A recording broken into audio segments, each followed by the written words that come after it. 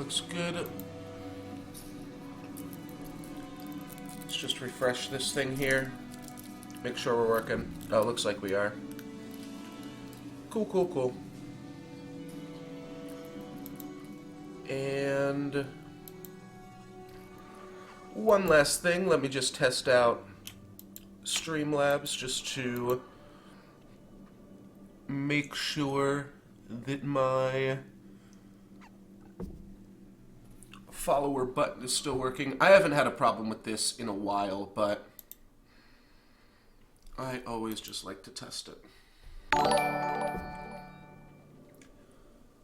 Looks like we be doing it.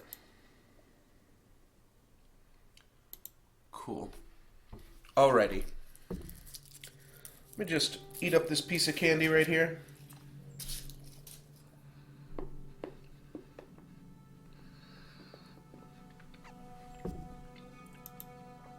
Then I will get into it.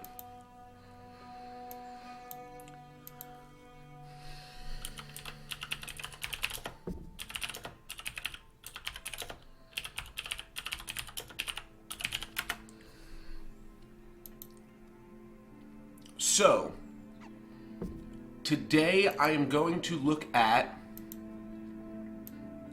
Faeria. I think that's how you say it. Right? Faeria? And, off to a good start, I suppose.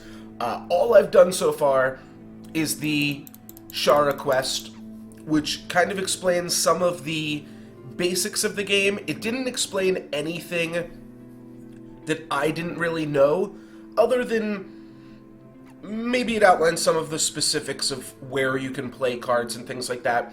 But I had to play that off stream just to make sure that my settings and stuff were right to stream it here. So we're going to stream through the prologue, and then I assume there will be some beginner's quests that the game will throw at us here. So we will do all of that.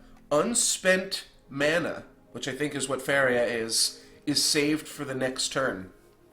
That's really interesting. Creatures can gather extra Faeria from wells. So I think I've seen that too. So there's... I don't think that works. I don't think that they're saying that's like duelist here. I think that they are saying...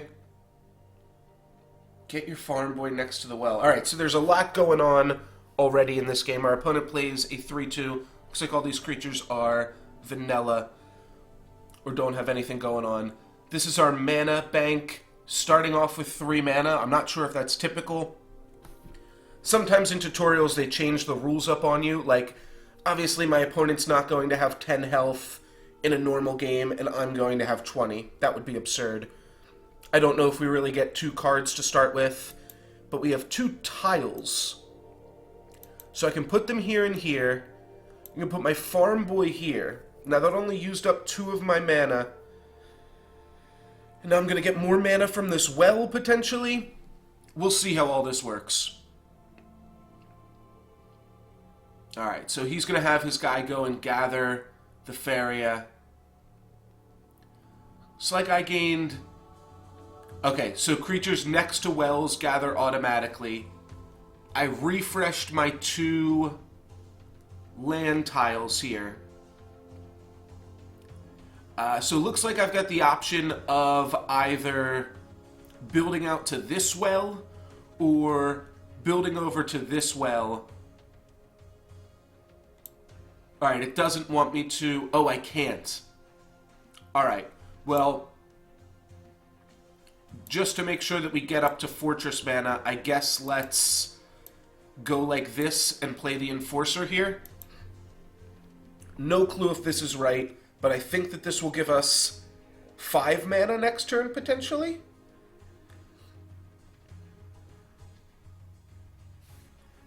Alright, and my opponent played a 1-6. Well, that shouldn't be too tough to deal with either. Alright, so that did give us 5 mana. So next turn, if we get 4 more mana, we'll be able to play the Walking Fortress. So that's fine. So let's not play the Prairie Yak. And let's just go like this. And can I move this guy up too? Oh no, I can only move him up 1. Alright. That's all we're going to do so that we're able to play the Walking Fortress next turn. I think that that is a reasonable strategy here. Alright, my opponent's trying to branch over onto me. Play a 4-1. They draw some cards and they retreat with their yak. Right, so now I've got 10 mana, 1 damage to a creature. Alright, and these are called events. It doesn't say that it's an event anywhere on the card. You can only kind of tell by the slightly different border on it, but obviously it doesn't have a power and toughness either. Kind of wish these cards were up a little bit more so that I didn't have to scroll on them to see what their power and toughness was in my hand, but no matter. Let's block my opponent off from this well. Play the Walking Fortress. I'm going to move this guy up because I think I've got enough mana, and then I'm going to Falcon Dive this.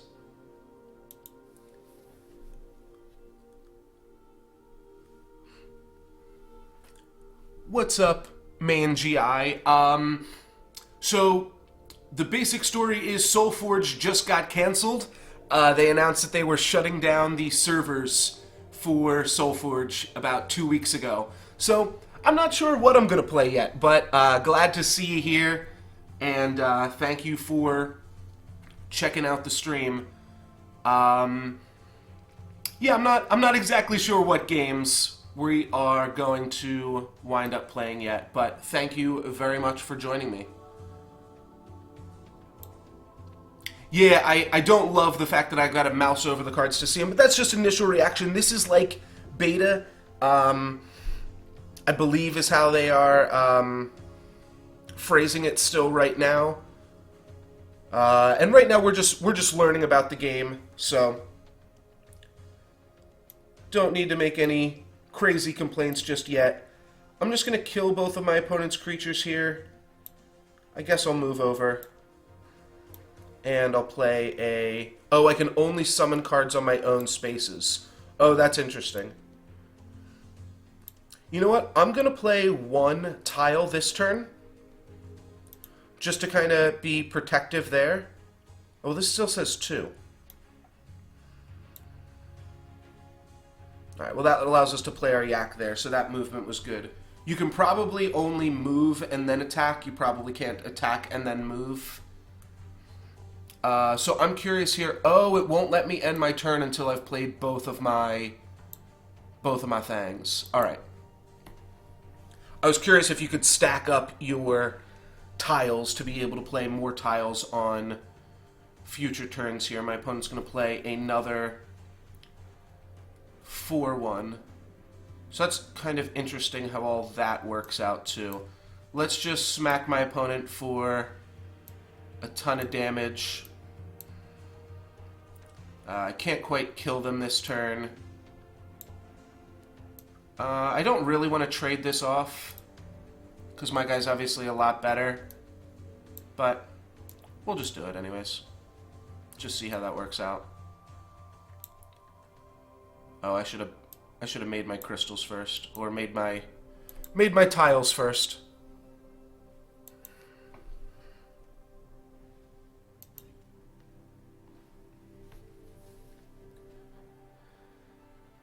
Alrighty, and we've seen enough. Let's finish off the King's Guard here. So this is like the second tutorial. We're barely into it here. Gonna let that music play out, because that is pretty epic game-winning music there.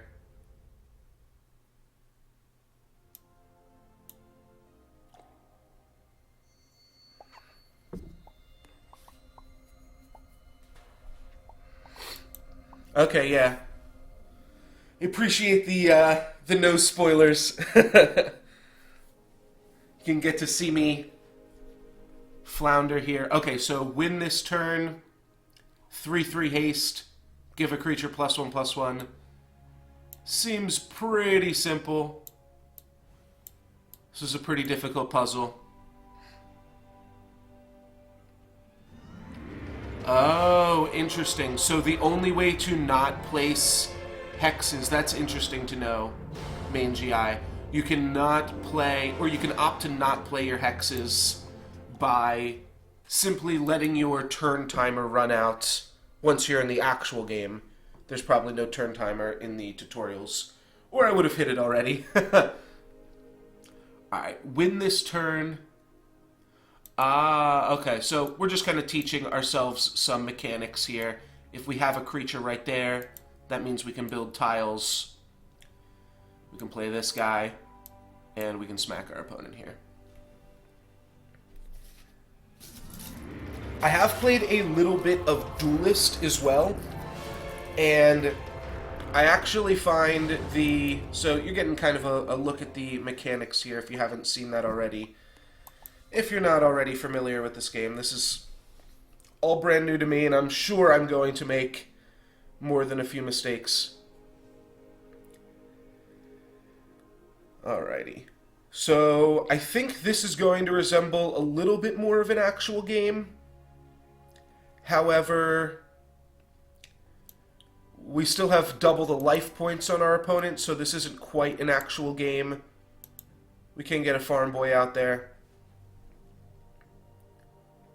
Okay, and then this is kind of what you were talking about, neutral versus non-neutral. So there is a sort of mana system in this game. So we can make a forest... Like, do we get the choice here? Okay, 3/8, 1 forest.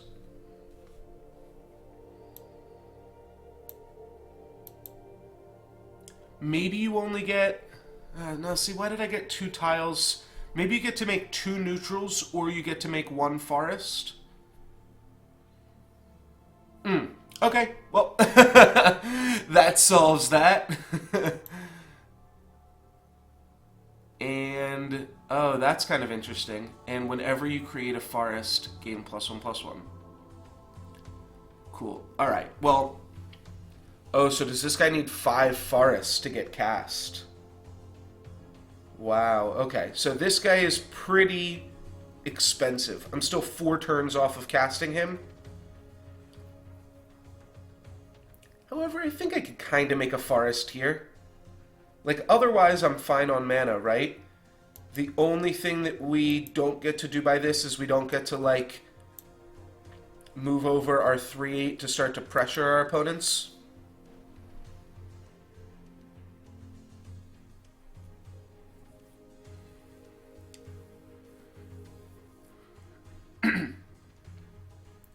Yeah, I'm not exactly sure how this works out. Like, do you just get to, in like a normal constructed match, do you just have access to all 6 colors of mana?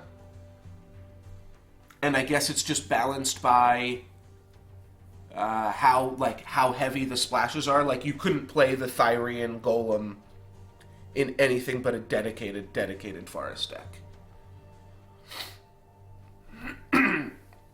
So if you're going to play the Golem, because he costs 5, you might not want to have, like, volcanic cards or whatever, like the fire one winds up being. Alright, let's... I want to pressure my opponent's Thorn Wisp before it gets too out of hand here, so... I'm just going to start moving my guys up.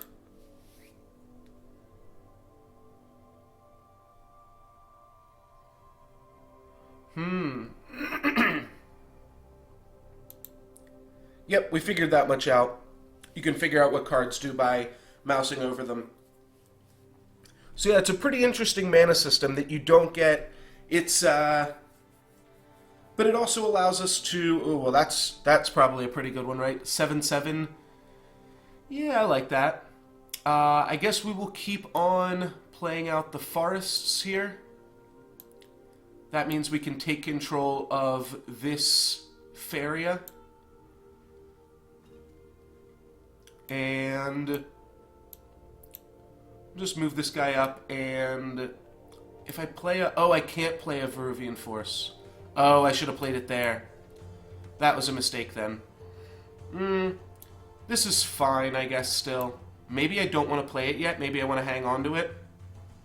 How much mana will I get next turn? Next turn I'll get 6 mana just at the start of my turn, it looks like. So we can actually just play this guy in the back line here and not really get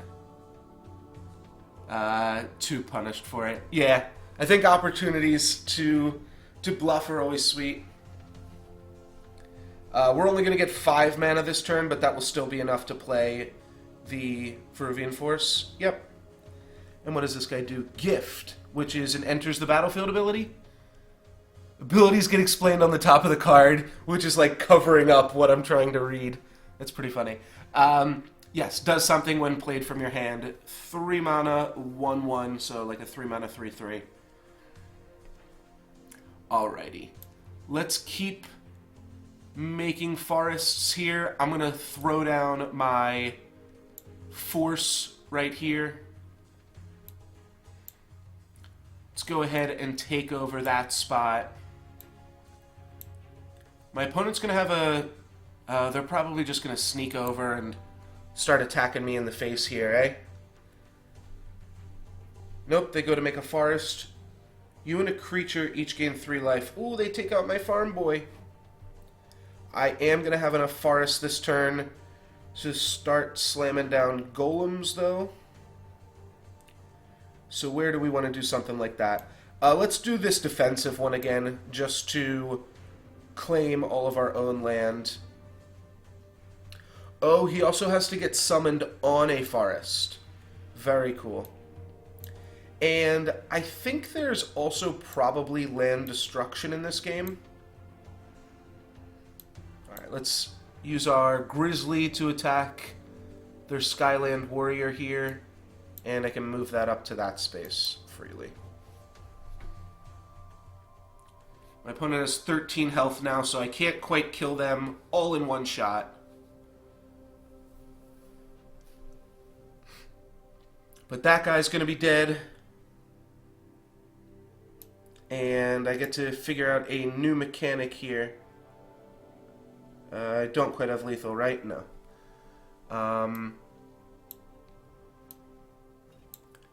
So I'm pretty sure... Oh, right, but this guy's just going to stick around. He'll be able to finish off the game next turn. So I'm pretty sure I can summon this. Oh, I can't. Oh, right, you can only ever summon on your own spaces. Where can this guy go? He already moved? Alright. So let's play this right here.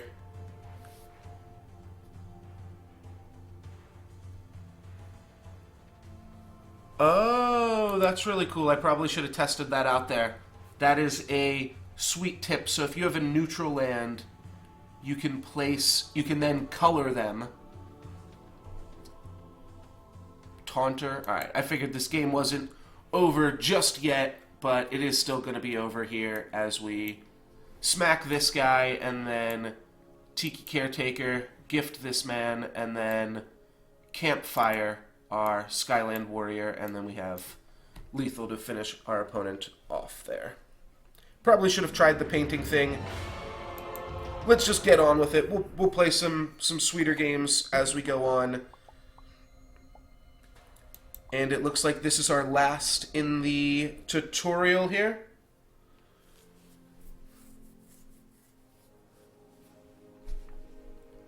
Alrighty, this time my opponent has more life than me. Well, how does that seem fair? That doesn't seem fair at all.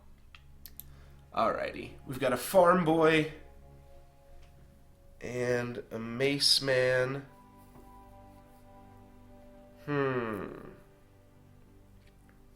Well, I like the play of turn 1 farm boy. That's been good for me, but if I turn 1 farm boy, then I'm further off from the Elderwood Embrace.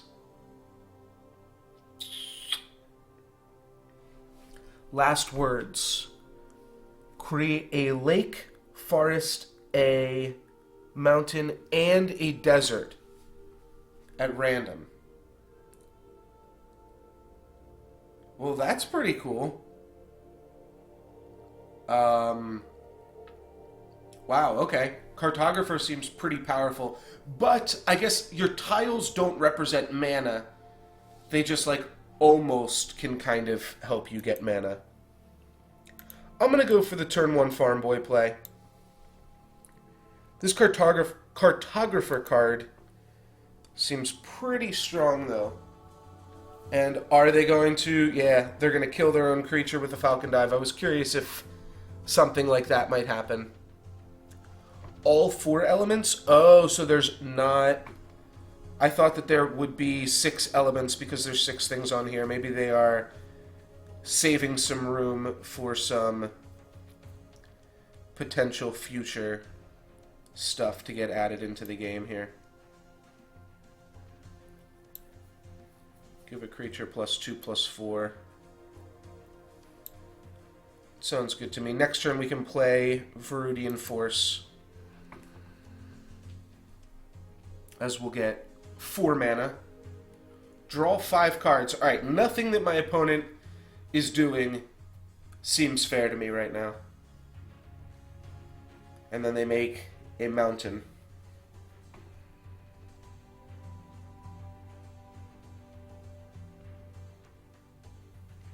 Oh, okay, so Cartographer isn't a real card? That makes sense if the tutorials use some fake cards, because that card seemed busted with the little knowledge that I have of the game. You just automatically get to make a 5-color deck, though I guess it's like a weird kind of Birds of Paradise in a way. Like, you get 3 mana. Yeah, the numbers are all sorts of different in this game, which is cool. You have to kind of spend some time to reevaluate everything here. That can be Falcon Dived upon.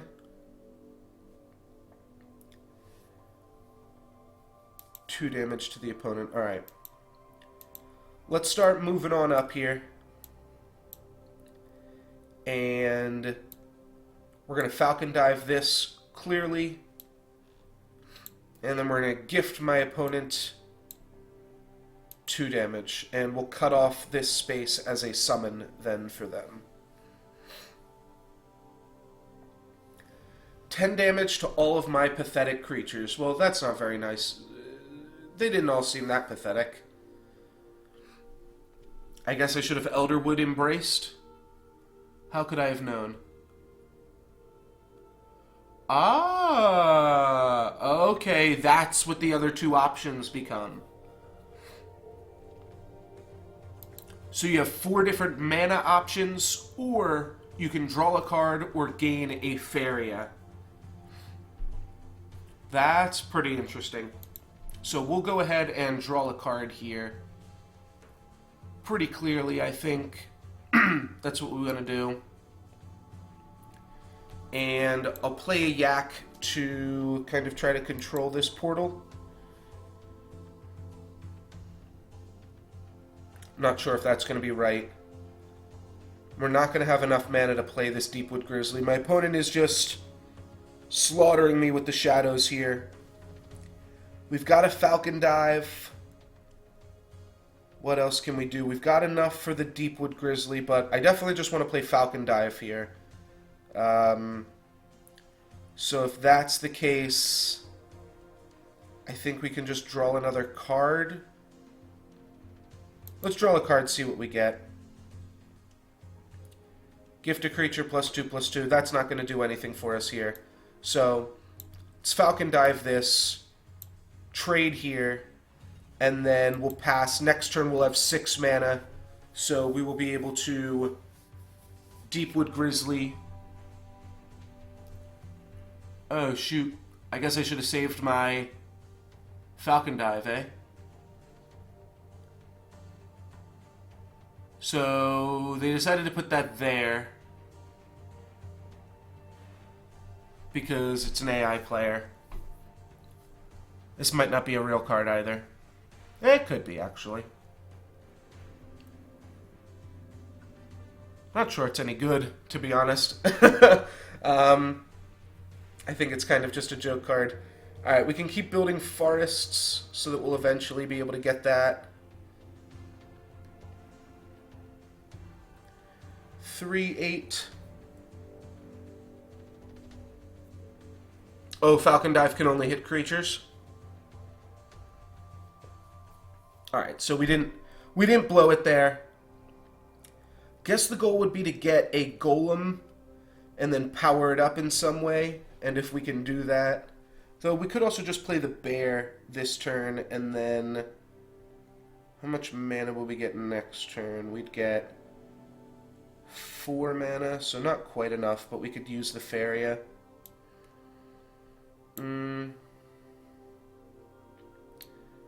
Alright, let's do something like this.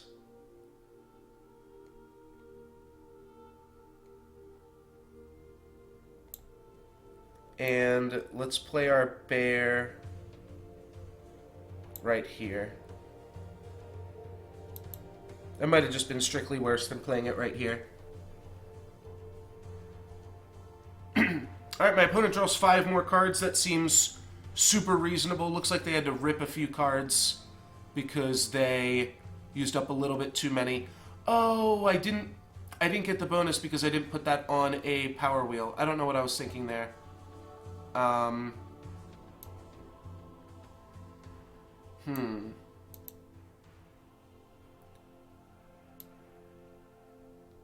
this guy also has to go on a forest space.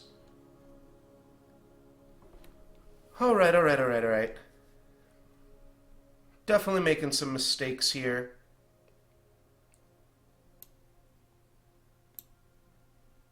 My plan was to pump up this Rhino a whole bunch so that I could take out my opponent's Spirit of the Nexus in 2 hits. I've kind of missed in that regard.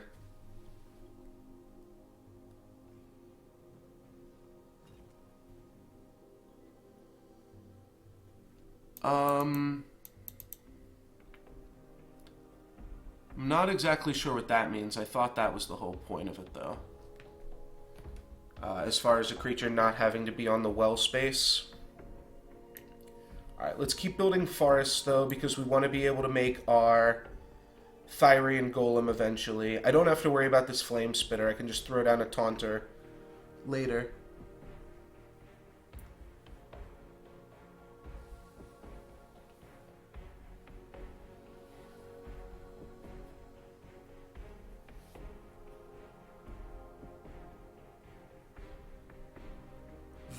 So you're talking this space and this space? They can double collect?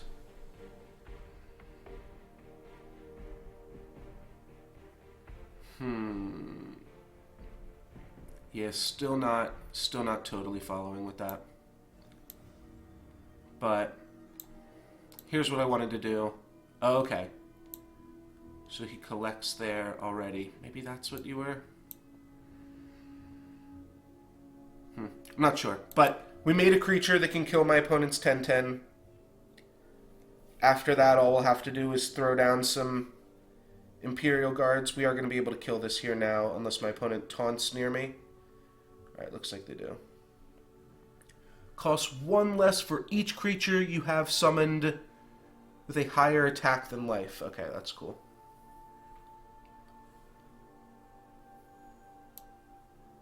So we can attack this, and then we probably can't move this guy, right? Alright, so good play from my opponent there. Let's go ahead and make another forest. I think this is the best. It kind of constricts our opponent only onto this side of the board. And if my opponent wants to trade for this guy, I guess they can.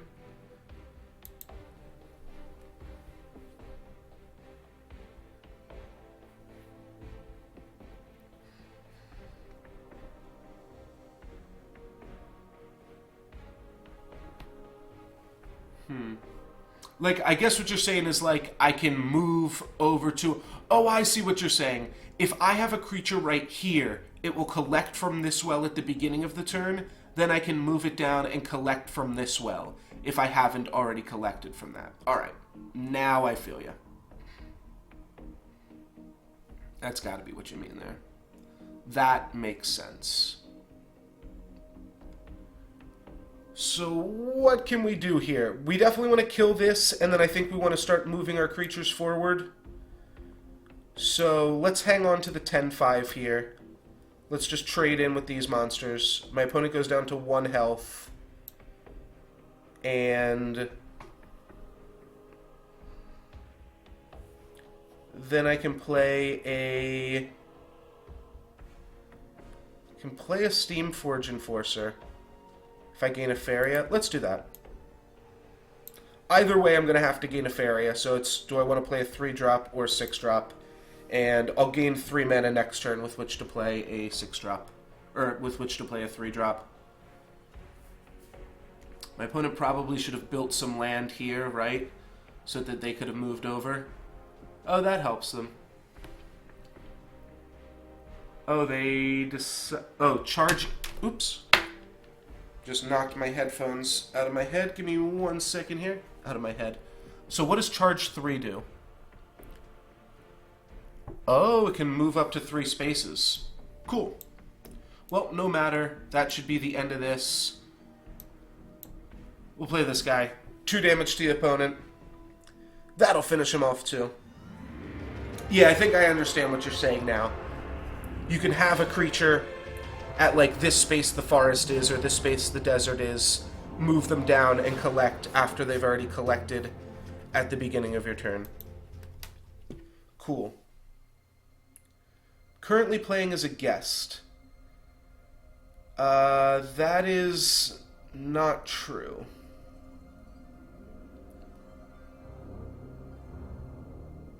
Alright, let me just move this off the screen here.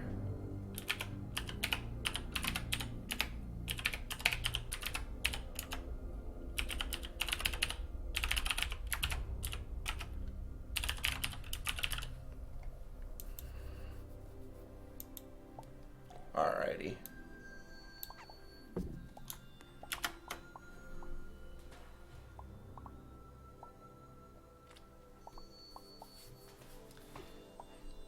Yeah, I'm pretty sure I made an account at one point, but maybe I forgot to, or I never confirmed the email. Let's go ahead and do that now. I think that is probably on me.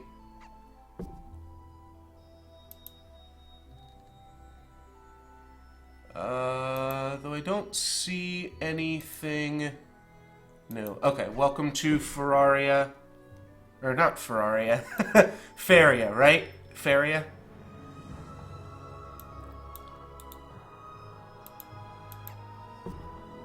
Alrighty, and I went to abracom.com.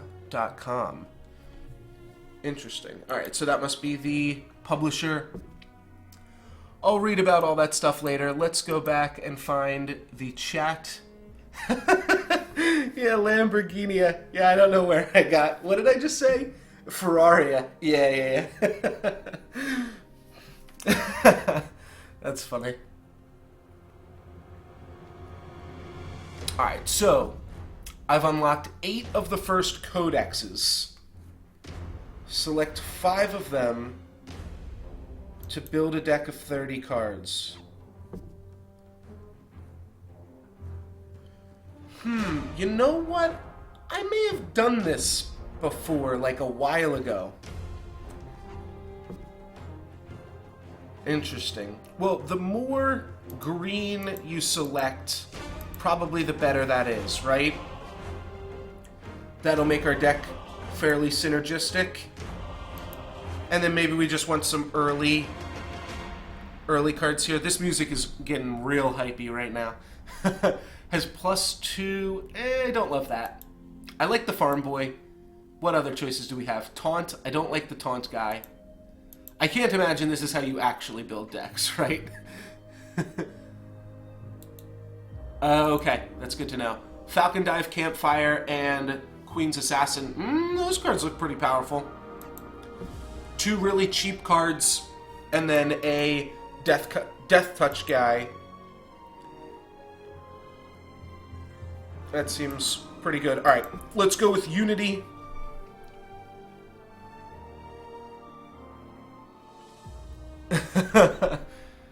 Yeah, I can't imagine that this is how the actual game is played. And we got a whole bunch of cards here that we haven't seen. I'll just read them over real quick, just so in the games I can play a little bit faster. Production. So this is a new keyword ability at the start of your turn. Oh, okay. So it eventually becomes a 4/5. That's kind of cool. This is a lot better than Farm Boy. Though the fact that everything that I'm playing now requires forest costs means that I'll spend my turn growing forest instead.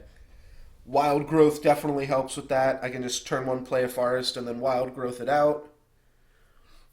I like that a lot. Death Rattle. Add a random green card to your hand. It costs 3 less. Okay. It's also like a Farm Boy type thing. Embrace seems good. We've got the Gift. Gift of Taunt. Gift of Create a Forest while being a taunter. Create some more forests. Death Rattle. Give a creature 3/5. Alright. Well, that's going to be our first deck. We also activated our account. Oh, very good call. If it takes damage, its health will be less than 5. Right. That makes sense. Looks like we got 2 booster packs or something like that for activating our account. Press the back button to select your game mode. Alright, looks like we want to jump into solo mode and give Runin a Runin for his money here. Open chests. Yeah, it was a little far off there. Recruit your friends. Anybody want to play Anybody want to play Faeria?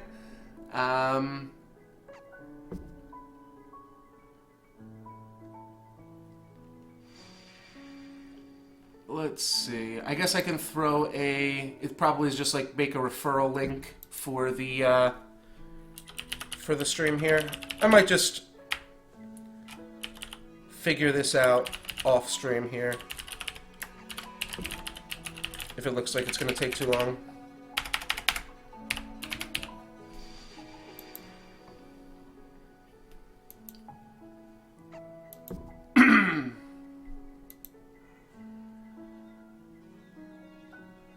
Yeah, I figured that's the case. A lot of games have referral things. Oh, it's weird. People don't... No, it has to be a referral link, right? Looks like it's the opposite way. It looks like I'll show you this. It says, I put in somebody's email address, so I tell them who my friends are. Oh, wait, no. Okay. Well, if anybody wants to put in nolexgiven@gmail.com and claim the rewards for having me as a friend, you're welcome to do that.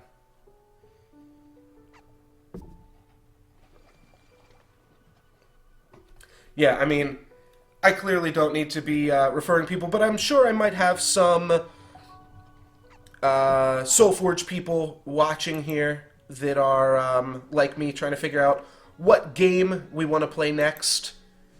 So I guess if you do decide to play Faeria and you have not yet made an account, then we can, I'll figure out how all this shit works later. Looks like there's different types of packs and things like that. Not gonna worry about it now, but I want to have just like a link, or not a link, but like a section of my panels below that are just referral links and stuff for various games. But I've also never been too concerned with that. I've probably gotten like I don't know how many people to play Hearthstone. I don't have, like, the Hearthstone achievements where you get friends. I've gotten so many people to play Soulforge, but rip. Unfortunately, that's not going to help us there. All right, so what do we want to look at? The shop, the daily quests, which that's going to be this one, solo, battle, Pandora. So it looks like play against AI, ranked mode, maybe it doesn't actually track your ranked right yet, and then Pandora, I have to imagine, is the draft or limited feature. Let's go in and maybe mess around with our greetings and stuff right now. Alrighty. Okay, you have to unlock all of these things. That's cool. I appreciate that. People like unlocks and, well. Oh, the different wells in the game you can control. Okay, so that's cool. Some different levels of customization there, some graphical things. Deck builder, we've done that. I'm not sure we should open up some chests yet. I don't think that's actually going to help us that much. Let's just keep going with this deck, and we'll figure out. I guess that's the average Faeria cost of everything in our deck. It seems like a pretty good average cost. If everything costs 3 on average, that means you'll be able to play a card a turn without much problem here. I'm going to go run and grab some water because I'm getting a little bit nasally here, which just happens sometimes after I talk too much, but I will be right back.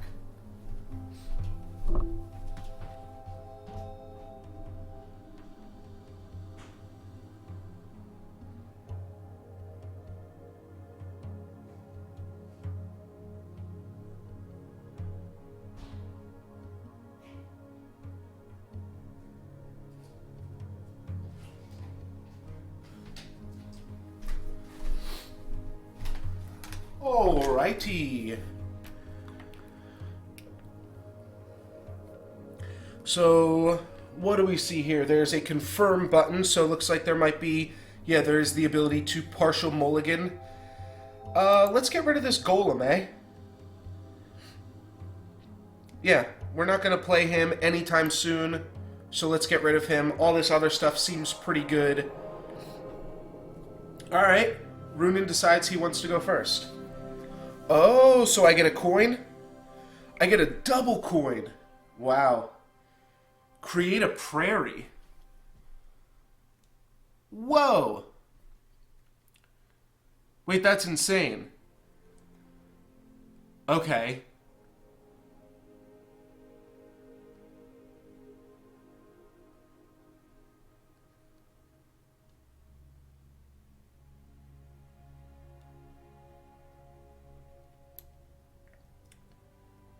So that seems really good, and then I can play my seedling here. Oh, shit. Damn it. I fucked that up. I should have played the prairie first, and then played my guy. Alright, well, you live and you learn. I won't get the mana bonus next turn. Okay, structures. Very cool. So, no attack, but it's got a health on it. And then he's going to play a yak. The first creature he summons every turn gets +1/+1.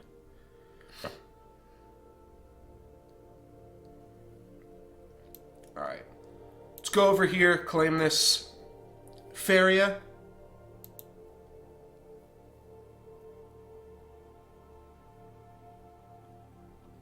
Oh yeah, I guess I didn't lose myself any mana on this turn. What's up, Bacon Poet? Good to have you. We are exploring Faeria today and seeing what this game has to offer here. Alright, so we kind of want this guy to die because then we get a cheap green creature. I don't really need to play this thing yet. To a creature. So, looks like Falcon Dive won't affect structures either. Wild Growth. Now this is a good one. That's going to mean we've got all the forests at our disposal. I think what I want to do is make... So I'm kind of in a tricky spot because I kind of want to draw cards because I've got so much mana. At the same time, there's a lot of different choices for mana. This is your mana generation. You've got 7 different options. And like already you can see here, there's a pretty interesting decision. I kind of want to draw a card because I've got so much extra mana right now from not playing Tiki Chieftain last turn. At the same time, if I want to play Wild Growth, I really should make 2 things out here before playing it, because then I'm going to control my opponent's side of the board.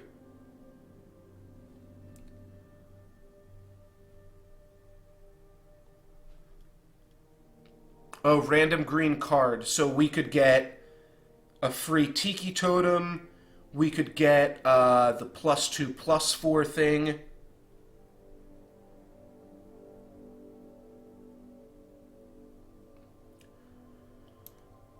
So let's do this and let's Wild Growth it. I think that is going to be a safe play for now. And look at that. Yeah, we block off a lot of what my opponent's trying to do here. I think that was pretty strong. We're going to have a lot of mana next turn as we take over this crystal and this crystal. Wells, they're called, right? Don't love this. Opponent's got some strong stuff going on. Let's draw a card because we are good on cards. And look at that. We can play Verudian Force and Deepwood Grizzly here. We kind of got to get this guy off of our space, eh? Alright, no matter. Let's just play... What's the Grizzly? A 3/8. I guess he's actually just as safe here. Alright, and we're still going to have a bunch of mana next turn. So I think this worked out pretty well. We're going to have 6 mana next turn.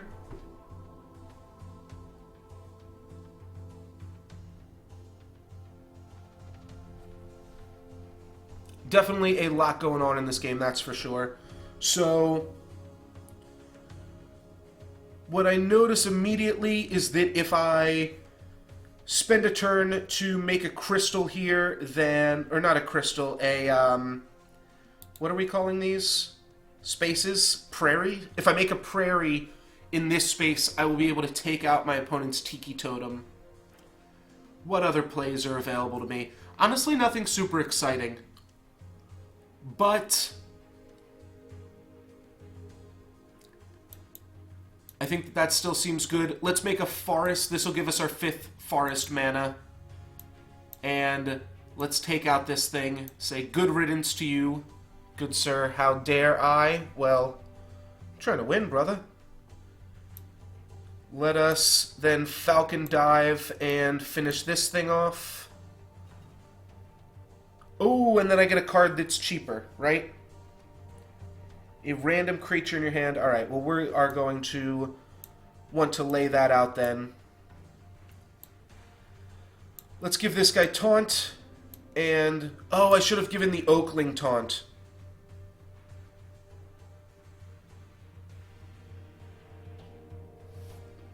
Yeah, this mana system is definitely different, but I like that. I like how different this game is. It does mean that it's going to be a little bit more difficult to... Oh, right, this guy has a gift of +2/+4. This card would have also been good to give Death Touch. Looks like we're like just missing it.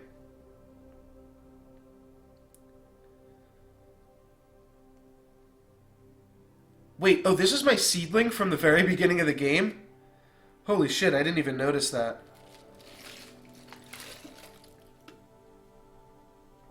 I didn't even notice that my seedling had made it this far.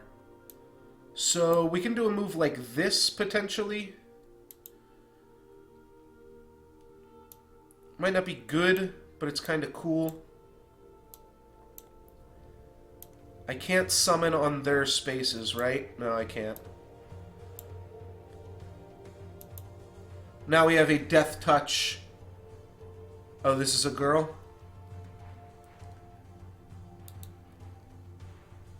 Mute her emotes. Oh, where's my emotes? Unique. I haven't unlocked that one yet. Let's hit him up with the well played. I think we've killed him here. Wait. Oh, both of these guys had taunt. Whoops. Alright, so they are able to figure that out then. Alright, so if I go like this,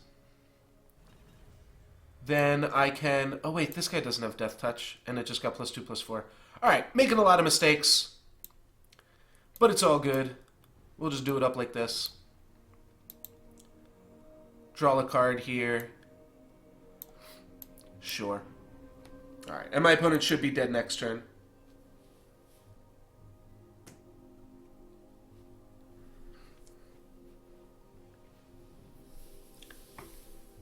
Yeah, capitalization's always weird in games, but I'm not a graphic designer. Alrighty. And now we should be able to finish off our opponent here. Again, a lot of mistakes, a lot of suboptimal plays and things like that, but we are just learning what we're doing.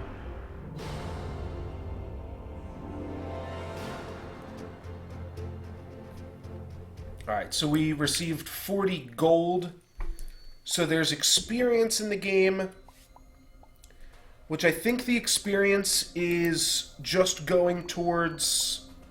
Maybe it goes towards emotes and things, and it also probably unlocks more tiles or whatever, codexes.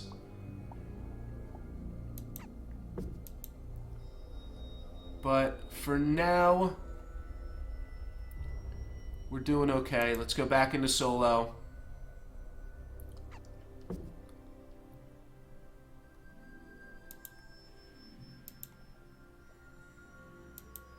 Alrighty.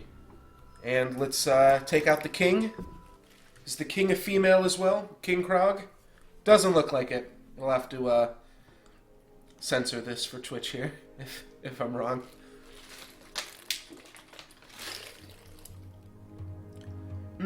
All of these cards seem like pretty good starting hand cards, I'd have to say. Don't know if I'm going first or second. The King of Ogres!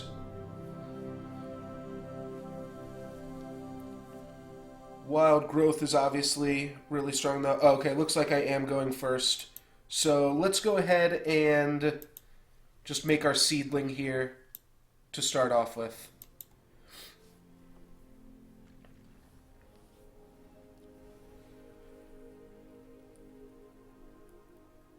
I like the Bloom Sprite. Looks like we can play both Wild Growth and Bloom Sprite this turn. And I'm going to make some more tiles. I just want to guarantee that a tile goes there. Oh, shit. Oh, so I definitely wanted to play Wild Growth first. What we did is we just wound up painting on the one thing there, which is kind of a lackluster use of mana. We could have gotten an additional prairie out of that. And our opponent plays a 7/7 on turn 2. Which makes this game pretty weird to evaluate here.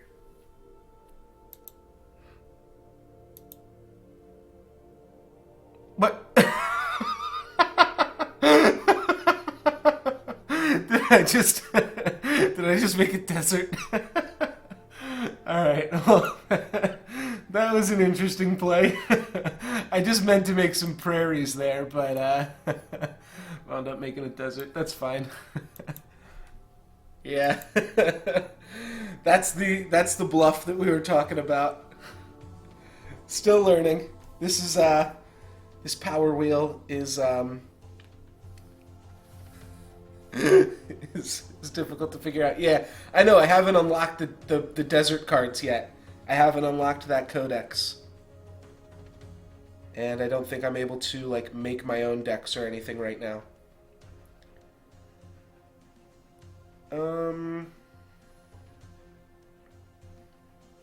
It's like almost trades with it, so that's pretty much what I want to be doing. What else can I do here?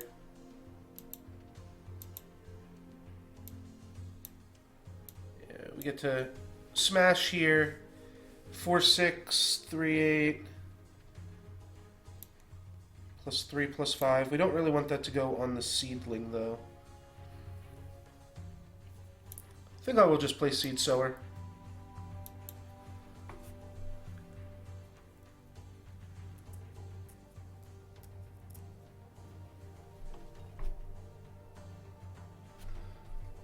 That seems a little bit random, but I cannot complain. I think we're doing a pretty decent job here. We've dealt with our opponent's 7-7. We're going to get a free card off of this as well. Draw a card and choose one. Well, we're going to create a forest. Alright, let's play this because it's free. Let's create a forest. Oh, and we get to choose. It's not create a forest randomly. Alright, that's cool. So we'll make a forest deep in enemy territory here. And you know what? Making a forest right here, right on my opponent's face, seems pretty nasty, right? Yeah, look at this. Oh, and then I get to make another forest. Let's build out here towards this Faeria portal. And we'll go over and claim that Faeria now.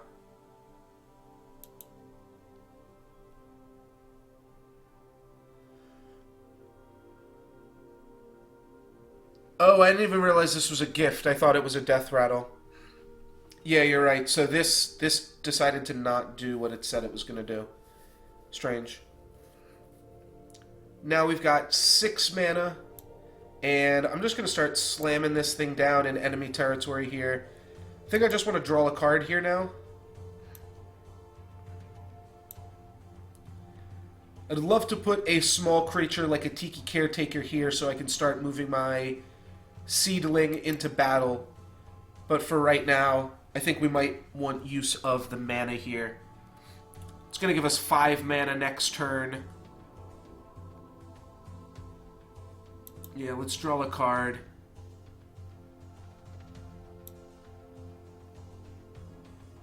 Play a Tiki Caretaker, pump this guy up. Move him. Seedling will be able to collect from here next turn. Oh, I guess this is what you were saying. Just Tiki Caretaker by himself will be able to move back and forth each turn, and he alone will be able to just completely control both of those portals there. That is cool. So you just need one small little creature. Obviously, this gets interrupted by something as small as a Falcon Dive. Oh, shit.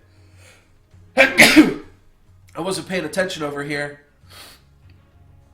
And my opponent has played a Prairie Yak into enemy territory. Well, let's do a quick check for lethal. Looks like we've got 8 + 5, so not quite lethal. But if we move over, claim this mana, we can do this, get a mana, and then give our big golem taunt at the start here. That's going to make it pretty difficult for my opponent to beat us here. We've got effectively an additional 10 life, and we've got them dead with 2 different lethal creatures next turn. Cool. There we go. That's a victory, baby. And we will probably... I have to imagine how this works. Alright, we got a... Oh, we got all the... Oh, no, we got half of the red tiles. Well, we'll make a red deck after we kill Cypher here.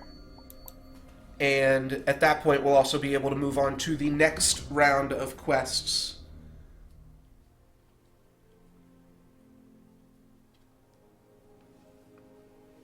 Yeah, I think that in actual games, I will try to control all of the wells.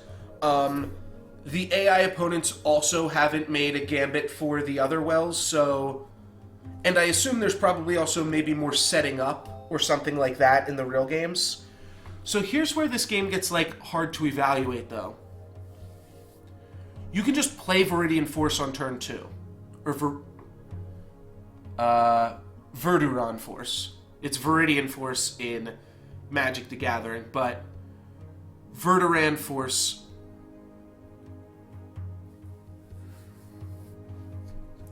Like, I can just play this guy turn 2. I think I'm going to try to do the strategy that I've been doing. Let's mulligan for some cheaper cards earlier on. Try to get some setup stuff.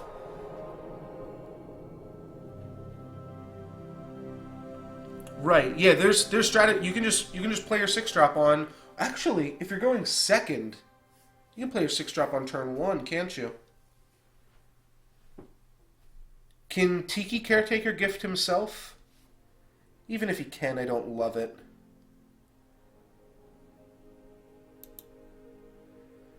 Alright, let's just go here and then Wild Growth.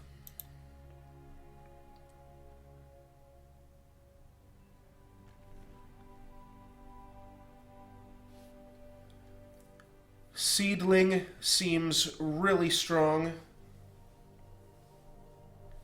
We can play Seedling, and then we can move over and Tiki Caretaker. I think I can Tiki Caretaker on himself. If not, we'll find out. And we'll go for the game plan this time of controlling all of the wells here. Oh, how come I didn't get this? Maybe you don't get it when you summon them? Alright, so that didn't quite work out. I didn't get the well mana here. I will get it next turn, assumedly. Alright, here's a 5-4 for my opponent. But, right, this is like kind of an aggressive strategy. I think it probably doesn't wind up panning out. Also, like, specifically because we can just... okay, so that's why these spaces actually wind up being good, because then you can just move something back and forth across from them. Let's do like this. Oh shoot, I should have made one space right here, because now my opponent's going to be able to be all up in my shit. Oh, this can only go on Forest too. Alright, well, we've definitely made some blunders. No matter. We can pump himself, and we'll play this here. Alrighty, some blunders have transpired for sure. My opponent is going to give me time to... Oh no, they're going to create a mountain. Never mind, they decide not to.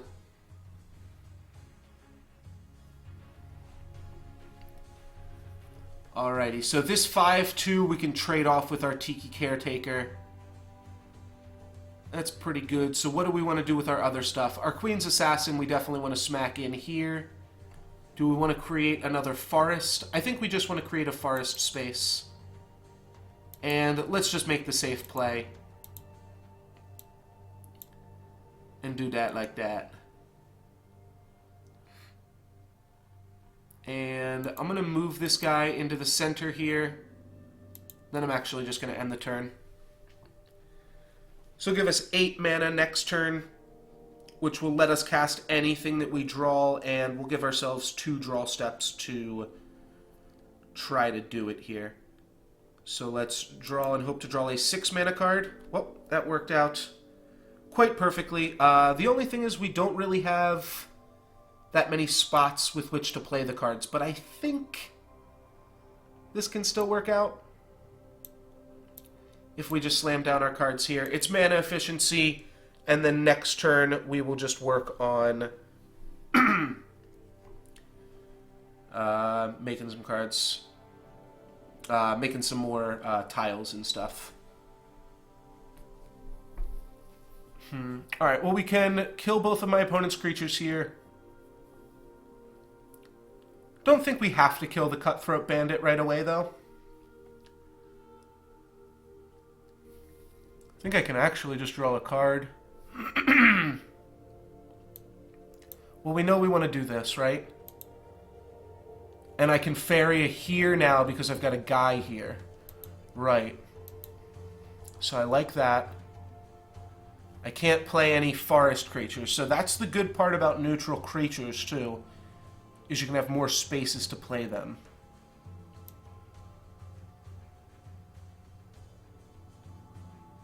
Let's just trade these off. I'll move this guy up. I'll move this guy up. I kind of want to give this guy some more toughness.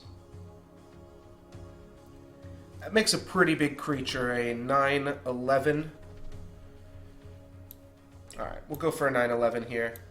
And I'll just smack my opponent's creature so we can keep moving. Next turn, I will have 5 mana, which is the perfect amount for a Grizzly. Not too shabby. And I think we just want to take over this spot right here. This seedling's kind of trapped, but we'll figure it out.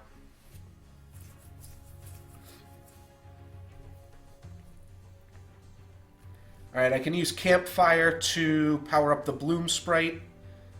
Let's start with that, see what we draw off of it. We grabbed another Elderwood Embrace. Alright, I'm pretty sure I want to make a tile here and a tile here. And then with 3 mana, we can make a Tiki Caretaker, pump up our bear here, and start smacking our opponent down. That means that we will have lethal next turn, even without the Elderwood Embrace. I think the problem is, and the reason that I haven't been trying to control as many wells in these games, is against the AI opponents, you just simply don't need to. You don't have, I mean, the games don't last for long enough that you really need to be controlling all the wells. So that gives us the desert cards. Well, oh, and we've unlocked crafting, so now we can make cards of our own.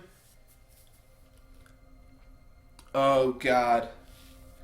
I have to make a choice. 1 damage to an enemy, so we have a Flame Imp. Combat. I own none of this, and I already own 2 of this. Combat gain 2.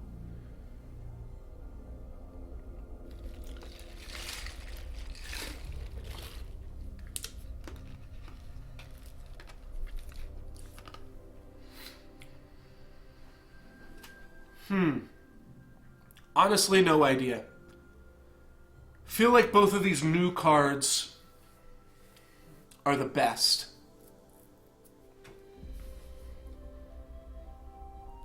Somebody's probably going to tell me that this just doesn't matter, and I'm going to get multiple copies of all of these eventually. But it does kind of matter when you're first starting off. And I'm not sure if I will just want to continue and play. You know what? This is pretty good with the other cards that we've had. I guess we'll grab the Ancient Beastmaster. For what it's worth, I hate when games do this. This has made me quit games before. The Brigand is good. Alright, it'll give me 3 of them here. Right, I mean, is it good to have... But is it good to have 3 of them? That's the most you can play, right? Or maybe I should grab this one because I'm only going to need 1 more Brigand anyways. I kind of like that logic. Yeah, that'll help me out because I can open the third brigand a lot easier. Craft one card of your choice. Yeah, I'm probably not going to do that for a while. Let's open up these packs as well, just so that way if we have to make any other... Yeah, I agree with you there, Mangy Eye. So let's open up these just so that way if we have to make any more choices down the line, we'll have a little bit more information with which to make our choices. Do they glow different colors? No, it doesn't look like it. Or maybe they do and we just didn't open up anything good. So fodder, mediocre. 1 damage to all creatures, famine, that might be good.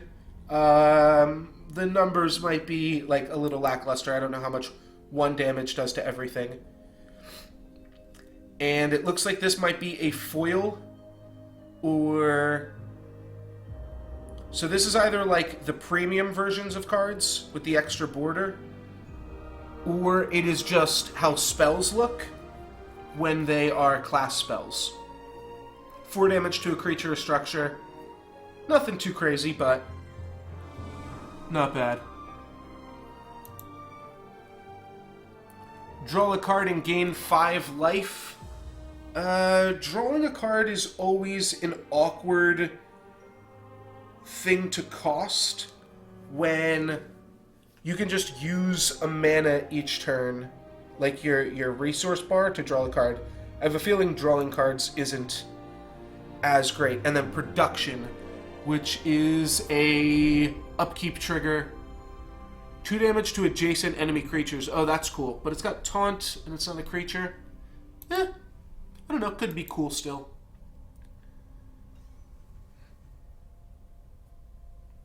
Okay, so that was a foil or premium card that we opened there. Right, because this is what a normal spell would look like. It doesn't have that badass border. Flameburst seems fine. It's a little bit expensive with the double desert, but it is probably still good considering you get 3 mana every turn. Mana's pretty wonky in this game. You may sacrifice another creature, summoning a 4/2 or 5/2 flying demon wing. Flying means that it can be in play anywhere. That's kind of cool. You have to sacrifice another creature to make it work, and we don't have any of this kind of card yet. I think it's Desert. Drain 2 life, so deal 2 damage and you gain 2.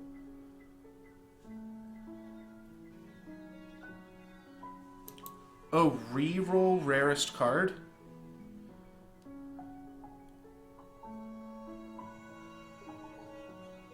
Oh, the mythics or the premiums are called mythics. Okay. Reroll rarest card. I'm not sure what that means. Yeah, Soul Drain and Flame Burst, those seem more like staple cards. They're just solid effects. Drain 2 life from your opponent. Mediocre stats on him though, right? And then a Blazing Salamander. Okay, so I can re-roll these. Whoops. I guess I missed off on that in the last pack. But I probably want to re-roll the Spirit and keep the Flame Burst, right?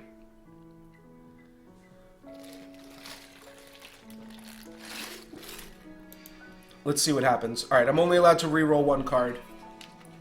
We did it. Whether it was right or not, I did it. It's kind of like a Siege Rhino. So maybe it was bad, but...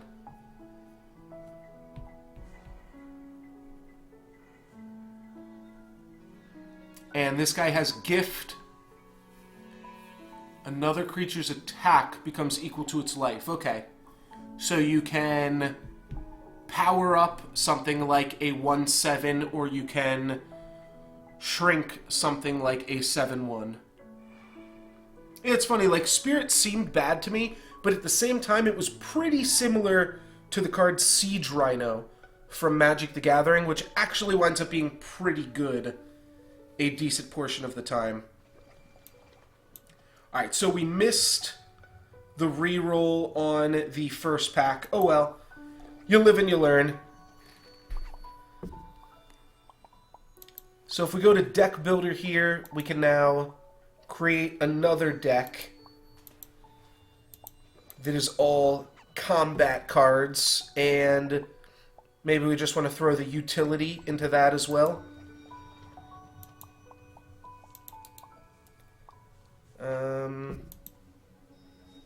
Let's go back. This deck has a little bit higher of an average. Maybe with the little higher of an average, we'd want to... Oh, well, that's going to make it even higher. Nope. Alright, well, this is the lowest.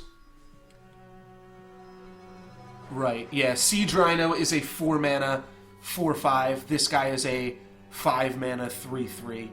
So there's definitely a trade-off there. You know what? I can probably name it here, right? I feel like something called it combat. Oh, no, this was saying combat. So this is, mountains or something?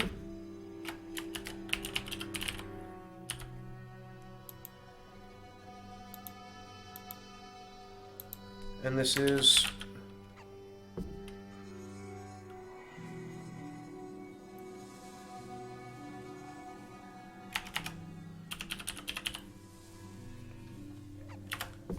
Oh, okay. Right, right. I see what you're saying, main GI now. I didn't quite understand what you were saying earlier.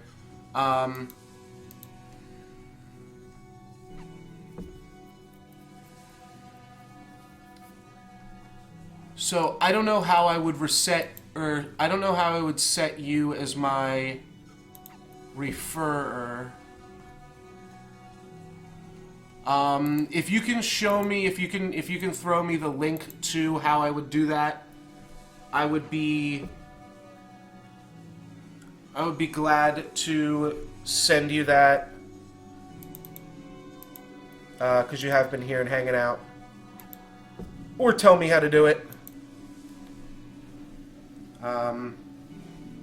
But yeah, if you want to throw a link, because what I see when I go on my page is I'm supposed to put other people's email address in here, like people that I refer. So that would be the opposite. If you have this page, if you have Faeria.com, Faeria, that's gonna give me problems. If you have Faeria.com/recruit your friends, you can throw nolucksgiven@gmail.com in there. Whoever gets that first. But main GI, you've been hanging out and helping me out here. If that's how it works. You said it might work different for you or some other shit.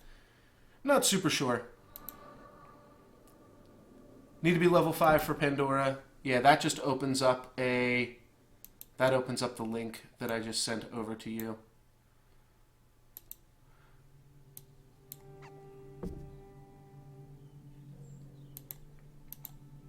Cool. And I guess what I have to do is...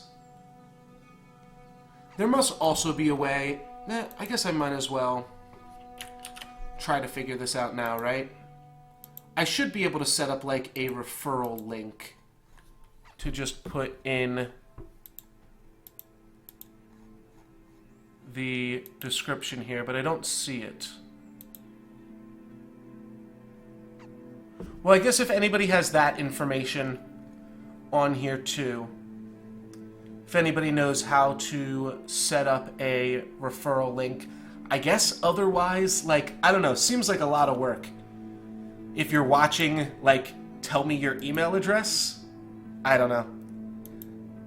It seems like a lot of work for me to do. Like, I wouldn't be able to do that if I was, like, you know, if I had a bunch of people watching. Not saying that I do.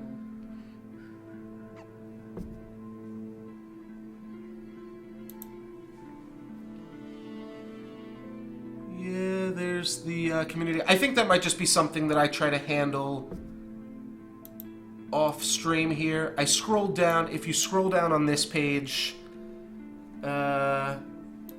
doesn't look like there's any like link that I get to send out. I can disconnect from this. Fair business model, cross-platform.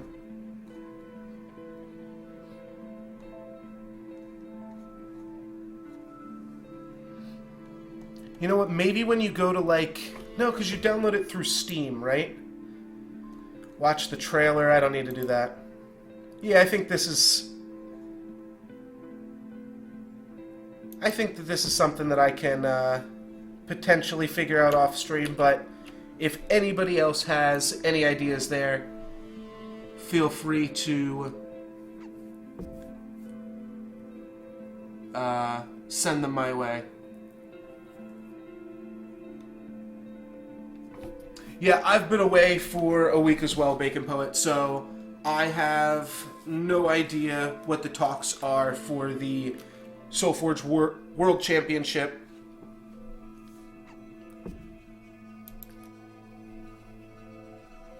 Join our Discord channel. Oh, enter your recruiter's name. Okay. So I guess if you download the game and are going through it because of me, you can just enter no Lux given in there as so, and maybe that'll give me stuff. Not super sure. Alright, let me just catch up on chat real quick. But that is definitely the way to do it.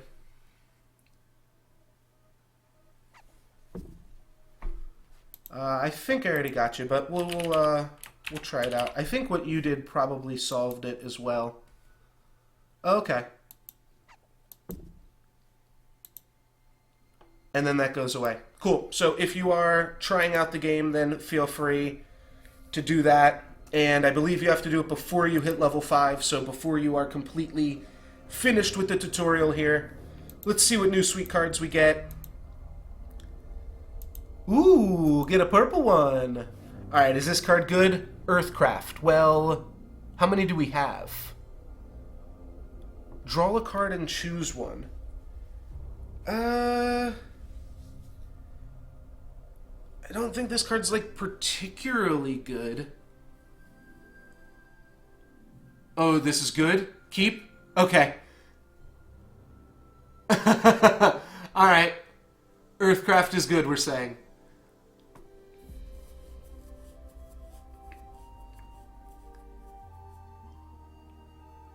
Okay, so it might have prompted us on level 5. We've got Water Elemental, which is a new card. It creates a lake.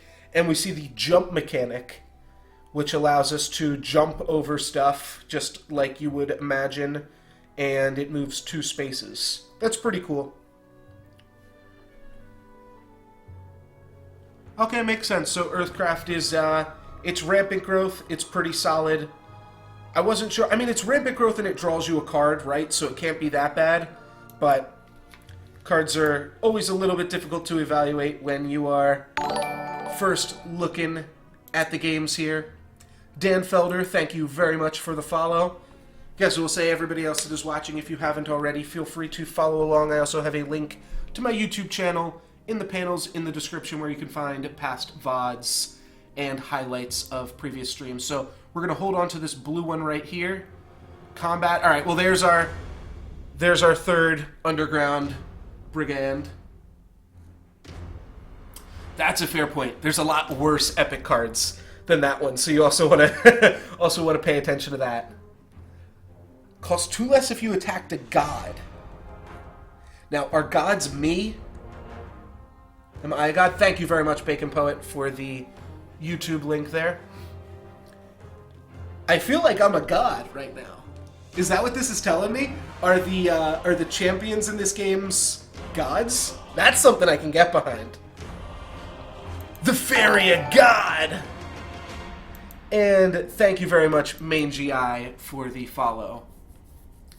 Rebel Singer, 2 damage to your opponent. We already got some of those things. And the Mace Man!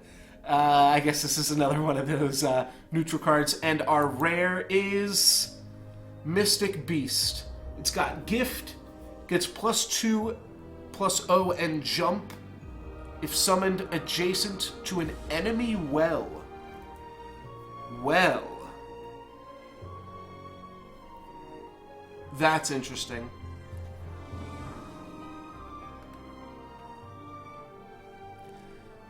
Yeah, God is God is quite the word to refer to the players. Normally use the word player, I think, but I'll take God. I'll take it. What do you guys think? Reroll on Mystic Beast. That looks like a lot of water mana, a lot of river mana, ocean, lake. What are they called? Maybe they're called lakes. But looks like a lot of that mana, but it's a 4/5 for 3 at the same time. But you have to play it on the opponent's side of the field, so pretty awkward. It probably doesn't really matter just for the rerolls on the rares here, right? Like, you just want to focus on making a set. Oh, okay, so are you saying blue cards, like, it's expensive to make a blue deck? Or just blue is bad in general? We'll re-roll it. Just, it lets us see more cards at the very least. Alright, we got a 2/5 taunt, and when it fights, deals 2 damage to the opponent. Seems pretty lackluster. The fact that we already own 2 of it probably means it's pretty shit. Forest, mountain, lake, desert. Okay. I've pretty much got a handle on that, but I'm probably going to mess up lake and desert a little bit. I might say desert sometimes when I mean prairie, and vice versa. The reason for that, of course, is because in Magic the Gathering, plains are good and deserts are typically colorless. Also, in, like, Settlers of Catan, a desert doesn't produce anything for you, whereas a prairie can give you wheat.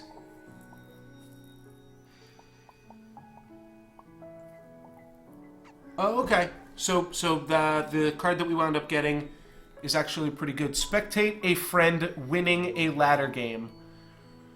And craft a card of your choice. Alright, so that's something that we can do eventually, too. I'll do that off stream. I see that you are online there, MainGI. If anybody else wants to add me, I might spectate, try to learn some more about the game, but we will do that off stream. A stream where I am just watching somebody play the game is a little bit weird. Let's jump back into solo. We are 3 of 8, so we have a lot more tutorial, training, solo, whatever you guys want to call it, to go here. Let's play the new mountain deck that we made.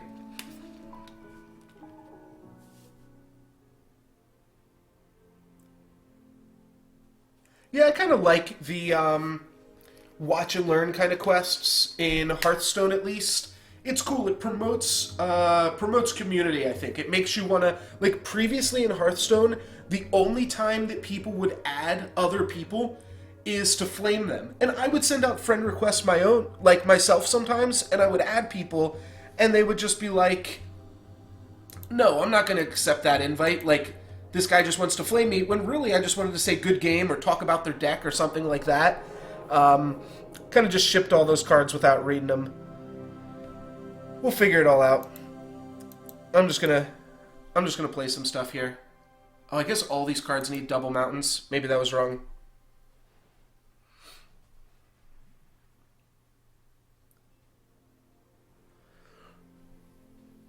Yeah, and so at the very least, it doesn't necessarily encourage discussion by just having quests that make you want people on your friends list, but it kind of does in a way. And okay, so he went with the create a prairie and then gain 2, and then he made a lake.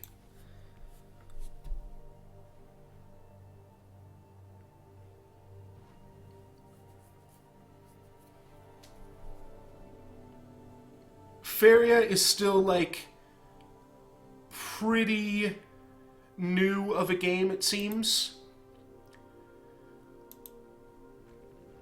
Combat 2/3. Alright, let's just play this huge taunting monster. Adjacent friendly creatures have +2. Give +3/+0 to a creature. That creature also gains 3 life if it has a combat ability. Oh, that's cool. And combat ability, I think it specifically means... Yeah, because it's in bold, it specifically means the keyword ability combat. I think I want to block off my face here. I think I want my opponent to not be able to just come in and attack me. So let's block off my face, have a little bit of protection, smack my opponent, and then develop a brigand. But yeah. So now in Soulforge, or now in Soulforge, RIP. Now in Hearthstone, people add each other to actually try to have some type of conversation. Aquatic, what does that mean? Can only move in lakes and the sea. But it has jump. Weird. That's really weird. But cool. Whenever you harvest from an opponent's well, deal 1 damage to your opponent. Okay, I can get behind that. Let's try to take over this well then, and put the Bloodstone Sprite right over here. Oh, this is going to give me back 2 more mana. Okay.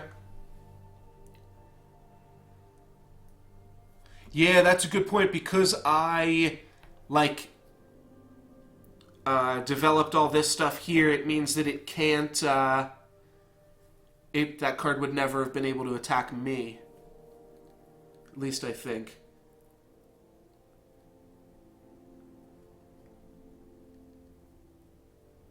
Oh no, I understood what Bloodstone Sprite was doing. I just wanted to put it over a well so that we would have +1/+1 if summoned adjacent to an opponent's well. Alright, so let's do that then as well. Oh shit. Oh god, I keep doing that. Alright, so let's not play this card this turn then. Let's just move these cards up. And do like this. I guess I could make a desert over here next turn. That's a little bit weird to get used to. It's different than, like, Duelist or something, potentially, where, like, you have your summon spots. So this guy can start attacking my opponent already. That's probably better than what I was going to do. Combat. Deal some damage to the opponent. Yeah, like, I think I actually just want to do something like this here. That seems pretty strong, right?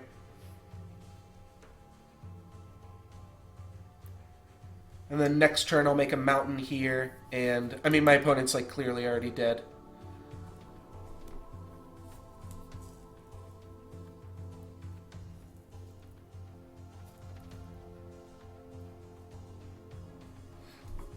Alrighty. Yeah, let's just finish this off here. No wasting anybody's time. We got a lot of games to get through. We'll read some of these other weird cards later. Hoaka, GG. And that's going to give us 2 of the... whatever the hell those things were called. I don't remember. Deck building pieces? I don't remember. I don't remember at all.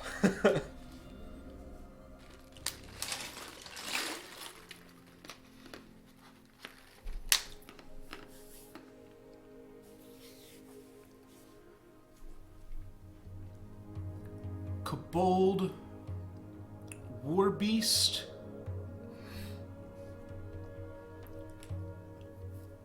Two damage to your opponent. I mean, all of these cards seem reasonable. Maybe we just try to get a card here, like Ship the Brute, and try to get something a little bit less expensive.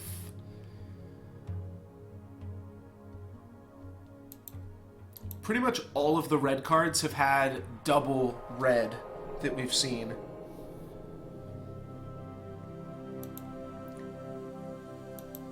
I think I'm gonna go for the for just the all-out rush onto my opponent's stuff here. Like, I'm okay on mana, especially once I play the underground boss. And now I can, like, move over here and start to take... We actually want to control our opponent's portals.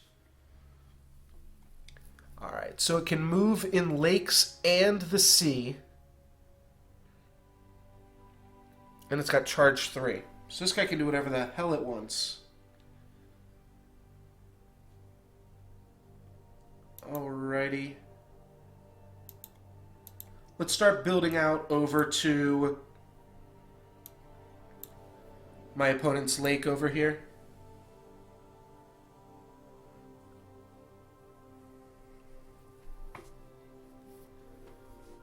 Ooh, yeah, that's pretty cool.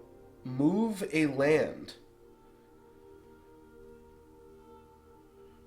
Well, that's all pretty exciting.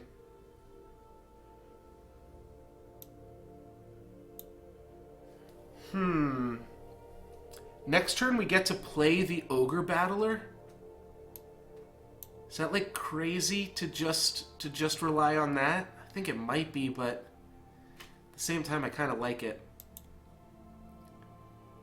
Alright, and let's do this to kind of claim this space.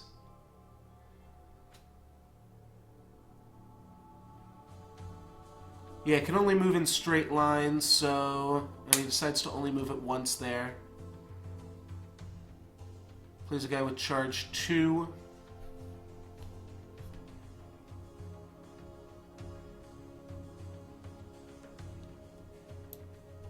I'm not sure if barracks collect or only creatures get to collect. But either way, this lets us make a play like this. Decided to not play the Ogre Battler there, I guess, this turn.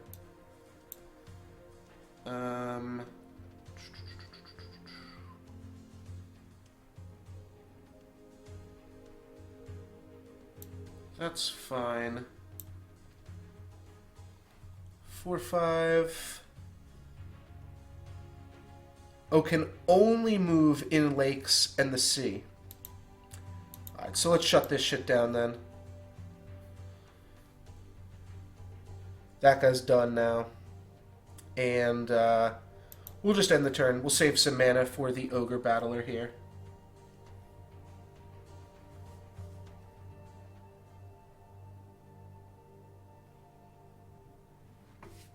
Oh, that... I did not realize that. So, the structures can be played on any land. I would not have picked that one up. What does this guy do? He gets to jump and create lakes. Structure can't move now. Probably has to be played on my own stuff still. But we'll make use of this. How dare I? Oh well. And we're going to have to make some stuff back a little bit more here. I wonder, can I put... No, I can't. I probably can't put my opponent's thing on this guy here. No, we want a desert, right? Alright, we'll just play that, and... I guess play that? Yeah, I was gonna see if I could build a land under the aquatic guy. I didn't feel like I probably could, but... Not sure. Alright, we've got Falcon Dive if...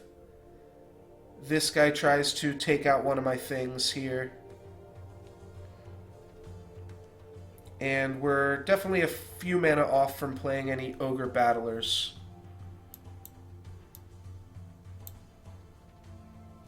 Though we can play one if we do like that, so... Let's do that, that seems reasonable.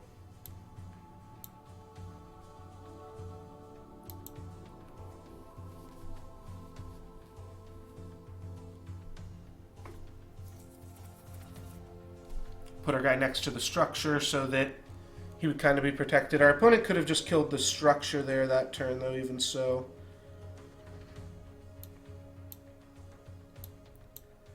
Alrighty, and then let's just continue to kind of build up the board here. Make some more threats. Next turn we will gain 4 mana, so we won't have enough for Ogre Battler again there. What do these do? Combat. Alright, my opponent's blocked us off pretty well here, but they'll be dead by next turn, sure enough. Let's just draw a card. Yeah, it doesn't really do much for us there either.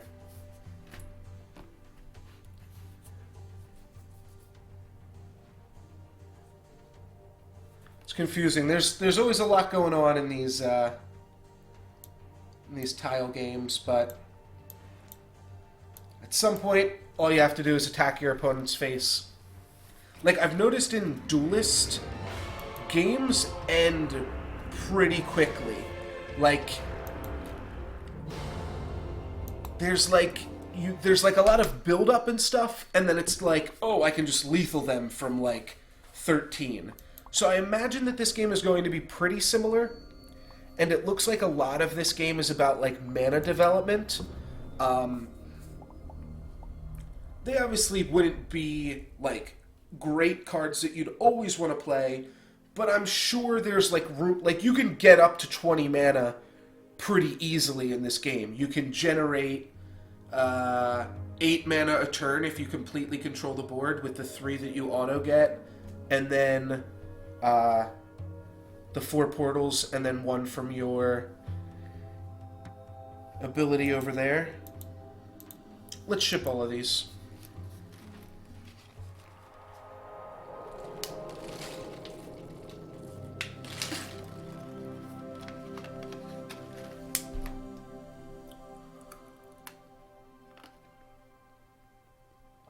Alright, we are on the play again.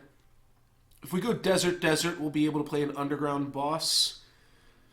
And then we could go Wells, and then play another Desert, so... Whoops. Let's just go Desert, Desert into Boss Man.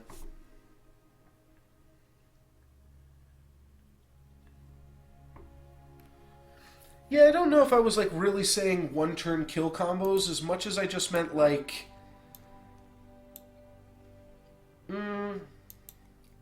Like, not really a combo, just like controlling the board more. Then it would really be a combo. Alright, well, looks like we kind of are in a position to trade here. That's fine, that's going to give us a lot of mana. And there's 2 options. We can go Bang Bang, or we can go... Oh, I used up my guy first. Oh, shit. Well, that really only gives us 1 option then. We're doing that, and I'm not going to play Axe Grinder here. I'm going to wait till I can play Axe Grinder all the way over here.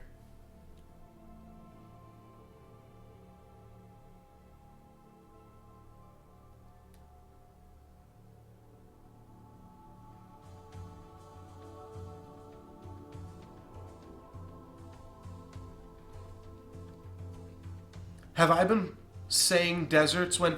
Oh, okay. So I tried to explain that before the game. When I say desert, I'm referring to what are technically called the prairies. So these are called prairies. I might accidentally call them deserts, which I know is super confusing.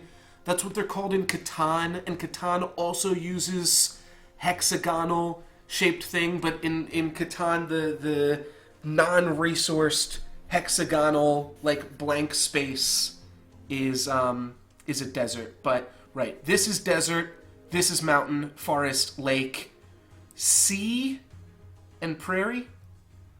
I think I got them all. Alright, that is going to be Falcon Food. Play an Axe Grinder. It'll become a 5/4. And then let's Falcon Dive this. Yes, get Falcon Doved. And we can play a Bloodstone Sprite here too. Yeah, that seems good. And we'll hit our opponent for 1 at the start of the next turn. That all seems pretty bueno.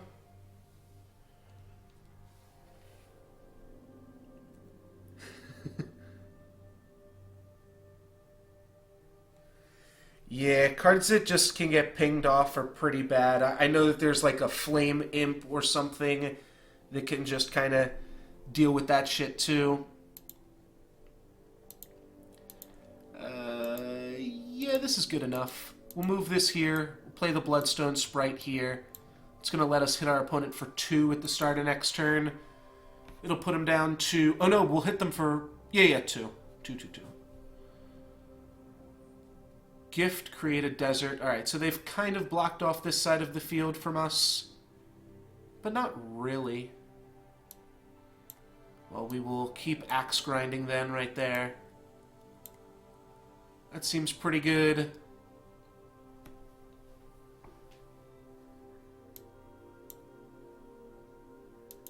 So I think what I'm going to want to do is... Never mind. I've only got 2 more mana. Let's just Campfire. It's going to be just as good. Oh, and I still get to do something else. Right. Okay. Let's draw a card, I guess. Yeah, red cards can only be played on your own mountain spaces other than structures. Looks like structures can be played on any spaces. Yeah, on your own mountains. Oh, I never ended my turn. Sorry about that. Anyways, speaking of forgetting things, the Soulforge World Championship, I don't know what is going to go on there. I haven't been in talks with anybody super recently. Thank you. GG, well played, friend. And we will finish him off there, and that will give us... Oh wait, we're already unlocking desert cards. That means that we skipped a game where we could have been playing with blue cards already. Well, it doesn't matter. This is a puzzle. Then we'll go and make our blue and yellow decks. Only 4 colors. So, a little more similar to Soulforge here. Alright, we grab that. Is this just supposed to teach us the flying mechanic? Probably. Yeah, okay. So here's how flying works. You can play it. This guy can charge over, so he can move 2 spaces in a straight line, attack this guy. This guy's got charge 2 and flying. Cannot gather Faeria. That's interesting. And he can go over there. Alright, so that's what flying does. Hope you were paying attention.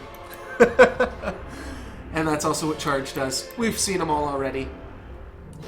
1 legendary card is pretty painful.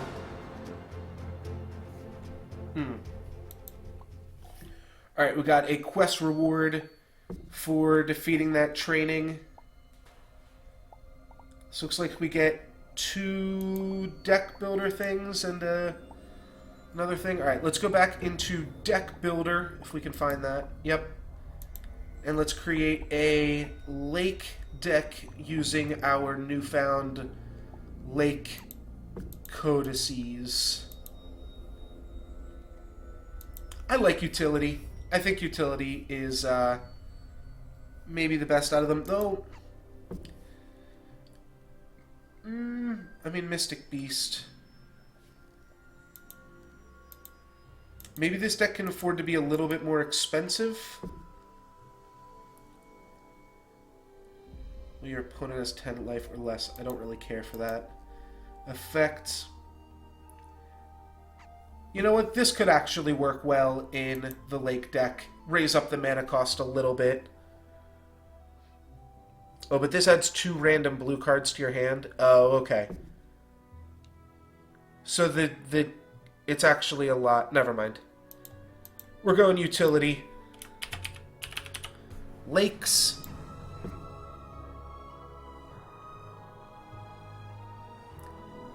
Crafting and practice. I'm curious what practice is. Let's just take a look at the crafting mode. I'm not going to craft anything just yet. I also have 0 dust with which to craft anything. There's the mythic cards. They're cool looking. We get some seahorses and some... I don't know what the hell else. Oh, I guess they're dragons. I thought they were seahorses when they were blue, but no, they're dragons or something.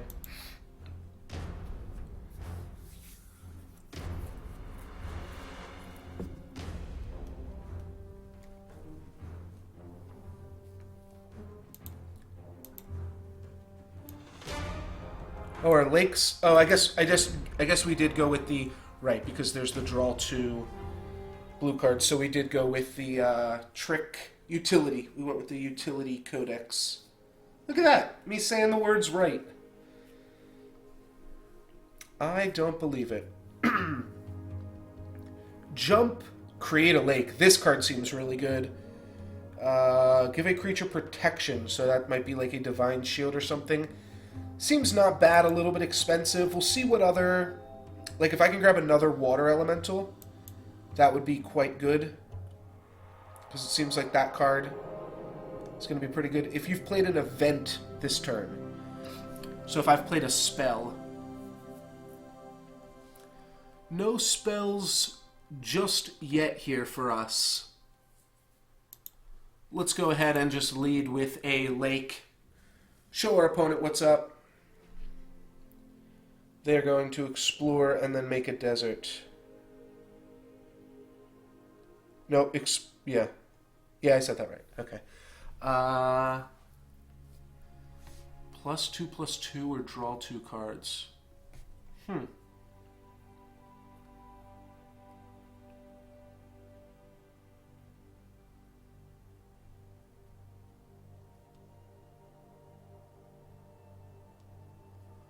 Well, I think I'm going to want to start to control the portals here now.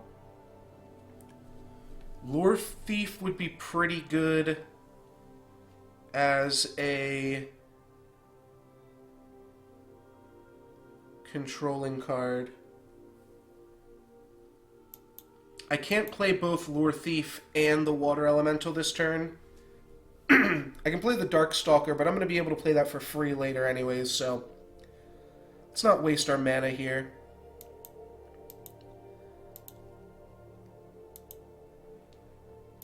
Let's just play Water Elemental and kind of cut off some of what my opponent's doing here. Just build out. Alright, all of my opponent's flying creatures have +2 attack, and then they make a 5/3. Well, that can trade with my guy that... I guess he does have jump, but other than his jump ability, he is pretty much done with here.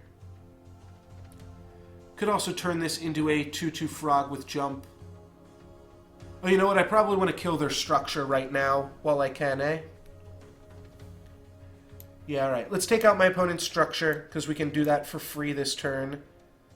That's not too big of a deal here. And then... Oh, right. We do need to summon this on blue spaces. Alright, well, that gives us the option of which space we want to do that. And I don't think I'm going to play Lore Thief either. Yeah. We'll just stick with that. We're going to trade dudes here.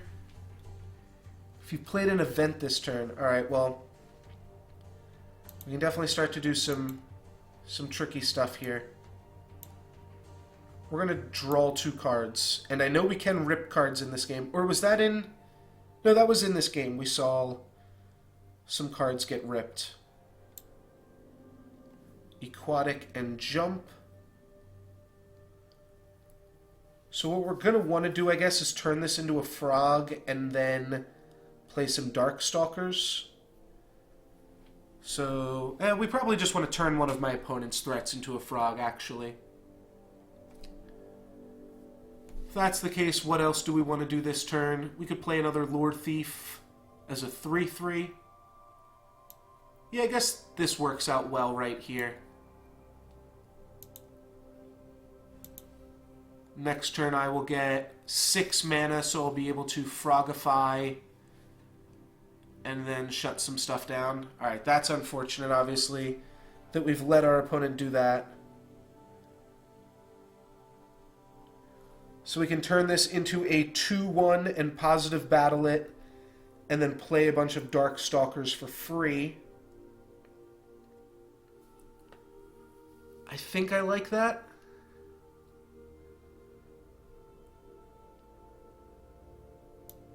Sure. I hope I can attack flyers. Alright, looks like we can.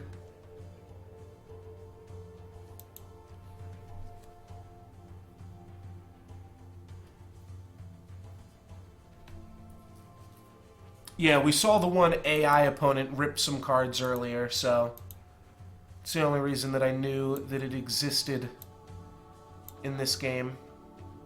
If I put this fish here, he'll be able to, like, swim over here, but otherwise, that's not too good. I guess why Aquatic is good is because you can, like, just build a sea on turn 1 and then go over and swim to your Faeria Crystal, but otherwise, like, at this part of the game, you probably don't want to be messing with it too much here. I think my play was pretty reasonable. My opponent decided to just make a desert and not do much of anything else. Alright, let's play some aquatic cards, I guess, and start to try to take over these spots here. Nice hit. Thank you, opponent. And yeah, we can move this over to here. It doesn't really do that much. Oh, I didn't do anything else. I'll draw a card. Oh, you know what? I probably should have made a mana. Because next turn I'm going to gain 4 mana. Yeah, go up to 5. Oh, I guess it wouldn't have mattered. But I could have made another mana this turn. Oh no, I will get to claim that. So yeah, I'm 1 mana short of Gabriel Wardening. So I should have made a mana last turn. I guess I can just make a mana this turn. And it's the same end result. But then where can I summon it? Yeah, I guess that part's awkward. I'll have to summon him right here. It's fine. I probably should have given protection to the creature that I already just used. But no matter. We'll just beat up my opponent here.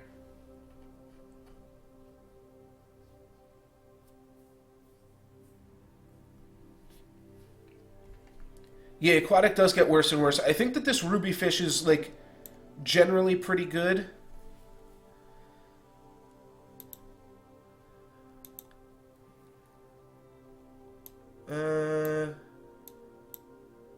Oh, I have lethal.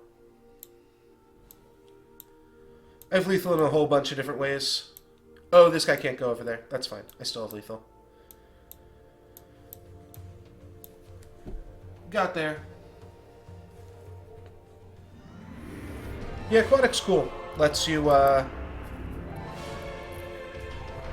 get through that mess. And that is going to give us a bunch of desert cards, and we get a little friend here. Maybe that's what this is. It's a... We get a friend? I don't know, maybe that's more emotes? I have no idea. Where's our guy? Orb? Avatar? Okay, okay. It's a different avatar. Well, I don't know which one we want here, but... Doesn't look like it changes our greetings or anything either.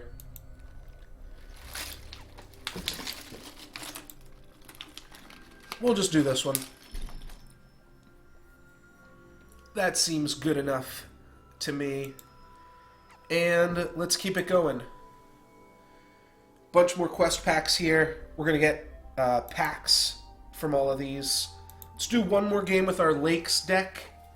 And then we'll move over to Desert, and then then maybe we'll start switching it up a little bit more.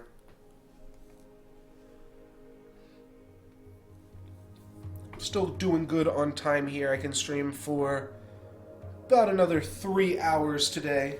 So, seems good. Spell Whirl is cool. You actually can't play at turn 0. You still need to make the things first. Let's just try to grab a fish. I think fish might be the best thing. The diver also seems good. Yeah, diver's about the same as the fish that I was looking for, because we can play at turn 1 here, and that will open us up to some more Faeria as we stumble along. So this frog can... It is a frog, right? Yeah, it looks like a frog in a diver suit.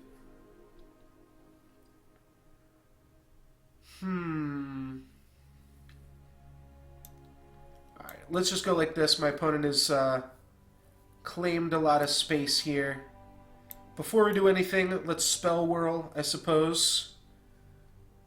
Draw a card, gain 2, and deal 2 damage to yourself. So this card does absolutely nothing. It lets you trigger things for free that count if you need to play spells, I suppose. Another creature's attack becomes equal to its life. Alright, so it doesn't work on itself, but I am still going to play it. If I have to target something, I'll just target my frog. I don't want to give my guy a bonus here. Is Forbidden Library good?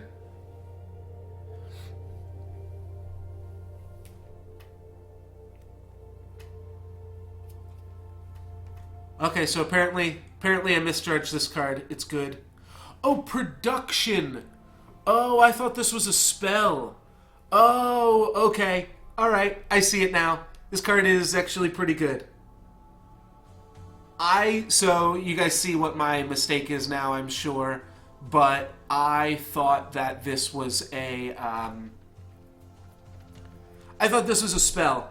And I was like, okay, this card does nothing. It costs 2 mana, gives you 2 mana in a card. So the only use is that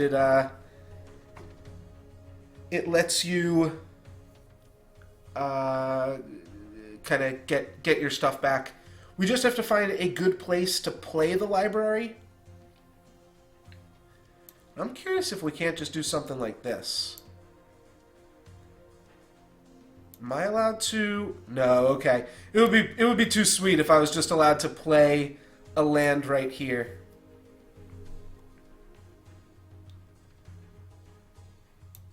Let's try to put our library in a spot where it's going to be safe. And I think that's going to be over here. And then let's cast Humble Vision on this. I know it's not a great Humble Vision, but it lets us take that out. +2/+0 during your turn, so a 4/1. We can finish off this 4/1 if we draw the utility thing.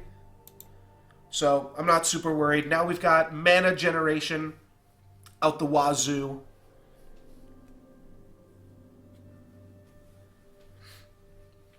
My opponent's making some more campfires. Let's see, what do they campfire up? They campfire up their 4/3.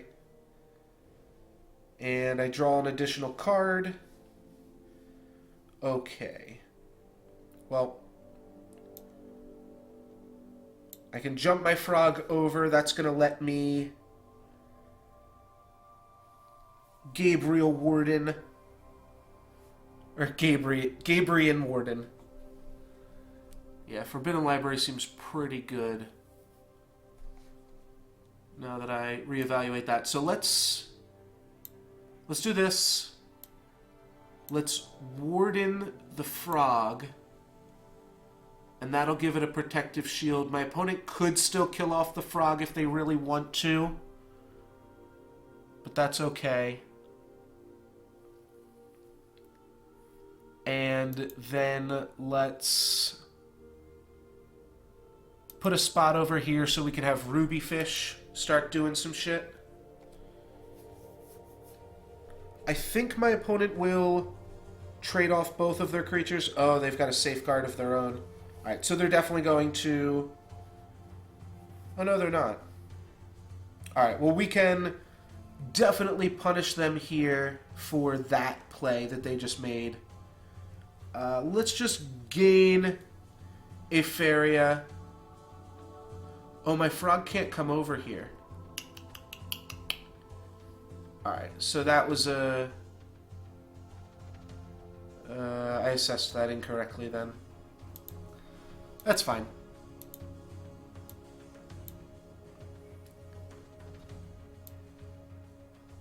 Oh, and I didn't leave a space for my fish either. Okay.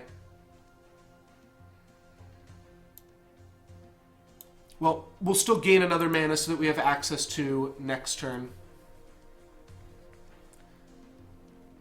Yeah, give a creature protection. So it looks like it can. Our opponent is going to kill our library. Yeah, I'm sure I could have prevented that, but wasn't paying enough attention here. Alright, I definitely want to clean up some of the board. There's a lot going on. I've got 7 mana this turn, so I can play Triton Warrior and Lore Thief.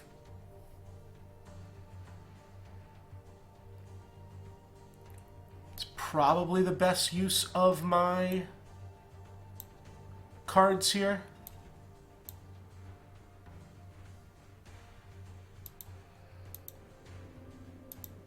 I'm going to do that for now.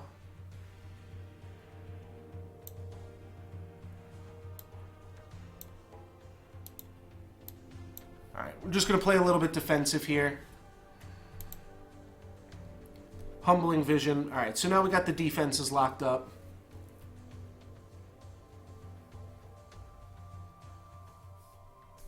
Yeah, I could have moved the Warden over.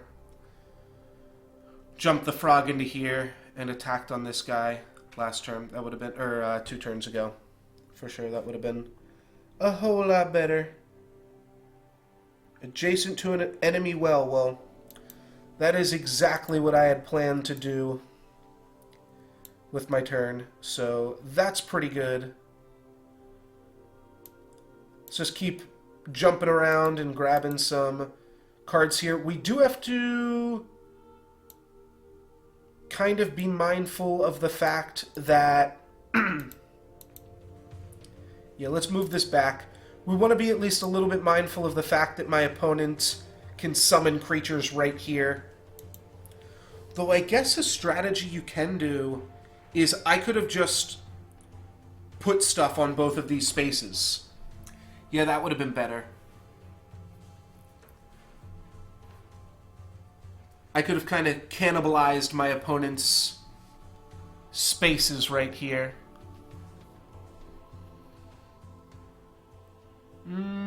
I can't really do that still now. I don't think. No, I can't. Move this guy here. We're going to start attacking my opponent. I guess I can... Oh, maybe I can. Okay, I can. I'm going to break my bubble on a pretty weak target here. But that allows me to go like this. Oh, never mind. I can't. I don't know what I'm saying. I can't put anything right here, even though I control the spaces next to it. Well... We'll just set ourselves up to take our opponent's shit down next turn. Gaining a lot of mana with our fish and our frog here. Oh, that's good to know. Alrighty. Oh, I never ended my turn? Oh, I drew a card. My bad, I never ended the turn here. I could play this guy. He's got Aquatic.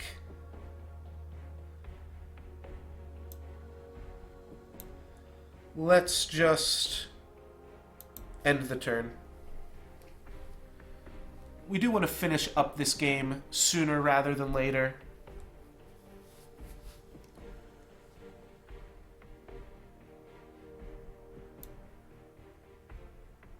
But I figured our frogs can start moving up into this enemy space eventually.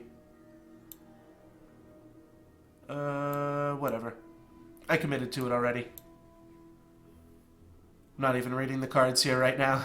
Alright, let's draw some shit.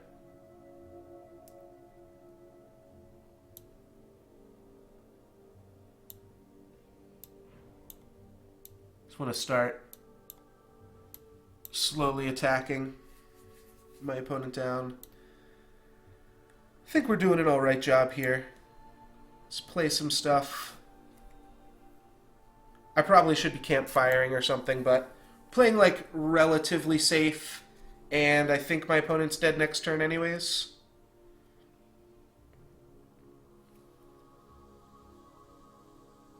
I think they are still dead. Alright, they've got a 2/6. Let's see. Can we kill them? We can make this into a 1/3. Then we can move over our frog, attack it with this.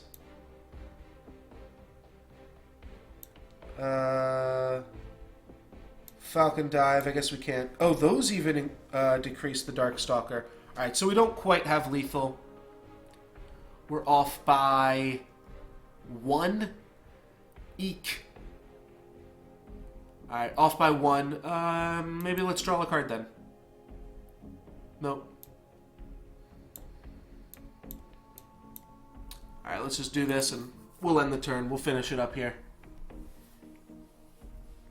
There's a lot of like min-maxing to be done in games like this in Duelist. It's like, alright, we've pretty much wrapped up the game. Let's just figure out like the sequences of plays that we can make that give our opponent like no opportunity to claw their way back into it here. And that mostly comes with experience, comes with knowing what cards are actually available in the game. I'm not going to try to do that too much here because I've got no idea what's going on. Let's go ahead and make a desert deck, though, so we can learn some more desert cards. And you know what? Utility's been good to us. What do you say? Do we keep going with utility? Well, this gives us some soul drains. So maybe we don't need utility. We also have Last Nightmare. So maybe we actually want... Well, these are pretty reasonably cost cards. 2 damage to your opponent. I don't love that. Let's try Steamworks. I think that was the best one, right? Alright, that will...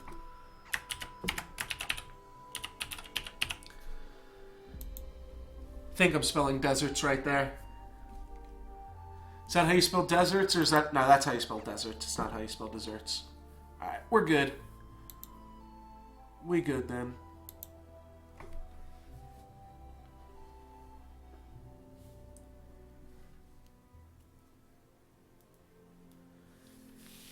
Yeah, Duelist has kind of that, the smart targeting system, and I used it once. Okay, this is going to be a puzzle.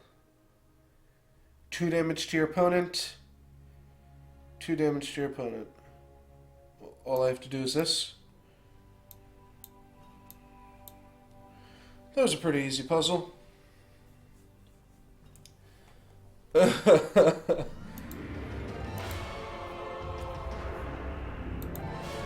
Is there anything else that you get from leveling up? I guess you can gain maybe emotes and stuff, right? Nobody corrected me on that before. Alright, we are third done the quests. Means we still got a while to go.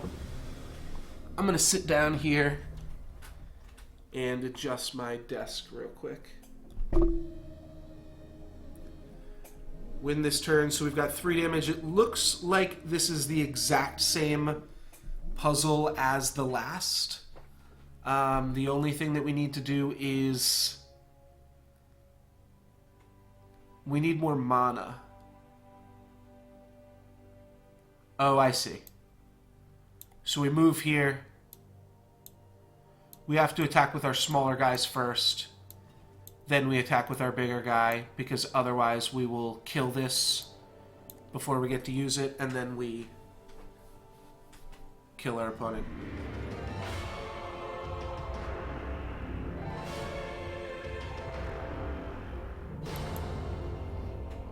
Oh, every time I level up is when I get those selection things. Cool. I dig it. Alright, looks like we are mostly dealing with puzzles here now.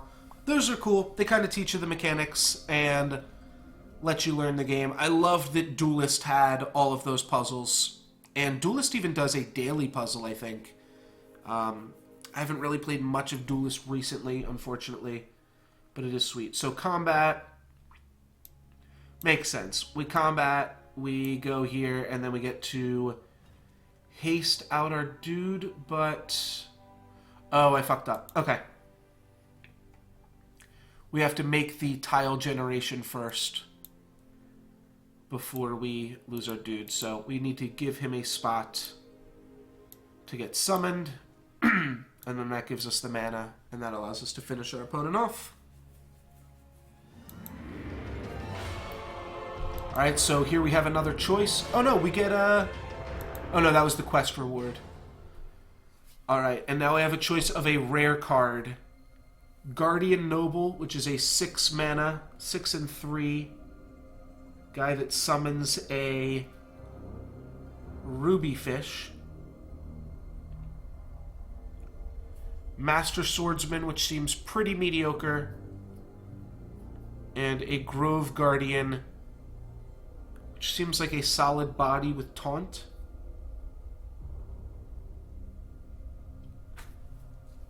All new cards. Puzzle speedrun. Puzzle speedrun where you stop and take a break and say, okay, which of these cards is good? Because I've got no idea. So, like, just raw stats. The Ruby Fish is cool because you split it up over 2 bodies, but it's 1 more mana for actually less stat points than the Grove Guardian. So if any of these are good, I have to imagine Grove Guardian is better. And I think Forest seemed the strongest out of everything that we did. Could be wrong here. No comments means that it probably doesn't matter what I pick here, because you guys generally get pretty excited when there's like an actual good card. So I'm going to guess none of these cards are constructed viable at all. I'll take a Grove Guardian. Right. Spectate a friend winning a ladder game. Battle in solo mode until Cypher returns. I have no idea what that possibly means. Alright, let's open these chests, get some more information.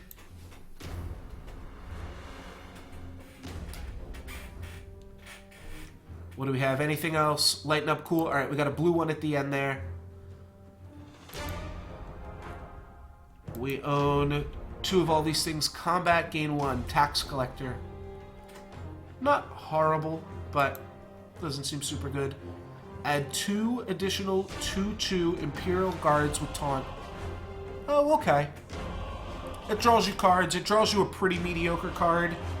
It draws you the 3 mana 2/2 Taunters. Yeah, but, like, make him return? Like, what the fuck does that mean? I think it means just keep playing. Eventually, he's going to come back with the Epic Quest thing, and then we'll... I think we just keep doing what we're doing, is what it says. So this is a new card, the Oakling. A random creature in your hand gets +5/+5. So we did play one of these before, I'm pretty sure, but maybe we generated it off of something. What do you guys say?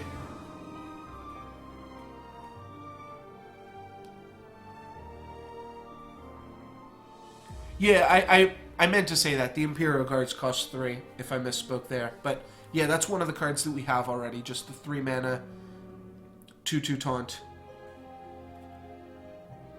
Alright, not a staple. Means we're going to reroll it. Frogify. Well, I think we didn't luck out there because we already had 2 Frogifies. You probably don't need the full playset.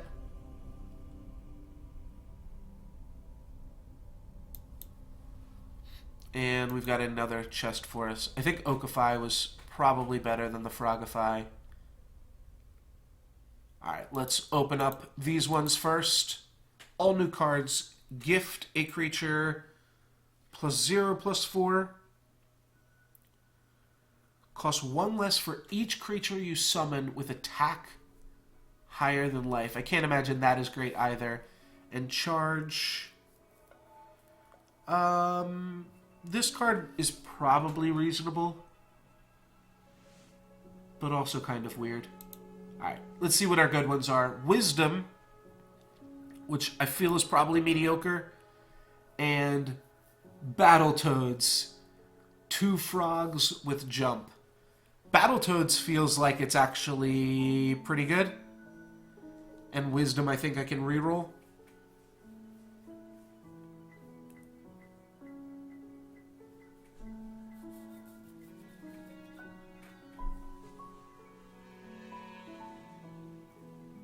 Okay.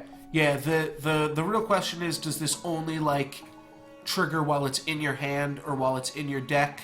That means it winds up being pretty good. Yeah, cards that draw cards, I feel like are probably pretty useless. That seems like it's pretty good. That means you can, like, create stuff on the forests in the back line and then send them up to the prairies that you're able to make at the start. This guy's probably good, and his stat line is solid as well. 4 mana for a 2/4 with an effect that could potentially be priceless. Seems good. And we are out of battle chests. I don't know what these are. But I guess you can buy... Oh, shit. There's a lot of shit you can buy in this game. So... you can buy emotes and card backs and things. That makes sense. Gold fountain. I don't even know what that means. Oh, the fountains. You can make them make out of gold.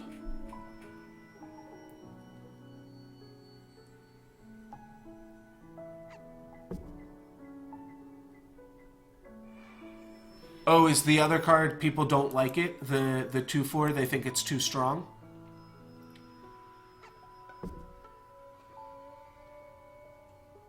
Huh. That's kind of cool. So they have like a subscription service. 30-day subscription, keep you coming back. And then you can buy the battle chests.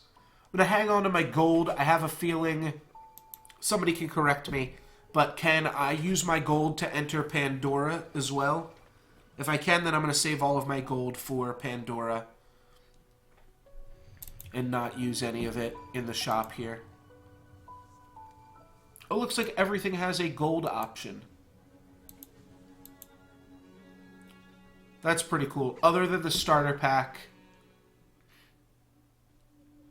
Right, these aren't really deals. They are just there for your convenience. But yeah, everything has a gold option, it looks like.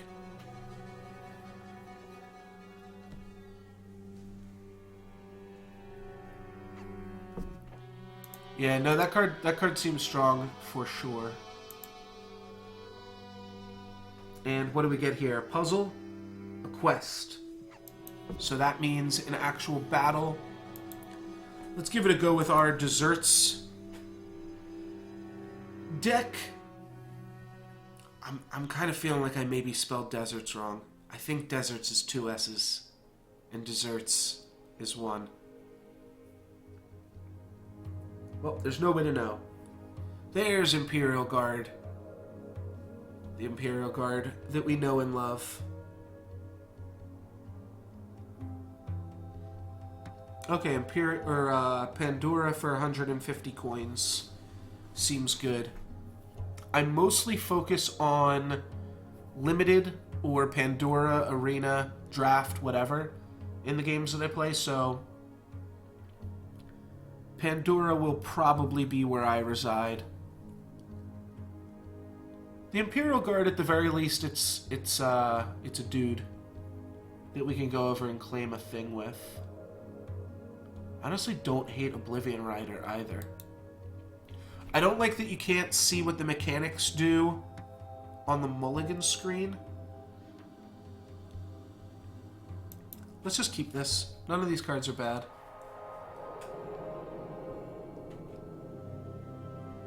Alrighty.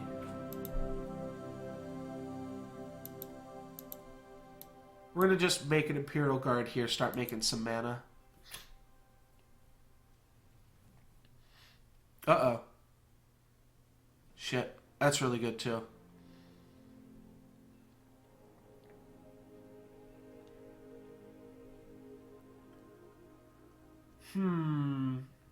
Well, flying means we'll be able to come over and take care of that, so that's actually really good. What am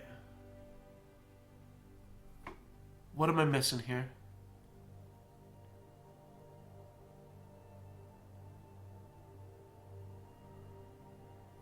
It is clear to me... It is clear to me I am not understanding something right now,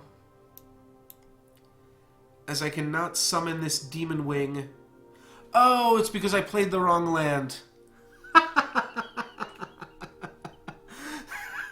Alrighty. Alrighty. I see. I see. Well, that's going to be pretty huge. It means that our... It means that our guy's going to trade here instead of... I guess it was always going to trade, actually. Why are these, like, red? These look red to me. Oh, God. Alright, it's not a huge mistake. We'll get there. Oh, God. I probably should have just played 2 things that game. Now I'm just, like, compounding my mistakes. What does this guy do? Charge 3? Sure.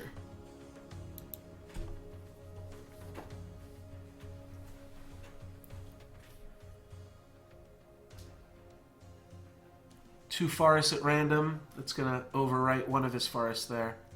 Alright, well, I can still positive battle this. That's pretty lucky, then. Where can I go? Alright, looks like we will make use of that mechanic, then. And now I really need to play some actual deserts.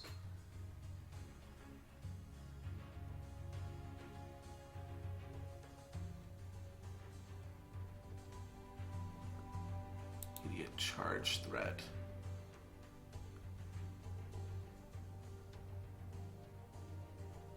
Right. Well, that's what I did. But yeah, I just... Oh. Yeah, you're saying instead of the Demon Wing. Yeah, yeah. Well, luckily I didn't allow myself to make that mistake anyways. Let's just put this here. I like having access to these big, colorless creatures in the deck as well. I'll make sure to put down one of each energy before the end of the game here.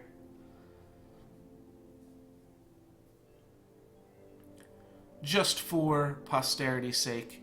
Can be summoned anywhere adjacent to a friendly creature. That's the mechanic I've been looking for.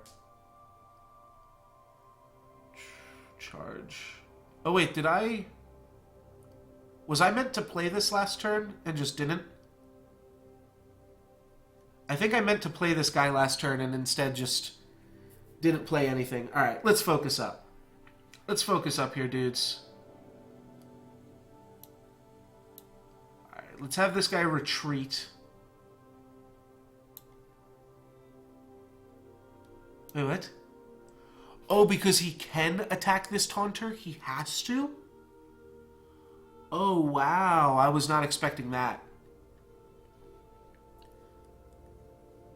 That is quite interesting. I guess... Oh, I'm not even allowed to attack... Oh, I can attack that guy.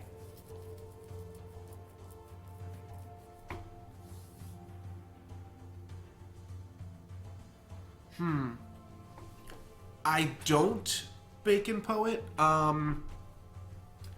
Though, if you'd like, I am pretty good with elves in Legacy. It's not quite a rush deck. It's more of a combo mid-range rush deck, but if you have interest in that, I can definitely provide some content in the way of Legacy elves.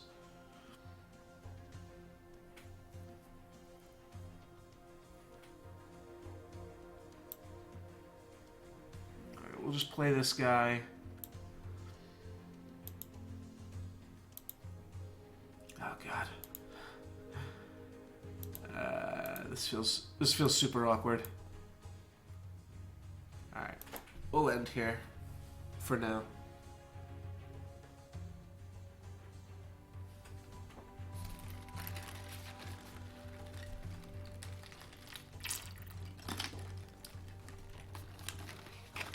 Alright, what does this do?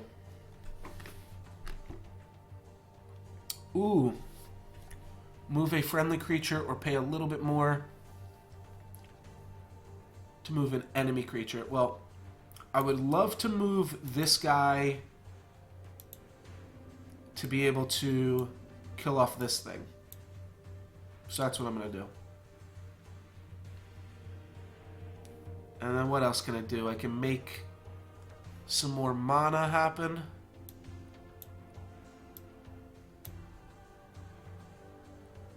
And it doesn't look like we need more desert spaces. So let's try to do something like this.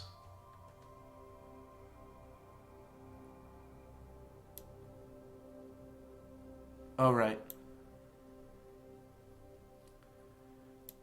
Flying is probably fine. Let's just play a bunch of shit.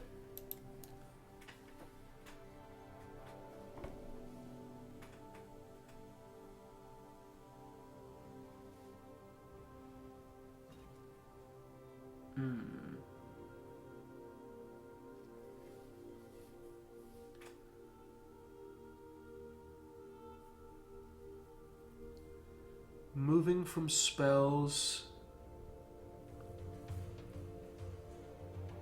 Oh, I see. So move just means you get another movement action. Seems simple enough.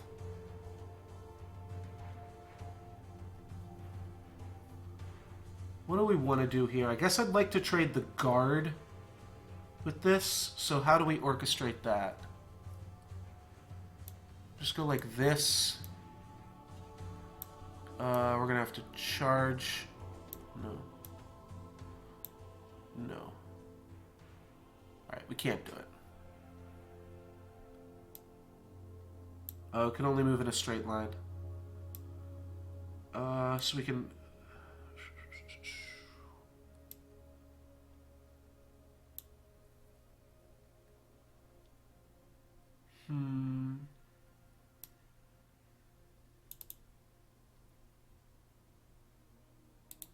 Can this go over here? No, it can't. It can't go through stuff.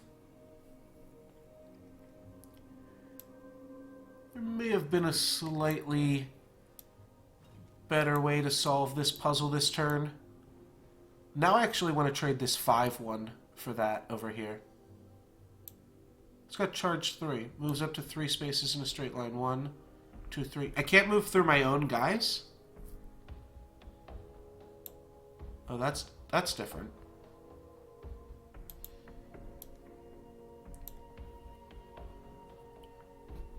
Thought for sure I'd be able to move through my own friends here.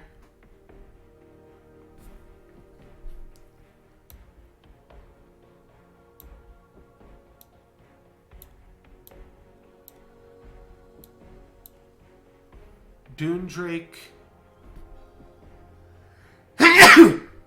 Excuse me.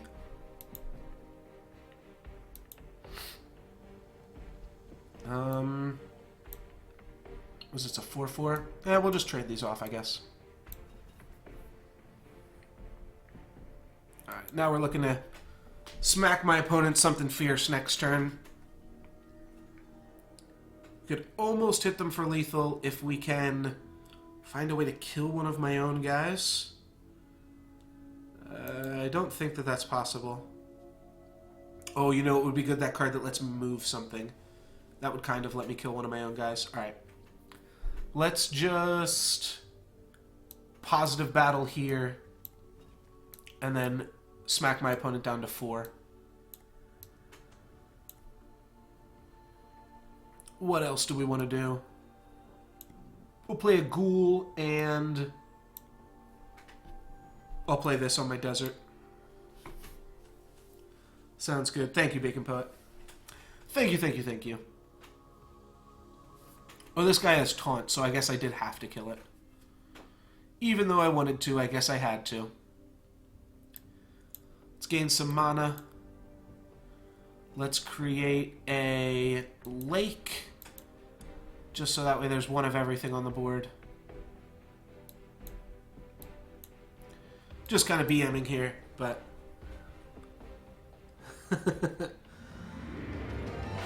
yeah, gotta make use of that mountain somehow, right? Alrighty.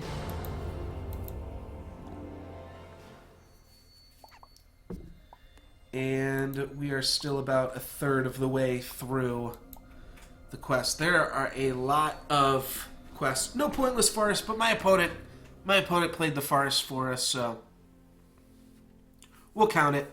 There was one of everything on the board. If I was thinking about it a little bit more, I would have made one earlier. But we got a lot to get through here, so might as well start churning stuff out. Slaughtering Shadow can be played turn 1, which is kind of cool, but I don't know. Card seems like it's bad. Alrighty. So my opponent's got some shit going on over here, too. Okay, so this is just trying to explain the rush opening to us. This structure gains +1 health when it has 5 or more life. Oh, that's not even good.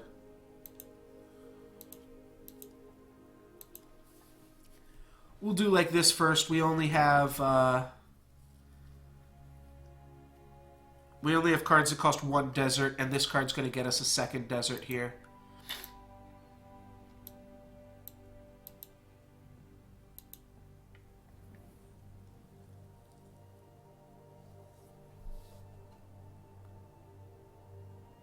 Wait, am I saying the wrong thing again?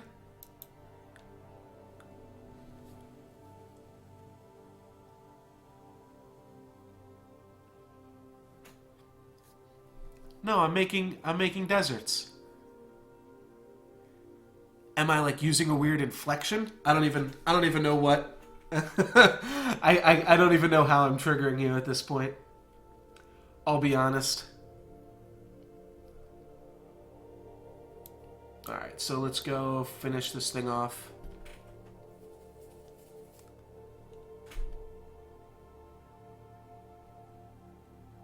Oh. Slaughtering Shadow. Wait, what happened? Destroy a creature. What? Alright. Sure. That was random as shit.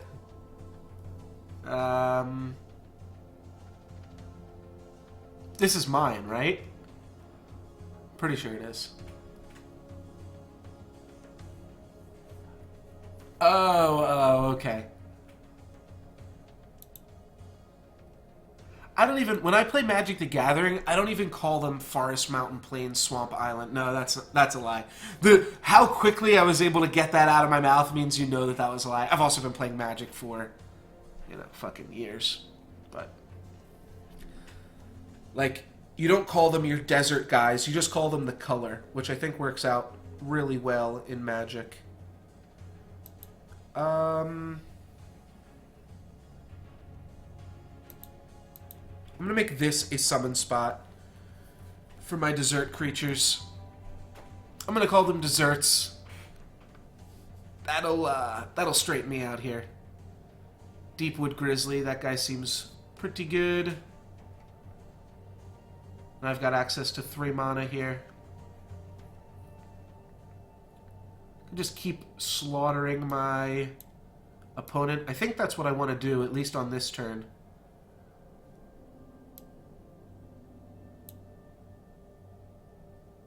And...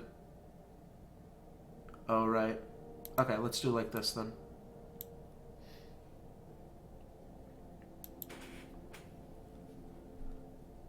Yeah.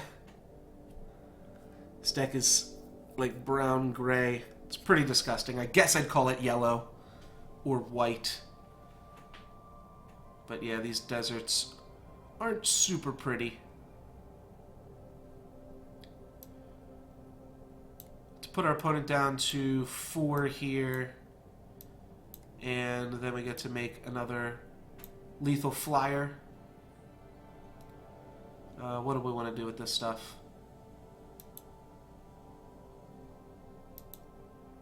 There we go. Poop metal. Made a lake. Ooh, we gained some life points. Oh, no matter.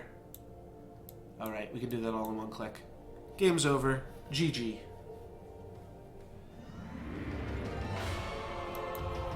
Very true. It's new artifact color mixed with old artifact color. That music is sweet.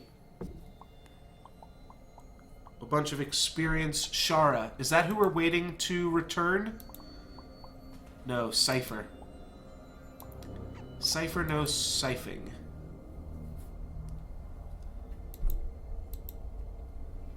What level do you get up to? Do you get up to level 100 or 40 or something and then stop? Huh. Okay. I was expecting there to be some expensive cards in the deck, I thought. Or in the game. I thought the expensive cards might be a little bit more crazy. But you know what? I guess this is good, right? Because it's like free. So you get up to 10. I will be streaming for about another 2.5 hours.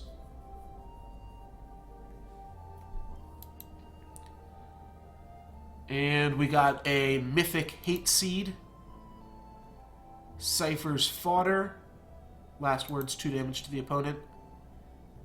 I already own 3 of this guy, so probably want to reroll this.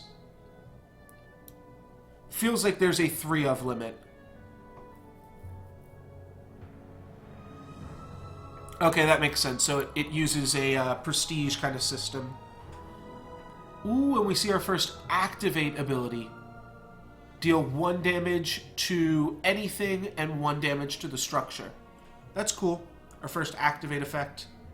Pretty cool as well. And damage is permanent in this game, obviously, so you get 3 activations out of it unless you can pump it up. If you could put like some type of regenerate on it, that works as well. Sounds good, Bacon Poet. Let's, solo? Is that where we were? Yeah. Alright, so this is worth 100 experience points. The deserts have been good to us. Let's keep rolling with the deserts here. And then I think I kind of want to try out the lake stuff again. Seems like there's a lot of interesting mechanics in lake. These cards seem fine. Maybe Oblivion Rider isn't great, but it's good enough. We'll keep it.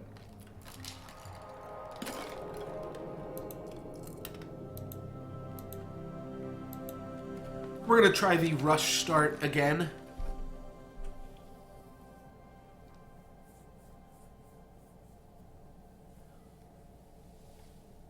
Is Frogify the... oh, well, that's unfortunate.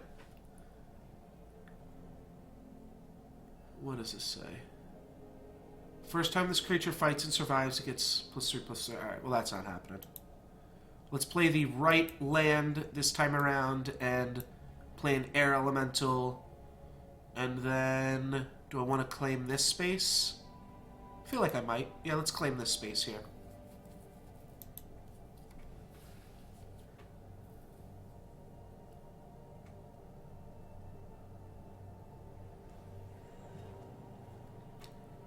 Yeah, the seems like yeah, blue plays around with the Faeria in the game the most.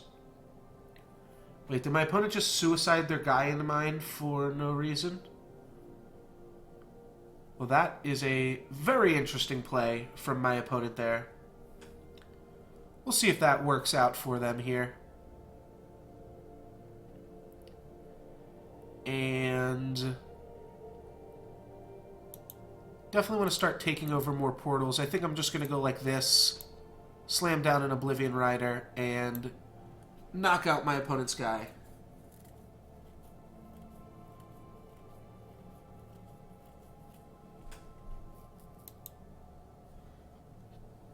Is Storm Spawn the 4/5 card that we just saw in that last pack?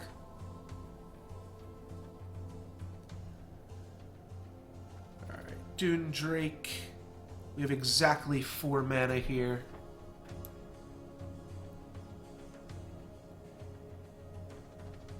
Let's do something like this. Oh, this guy can't gather Faeria. Whoops. We'll play this guy. Can play Shantae Demon.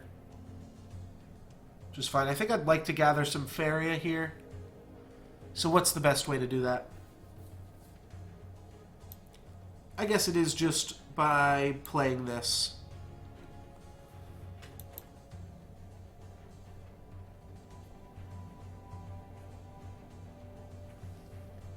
Yeah, Storm Spawn seems pretty cool.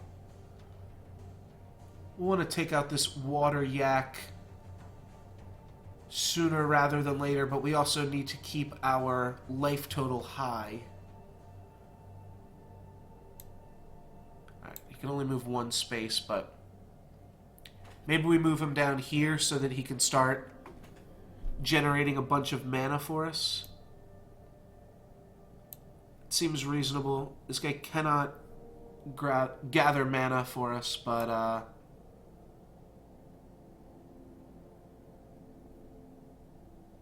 that seems fine. Let's play the Deathwish Ghoul here. And I'm going to make sure that my opponent can't make those into summoning spaces for himself. And then I think let's just trade these off. Yeah. Let's get that shit out of here. Oh, my opponent has played only neutral cards so far. Right, yeah, I assume that if you frogify something that's going to overwrite its Death Rattles. They played a haste card right there. Alrighty, we can work with this. Let's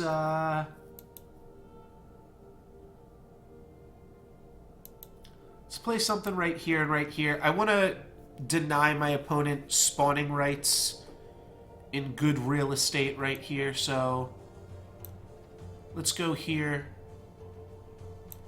here, and then we'll play Oblivion Rider. That'll get us a Faeria next turn, and it'll be able to clean up whatever my opponent summons. This is the only good summoning spot for my opponent.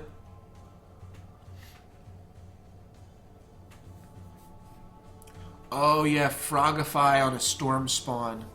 Sounds pretty nasty. Alright, we can save both of these. We've got 2 removal effects.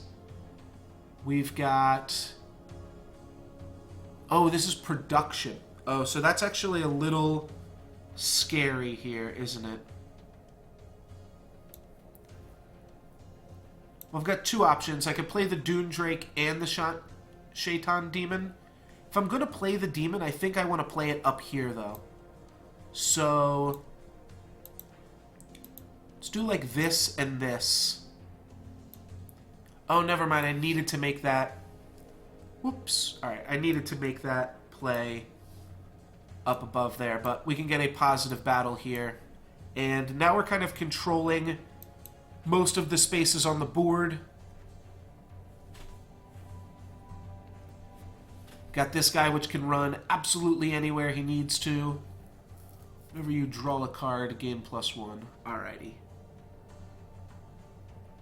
So let's go ahead and let's just positive battle this here. Oh, this guy's got charge 2. Awkwardly, I don't actually want to make use of this guy's charge mechanic, because I want to have a space for my demon. And that's going to start hitting me for damages soon. So I'm going to go down to 10 life. Well, now I'm going to go down to 8 life.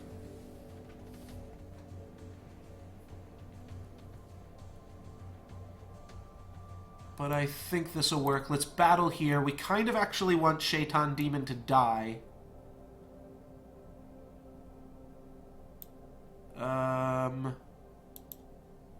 Can we make a desert anywhere good? Yeah, we can put a Slaughtering Shadow up here.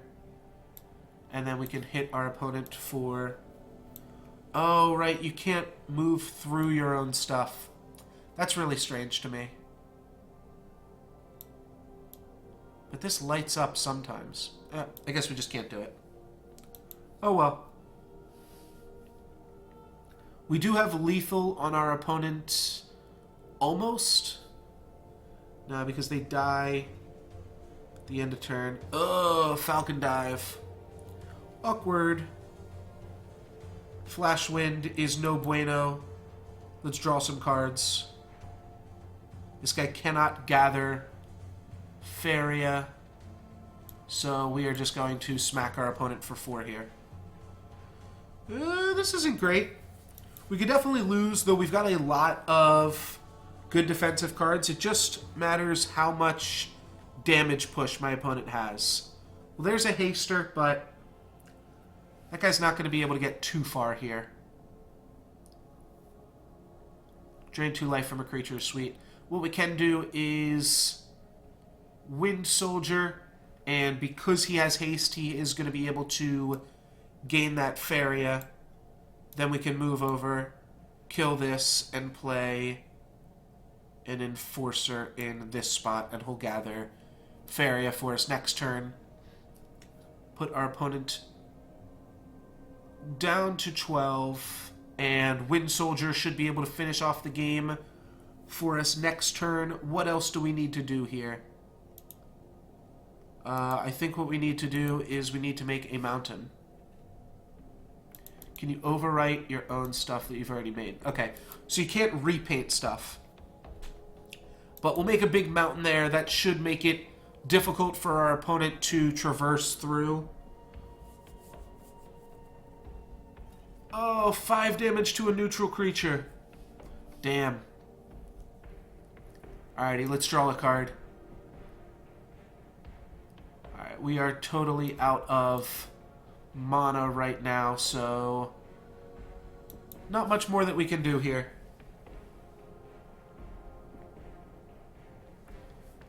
My opponent is just going to make some land. Shaitan Demon seems pretty risky at this point in the game. We are 2 points off from... Or no, we're 1 point off from killing our opponent. Let's see if we can draw another Wind Soldier. Another Wind Soldier is lethal. Nope, not quite. Alright, well, we've got lethal here then anyways. Let's just see. I can't imagine that this lets us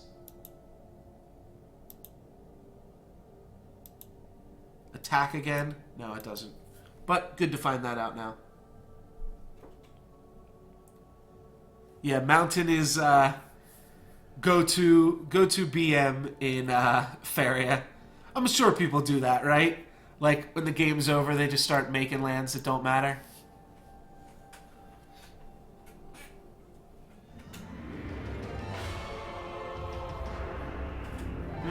Yes. When I decide that I want to take a relaxing stroll through the forest or take a scenic look at the lake. Ooh, and I unlock an eye after this game. I have no idea what that means. Let's switch over to lakes for this game just to get a little bit more experience with some various cards here. Let's dive into the lake. Campfire, Lure Thief, Humbling Vision. I'm just going to try to find a frog. A frog or a fish. Both of those would be pretty sweet. Looks like we do not luck out. And we actually have no chance. Well, that's unlucky. I would have at least liked to have a little bit of a chance here.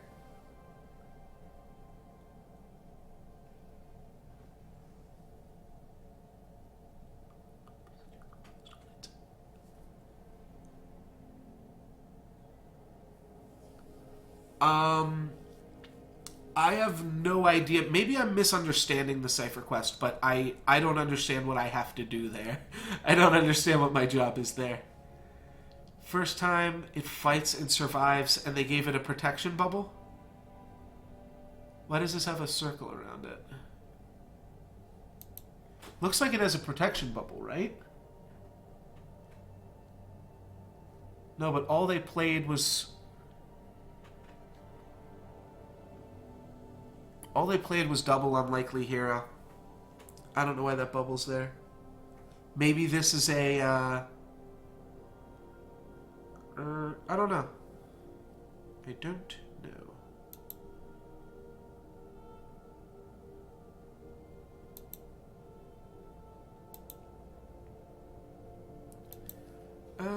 Maybe I want to play Lure Thief so that I can... Oh, I can't play Lure Thief yet.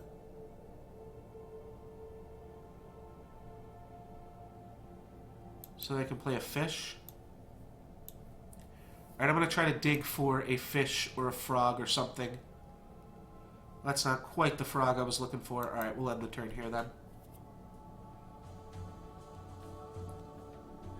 Oh, okay. She's got like a special effect because it's an epic quest. I see. Well, we could just turn this into a frog eventually.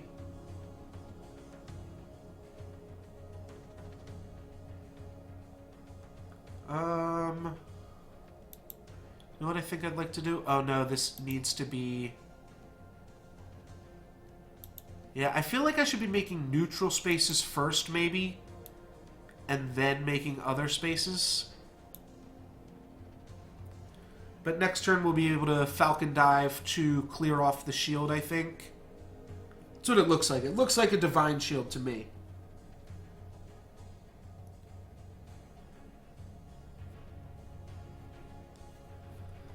That looks like a Divine Shield to me. That's what I'm going to operate as. So I can break it with the Falcon Dive and then jump over with the Warrior. I won't even have to jump over. They built a little bridge for me. Though they actually made that a little bit more awkward for me, right? We'd love to summon this next to an enemy fountain. Let's just Falcon Dive this still. And then play the Tyrannax, I think. And I want to start building.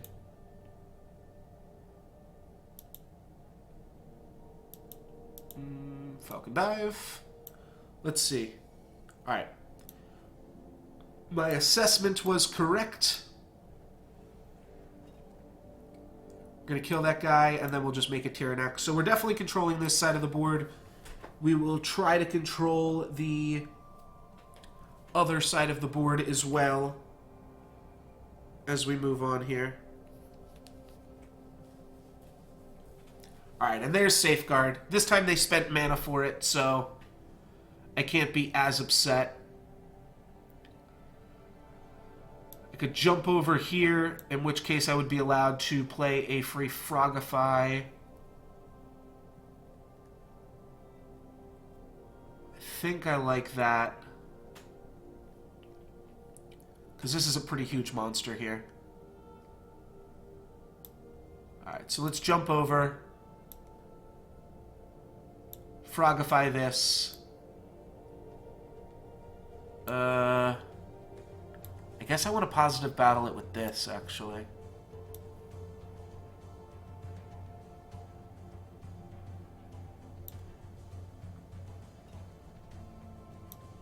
Move this guy over so that he starts to collect, and then... I don't know. I definitely want to start, like, trying to take control over this Faeria port. The best way to do that is probably to just build 2 neutral things.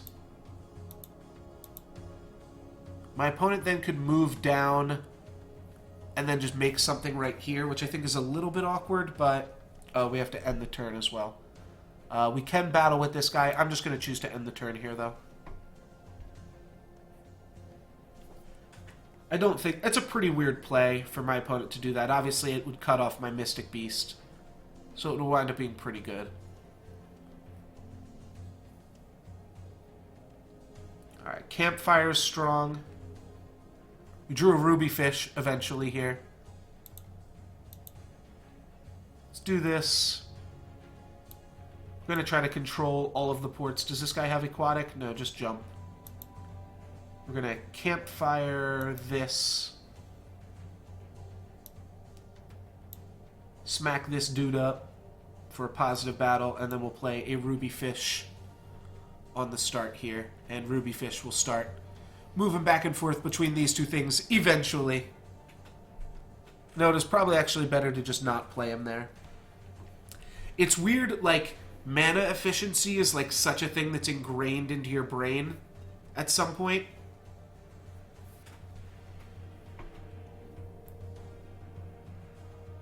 That's kind of hard to give up on. And you don't have to be mana efficient in this game because you just get your mana back the next turn.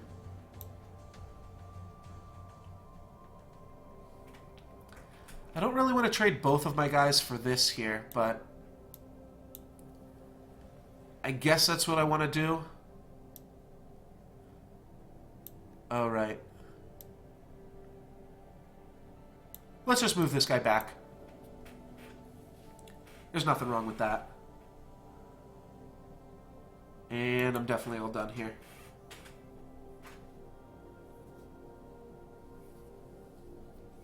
Alright, so we beat this cheater. Wait, how did this become a 4-5? Oh, gains +3/+3. Oh, well, shoot.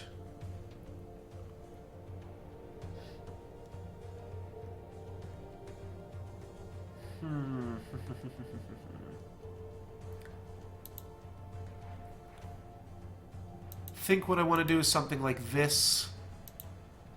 You just Campfire.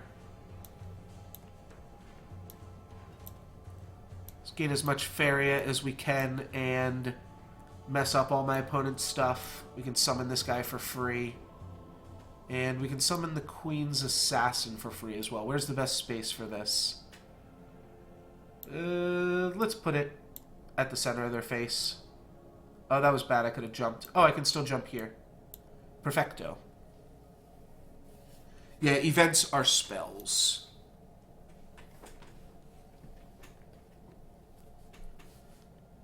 In Harry Potter trading card game, there were both events and spells that happened.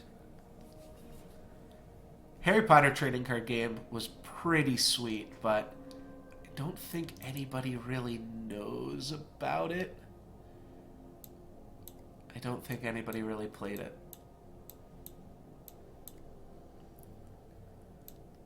Alright, we'll move this guy here so he can just start. Yeah, it's tricky because all of these games, they want to use their own words to not overlap with things.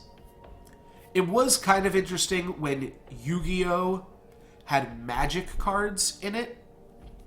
That was a little bit confusing, and we get to kill our opponent here. I guess we will Spell Whirl first, just to see what happens. You draw a creature, Egg of Wonders becomes a copy of it. That's kind of cool. We'll finish our opponent off here, though. Right, that's what they did in Harry Potter.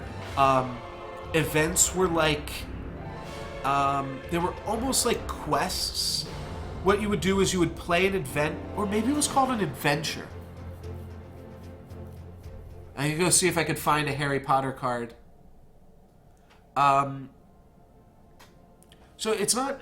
The way that card games work, it's not actually copyright on anything. You can't copyright game mechanics, I believe you can only copyright individual game cards. So where Hex got in trouble is that their 1 mana red spell that dealt 3 damage was called Lightning Bolt. Obviously, Hearthstone's is 2, but Hearthstone's has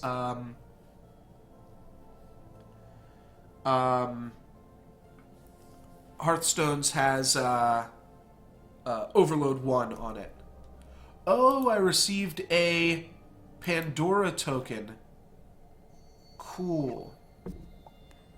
Alright, I appreciate that. So I received a free token for Pandora. I still can't play Pandora because I have to be a little bit higher of a level.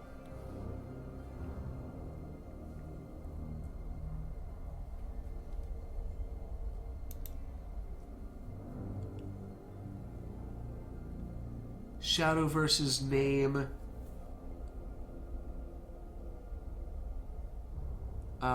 Fanfare? Yeah, I haven't played Shadowverse yet, but I do like Battlecry. Makes a lot of sense. It's kind of rolls off the tongue, but it was also like the first game that I saw to really give Battlecry effects a name.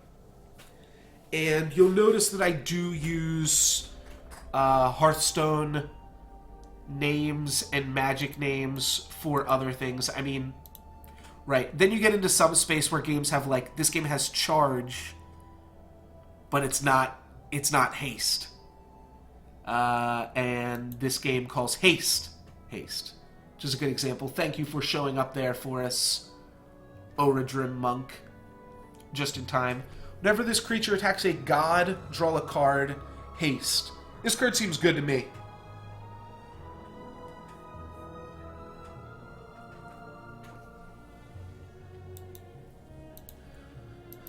Let's take a look at these patents. Okay. Oh, you know what? They do have a patent on the tap. Nobody's allowed to use the tap. But obviously they can't copyright the idea, like,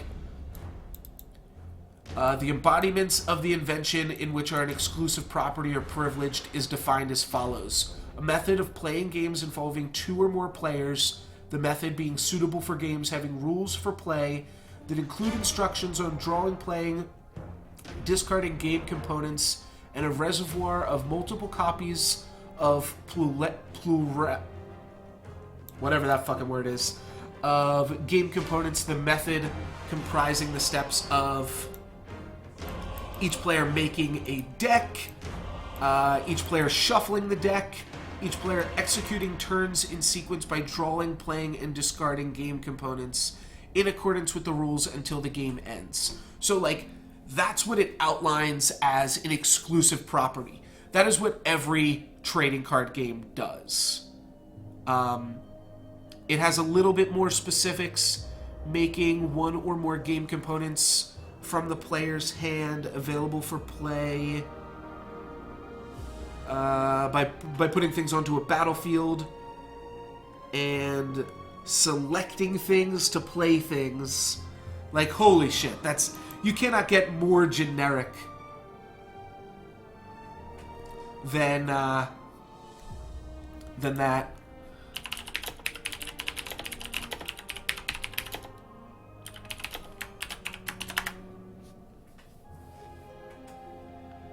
So, I don't really think that counts.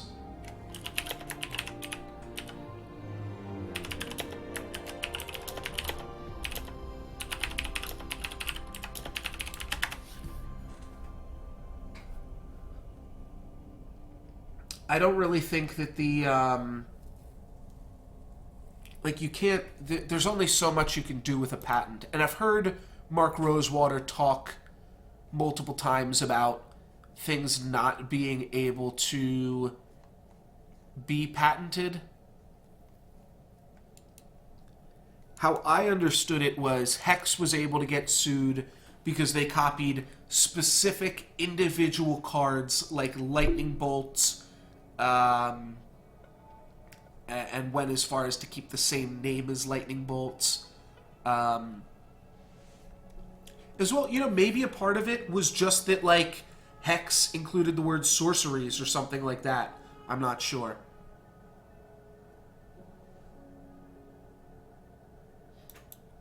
Alright, we are going to keep all those cards there. That one card looked pretty solid to me as well.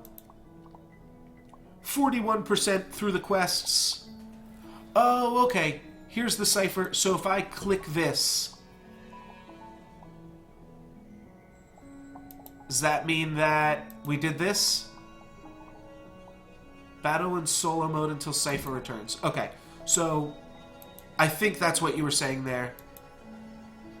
We'll do some puzzles, and then cipher will return, and we'll get 30 gem? I don't know, 30... I'm just going to call it dust. Win this turn. Well, my opponent's at 4. Jump. Okay, easy enough.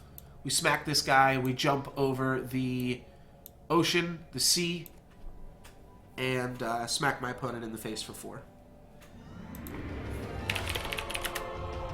And that makes us level 5. So I receive another Pandora coin. I unlock Pandora mode, and we get the choice of a epic card. I'll have to scroll up to see exactly what these are called here.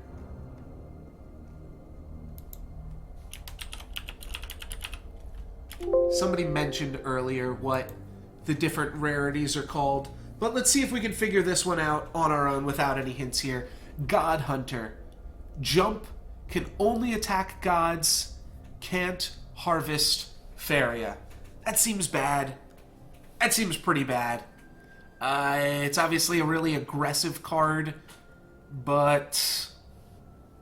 I mean, you can play it turn 1, but he can't harvest Faeria.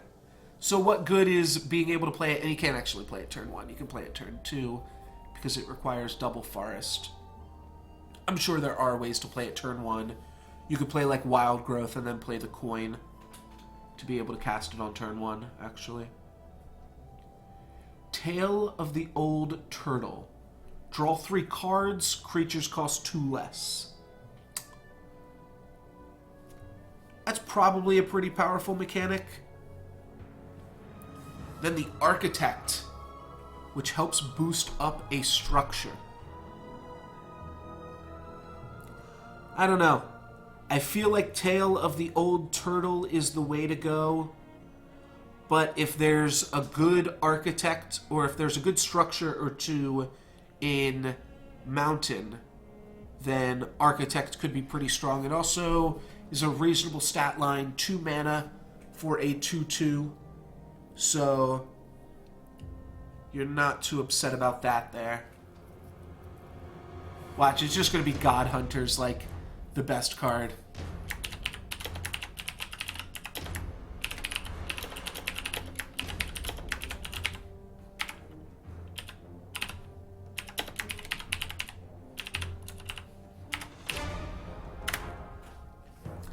I'm feeling...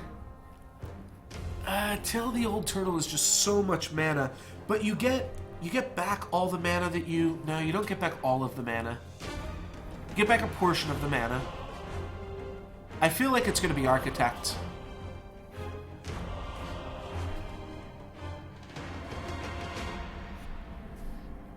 Okay, so Tale of the Old Turtle sees marginal use in some random combo decks or something. We'll go with that. And we completed that. Is Cypher showing back up? No, we've got some more puzzles to complete first.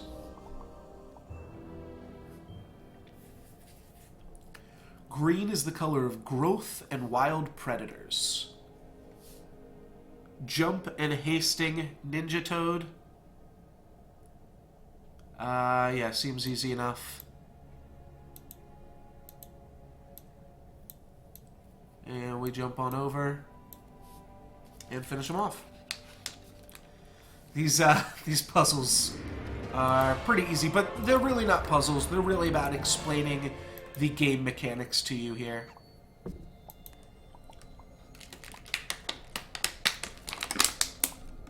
Right. Like, how much of a puzzle is it when it just, like, oh, here's a big hint. Look at the power wheel. Win this turn. So we've got a haste creature. We probably need to play that. Looks like we can summon all the way up to here.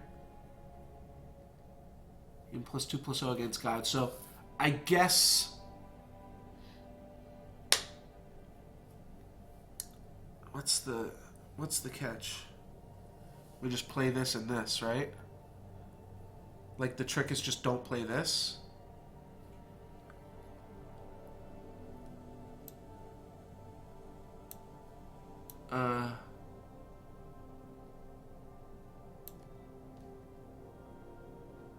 Oh, the trick is that this needs to get played on a desert?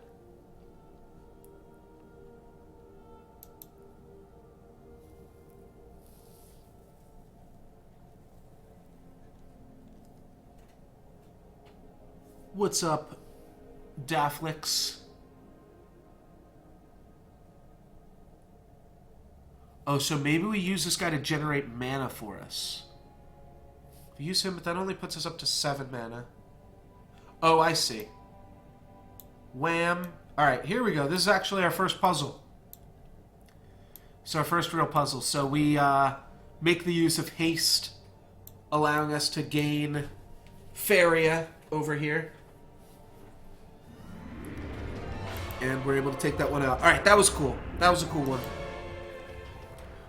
Our first real puzzle. Let's go ahead and open up some Chesteroonies.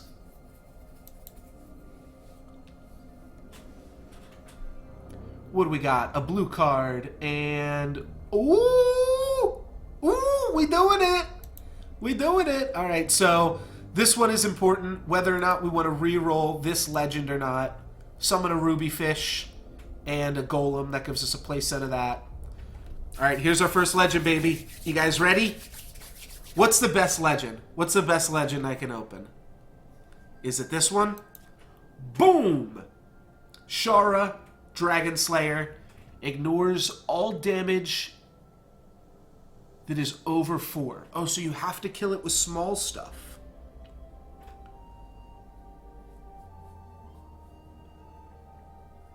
Yeah, I've been enjoying it. I've always been a huge fan of puzzle or like Final Fantasy kind of games. Alright, that's 1 vote on a reroll. You know, this card is pretty expensive, but a neutral legend is pretty good. 1 vote on reroll.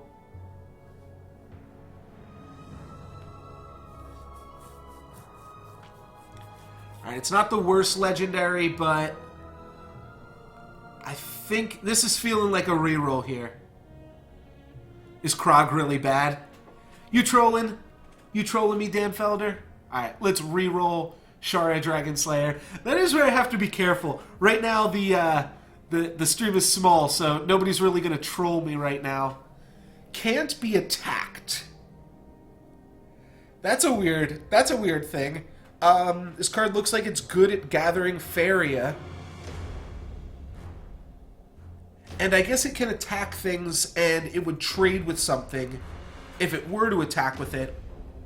But otherwise, it's just going to go off and gather Faeria for the desert deck. Well, either way, Iona, beloved by all. I'm not sure if I love it, but I'm not sure if it's beloved by No Luck's Given necessarily, but we'll find a use for it. It's kind of cool. They're both pretty much the same card, just this one is a lot cheaper.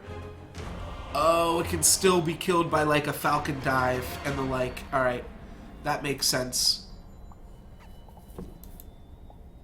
That makes a lot of sense. Alright, let's finish off this these round of puzzles before we go making any decks. There's not many unplayed legendary, but I just opened 2 of them. Well, that's awkward. Aquatic, charge 3. What's the catch here? Oh, I need to go make a mana. Fair enough. Alrighty. What are my goodies for that one? I feel like I earned something there. I feel like I just did something really good, right? What do I earn? 10 gold. I'll take it. feel like I really earned that 10 gold there. Let's earn 10 more gold. Yeah, but you're beloved by all except for birds. It's falcon food. Alright, so same kind of thing. But can I do that? No, I can only move over here. Oh, okay. So you paint this, and then you go over and attack. That's kind of cool. I can dig that. Beloved by removal. Give me that 10 gold. Give me that quest reward. I earned it. Alright, this is leading into something big. We got a lot of puzzles here. And then we're going to, I guess, fight the Cypher dude. Move a friendly creature. Move a land. Right, and like you said, move can work in any way. I'm not sure I had to do that, though.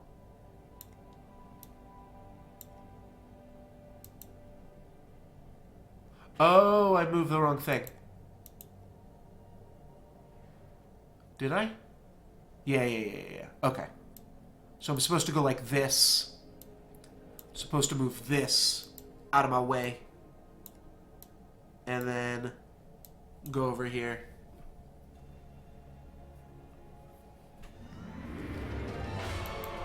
But it's building. We're building a story here.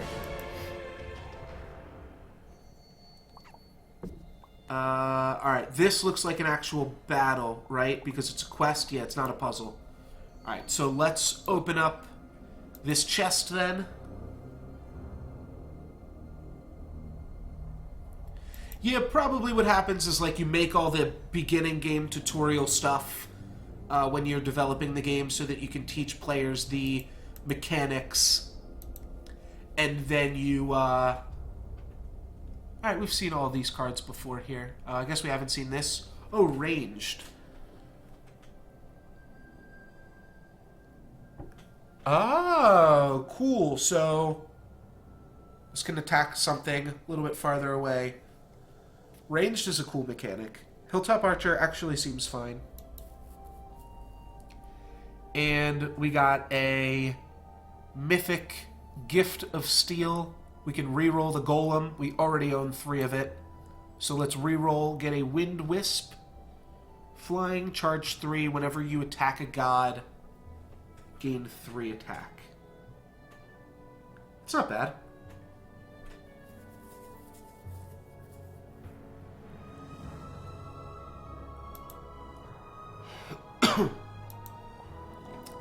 So let's see, do we want to go into Deck Builder now? We have opened some more cards. I feel like... Yeah, I can make decks and not use my codexes, right? I have to be able to. Alright, let's start off with Iona, loved by all. I think we got another good desert card, too. See, are there any good...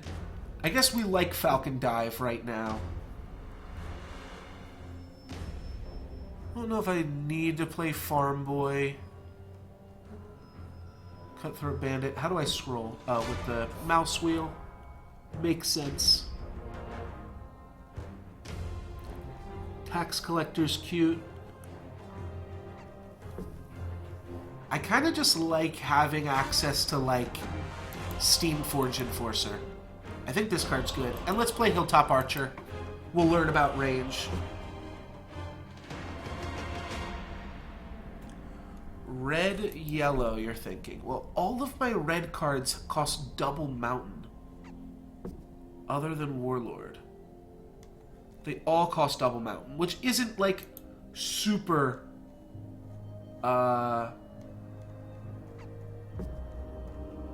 prohibitive.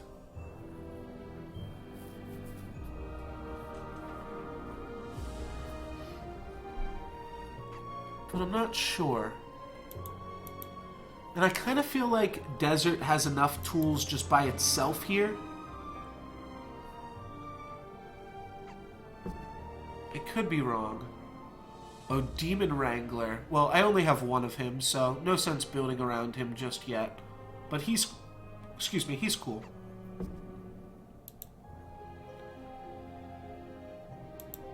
This card. Odorim seems really good. Shaitan Demon I think is good. I think this card's good. I like the Ghoul as well. He almost pays for himself. Air Elemental seems really good. Wind Soldier seems just okay. Oh, I only had 2 of them when I was trying to dig for the 3rd one.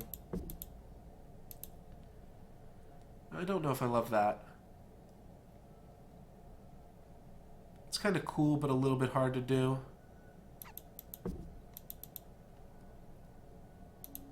I guess we'll throw these in, right?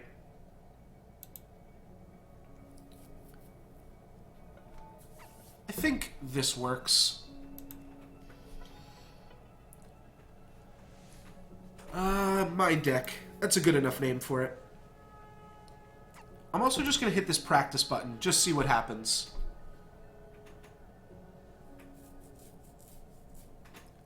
So looks like we play against an AI opponent here. Just want to click it once for posterity. I'm going to try to find that guy that makes another desert for me. He seems really strong.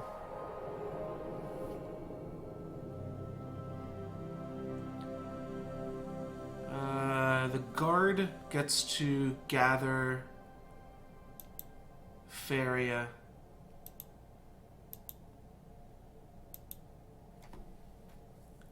Feel like we want to do this just so that way, like, if my opponent just, makes 3 things, I think that's a pretty reasonable start on the play, because otherwise you're locked into making that play the next turn. And we'll play an Oblivion Rider to trade with it.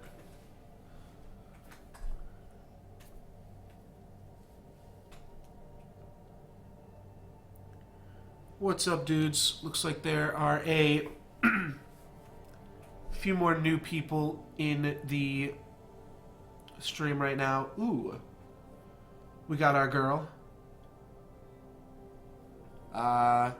If you are enjoying it, hit that follow button to be notified when I go live. I also have a YouTube channel with a link to that in the panels below.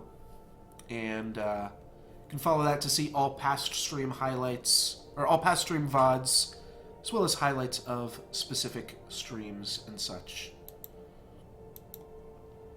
Alright, let's go ahead and start gathering some Faeria. And Jaime Faeria? Oh god, your name is just as difficult to pronounce as Faeria is. Jaime Faeria, welcome to the stream, and thank you for the follow. I appreciate it.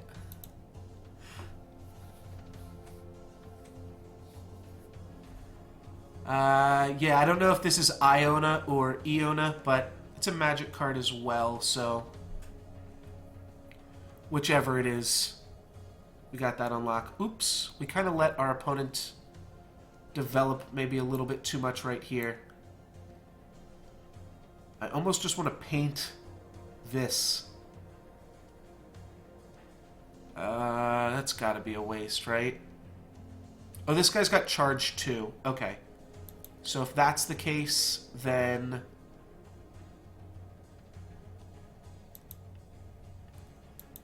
yeah, if we got a charge 2 guy, let's just start developing some land over here. The Dune Drake will be able to clean up some stuff now. We're just in practice mode right now. Give a creature protection. Not great.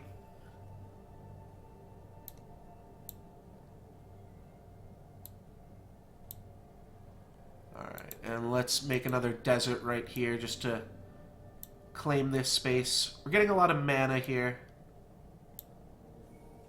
so this is pretty good. Yeah, I think we're in an okay spot, actually. Got the mana generation going on, which is definitely a part of the game. Like, if you can just generate mana with stuff like Iona, then nothing else really matters. I get to draw a card and gain 2 Faeria when I kill this? Oh, that seems sweet to me.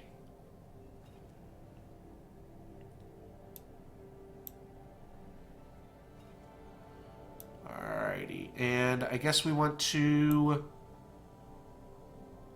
Oh, that was bad. Because now I don't have a good space to play my desert. I should have gone over here and given myself a desert to summon. If I just make another Shade Demon, I'm like dead in like a second. Alright, let's do it. No luck's given, baby. Oh, wait. We're doing Shade Demon. Alrighty.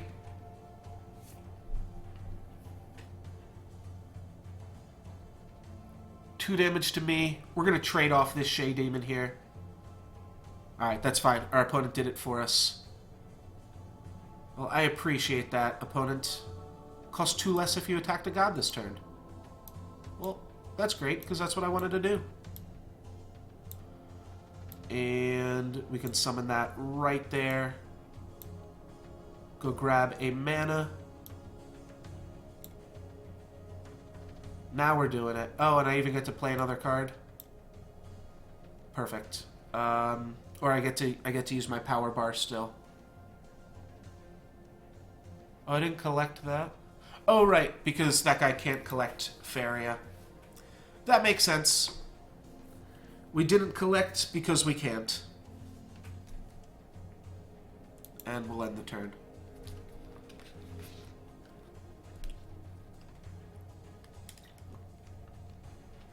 We have our opponent dead. Oh, there's our Iona, beloved by raptors. Flying. Yeah, I mean, we have our opponent dead real quick here. We can either draw a card or gain a mana. Either way, we're going to pretty much knock him out here.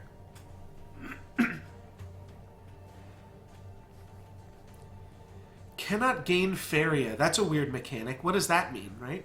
Alright, and we'll see if we can win with the archer here. No. If I do this, then can I win with the archer? Yes. Cool. So partially just get some learning experience. Doesn't look like I got any actual experience from that. Though maybe I did. Doesn't look like I did, though. Alright, let's give that deck that we just made another shot against Kalim. Kalim, the protector of the Cypher quest pack, right? Shaitan Demon seems like a reasonable card to have for the early game. They, like, never let me be on the draw in any of these. Being on the draw seems strong.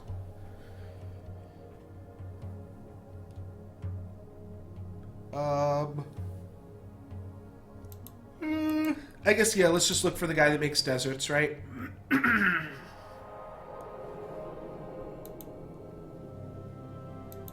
Click the right land. There should be, like, an insurance if, like, say your deck is only deserts. That, like, if you go to make a mountain, it's like, you sure, buddy? You sure you want to do that, guy? Alright, well, this seems better then for right now. Start to crunch in with my Steamforge Enforcer. Uh-oh. Uh-oh, uh-oh. We can take it out. Yeah, no problem. No problemo. Soul Drain, Falcon Punch, and we're good to go.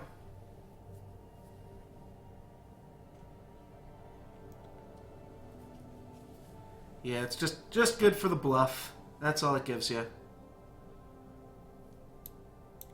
I'm going to go aggro here. I don't see any reason not to.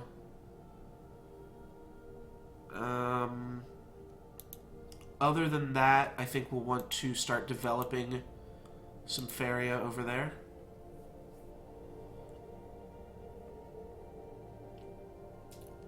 Ooh, they're going aggro too.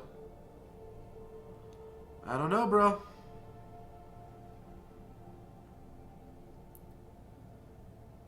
That's a pretty good one.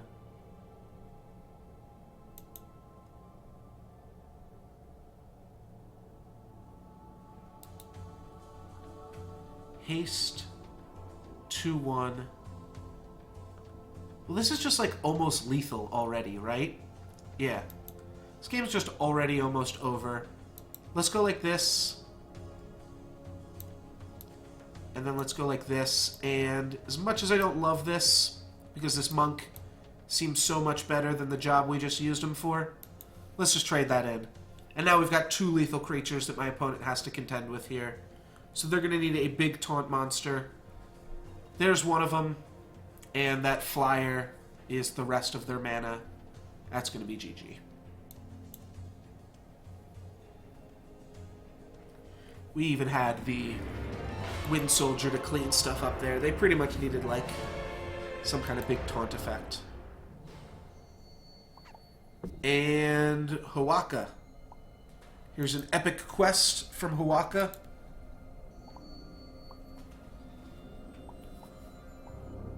Let's keep it going. Considering we are only, looks like less than 50% done all of these quests and things, we're probably not going to finish up the Faeria tutorials today. So maybe I will finish it up tomorrow. Oh, right. Epic quest means that there's weird rules going on. So they've moved the... This doesn't happen in normal games, right? The wells are always in the same spots normally. I mean, this spot right here is crazy good. Oh, my opponent's going to control it. Shit.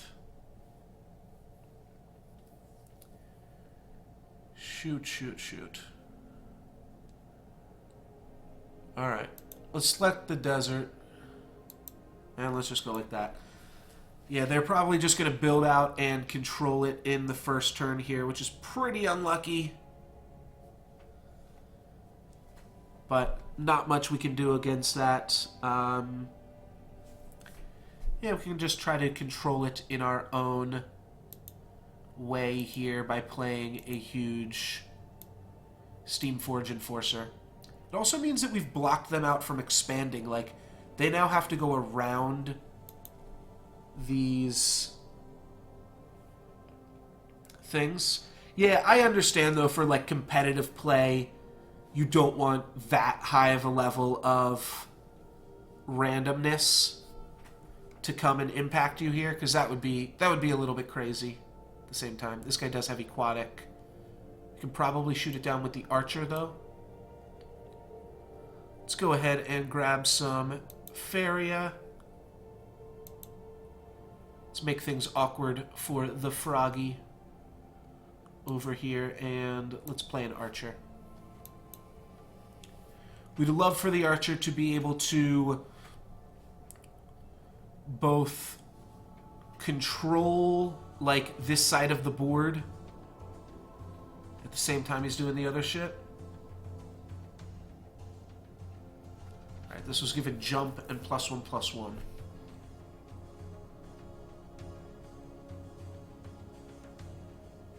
Yeah, like if we move the Archer down to here, it can kill the frog. So we're definitely going to want to do that. Oh, wait. Is this considered an object in the way? It can't be.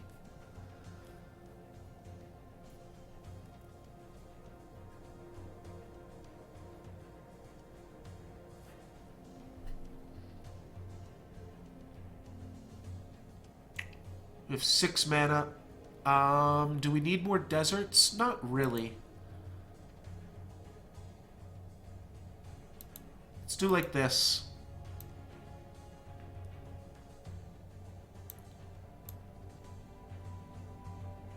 That doesn't work?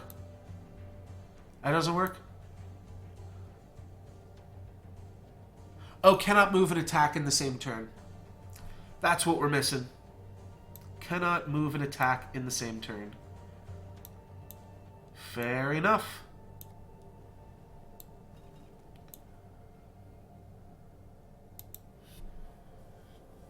Oh, that makes this pretty awkward to use, doesn't it? Well, not if that happens. What is that? Wait, I can't do this? This isn't a straight line? This isn't a straight line? You gotta be kidding me. Alright, it's not a straight line. I'll concede the point. This guy's got jump. Don't really want him jumping over here.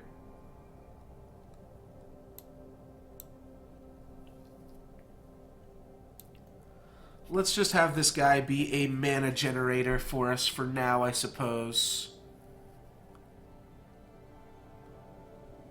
These frogs jumping everywhere are freaking me out a little bit. Let's go ahead and claim this spot. It's going to make me take a little bit of damage right now, but I actually have never played Hex. I have played Duelist, and I've played Scrolls, but I've never actually played Hex.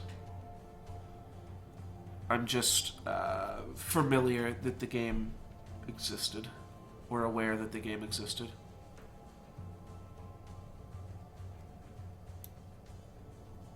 Let's smack this guy. Yes, I'm laughing at you. Play the Scavenger.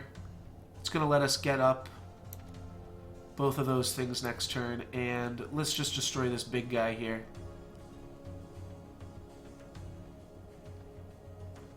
Oh yeah, and I get to do some other stuff. We've got a lot of mana, so I think we can draw some cards here.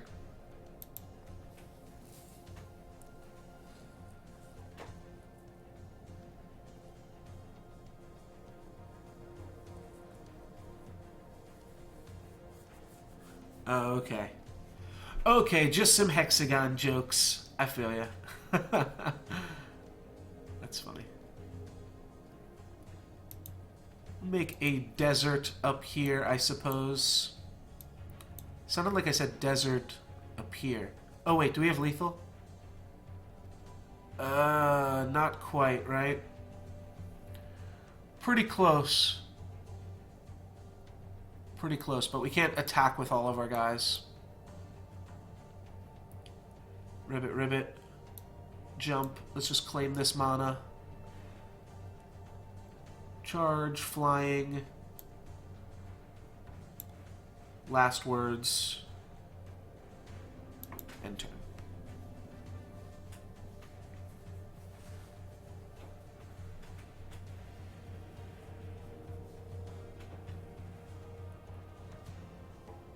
Alrighty, he plays the haste ninja frog, and then we get to finish him off here with the demon. Easy enough. Nice epic quest, Faeria. But it was nothing for the likes of No Luck's Given. Draw him out. So Cypher is back. And here he is. Looks like we're going to have to play him twice. Uh-oh. That's looking scary. Let's jump into it here. Let's play this desert deck.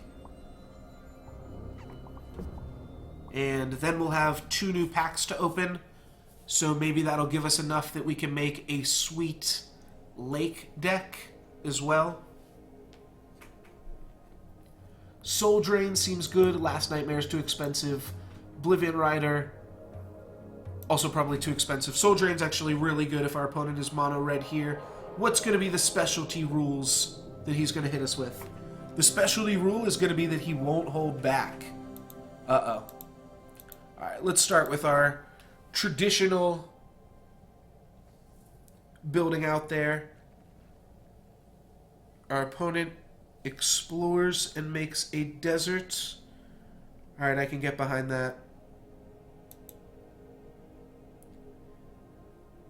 Oh, did I almost play the wrong one? I almost played the wrong one. Did you guys see that? I almost made a mountain. These cards look red to me. These are red. They need to be a little bit lighter for me. But if you look right here, like, oh, I can't actually point at it, but right below the mana cost where it says, like, the thing. Well, regardless, we didn't do it. Whenever an enemy creature dies, deal 1 to your opponent. We can start smacking my opponent something fierce here, though. There's no mana production being gained here, but hitting my opponent for 6 on turn 3? Seems like that's gotta be at least okay, right? These only drain life from creatures, which means we've got, I guess we can kill the Bloodsinger? Sure. Yeah, it's gonna deny my opponent some Faeria here. And, yes, I am smarter than I smell. Wait, this guy's like almost dead.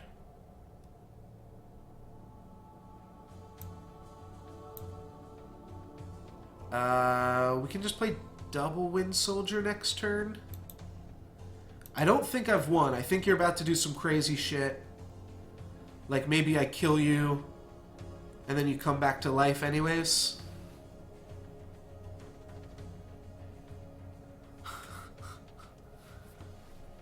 Alright, so he's playing some Taunters. This guy's got combat. I almost have lethal, but he protected his guy. Haste, charge 3. I can't get out of here.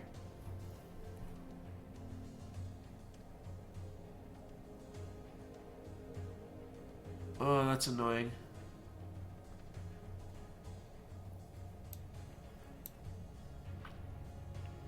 Can't be attacked. But I can still set up Iona and then win next turn. Alright, let's draw a card. That's really good.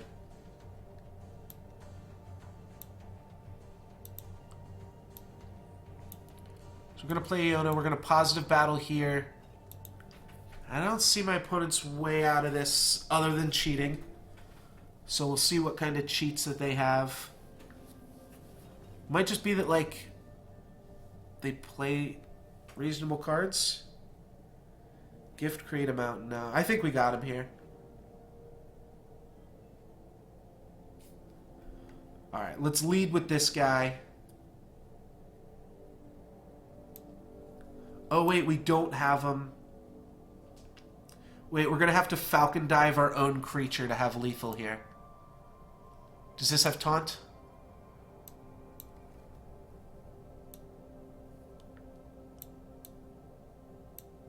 No, I think we have lethal. We just have to Falcon Dive our own guy. So I'm going to do this so that we get to Falcon Dive our least powerful creature. I don't know. I think we did it. Is it going to come back now and do some crazy shit? Alright, looks like he's not coming back, but I think we get to play him again, and he's going to be even madder. Level 6 reward. Here's 3 cards we don't have full playsets of. I own 2 of this, 2 of this, and 2 of this.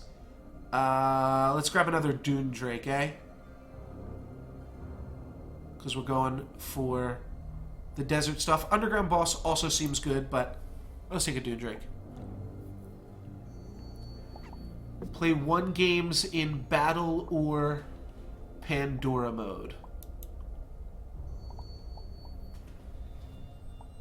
Alright, we'll play a battle. Oh, there's casual and there's ranked. We'll do ranked.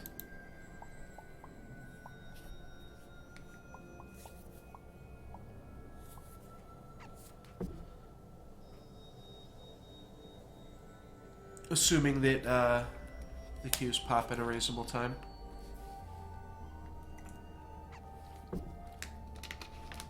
There's not like that many people that play this game, right?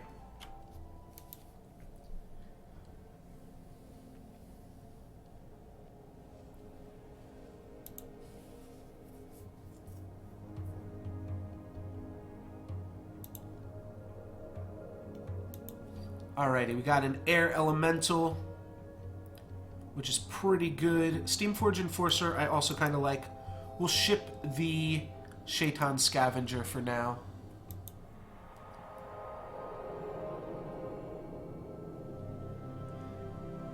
Oh, that's why I'm saying Faeria, because of Terraria.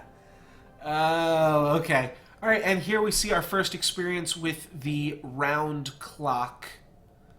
Or the holy shit. Alright, my first ranked game is going fucking swimmingly as I just drop down a lake. Oh god, alright, that's gonna happen. I don't even know what, like...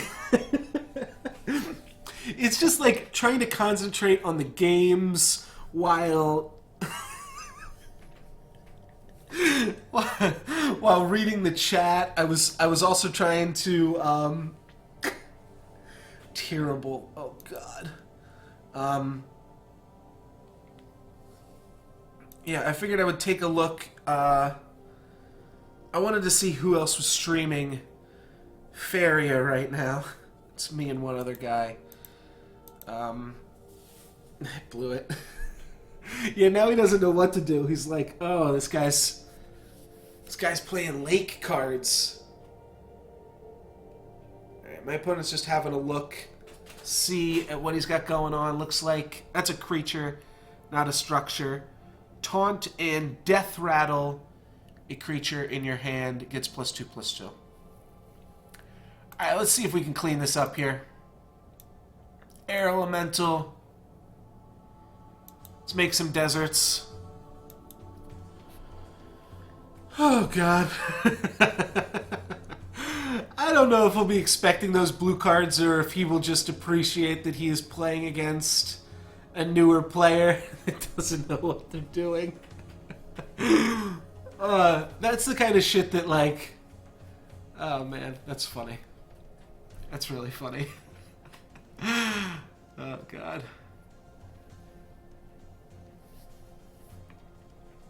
Like, I know in like, Hearthstone, there's certain cards that you see...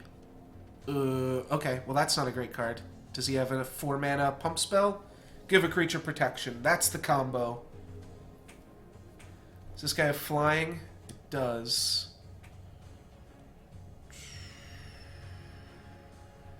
It's +3/+3, which is pretty awkward.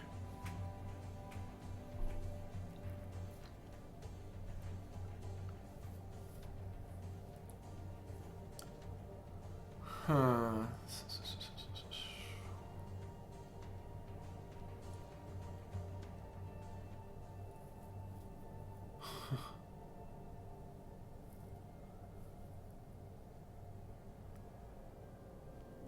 Maybe I just kill this thing before it does too much damage. My opponent's out of cards. Alright. Let's Nightmare. Oh, I don't have enough deserts.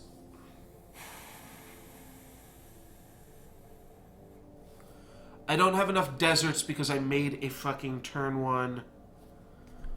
Oh, God. Alright, alright, alright. We can salvage this.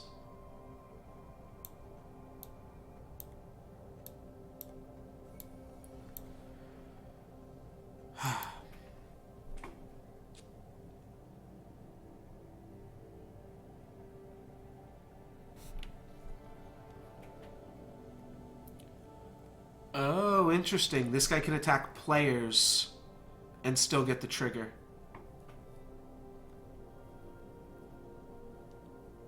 That's really interesting to note. Maybe I should have just played the Archer there because the Archer will be able to finish this off, but...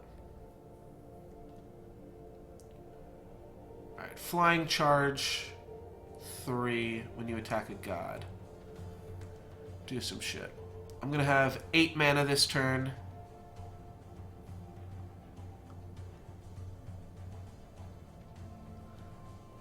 Yeah. There's certain cards that, like, I know you see in Hearthstone sometimes, and, They're kind of giveaways that your opponent doesn't have too much that they're working with.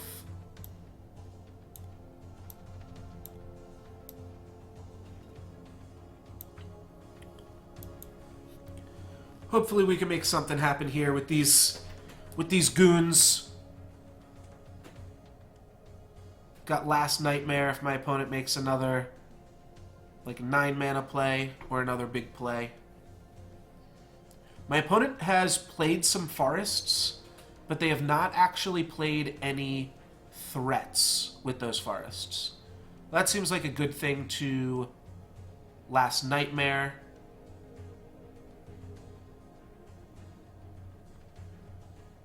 Oh, but I don't have nearly enough mana to Last Nightmare, actually. Oh, yes, I do. Oh, but this has Taunt. Okay.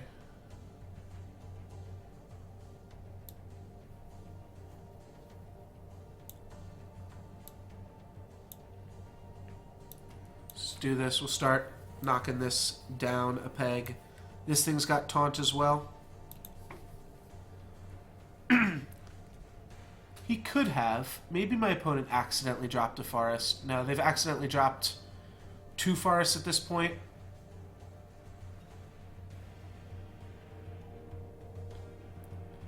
Definitely want to kill this. That's going to open up some room for us. Alright,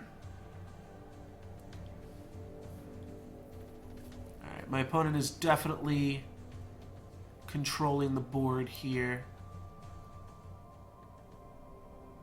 Let's play this. Let's hope they don't have a creature in their hand.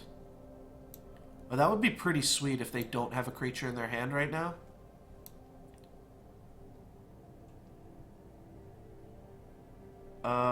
You know what? Even if they do have a guy in their hand, they aren't necessarily able to use it.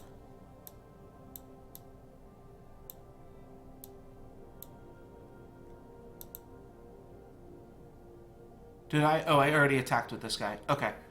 Let's start making some more things happen. I kind of want to block my opponent off here so that they can't build over to me.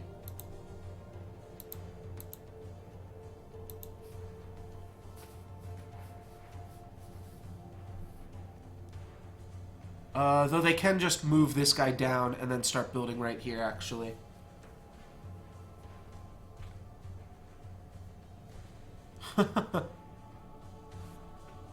I guess every card has 2 different arts, right? Or at least a zoomed in version of the art. So they move this down. The Shaitan Demon can positive battle with this.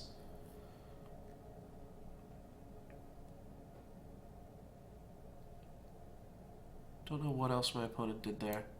I can't move this guy. Wait, this has Taunt too? Oh, no, it doesn't.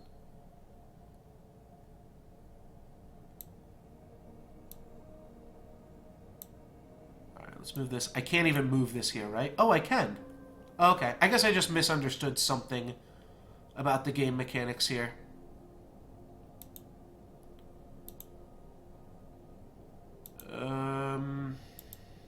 If I just make a desert here, my opponent's just gonna walk onto that desert.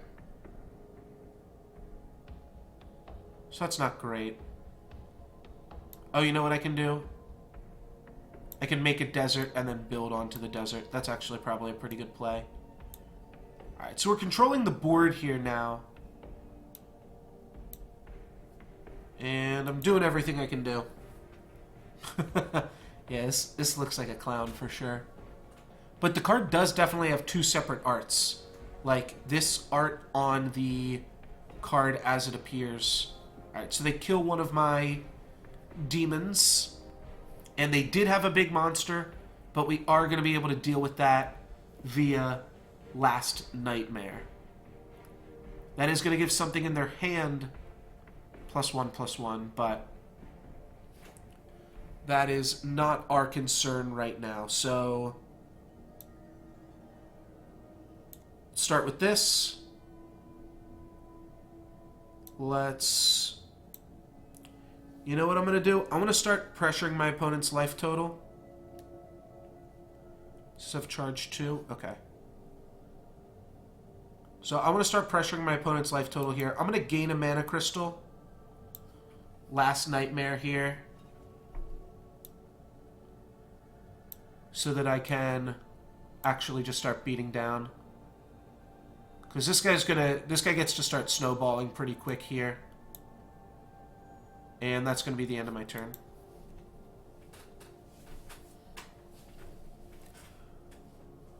Play might be a little bit aggressive. Looks like they are going to try to clog up some of the field. Though I can charge... Oh no, charge isn't the same as jump. So I could jump here, but I can't charge over to here. 8/8 haste. Okay. It's fine, it just trades with both of my monsters. That's all of my opponent's mana as well. Not a huge deal.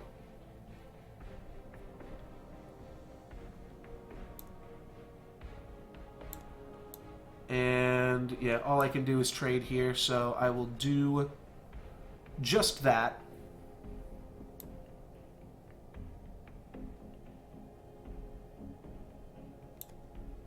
Let's play that flyer right there in an aggressive spot. And I'm just going to draw a card. I probably should have led with that, but no matter. You always want to draw cards first before you make your other plays. Do you start with 25 life? No, you start with 20 life. I've only dealt 1 damage to my opponent. That's why. Oh, my opponent has no plays there. That's got to be good for us.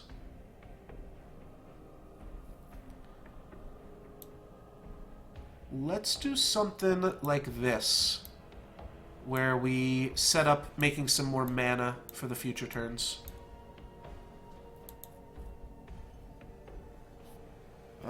Oh, I could have just played Dune Drake and that would have set up lethal.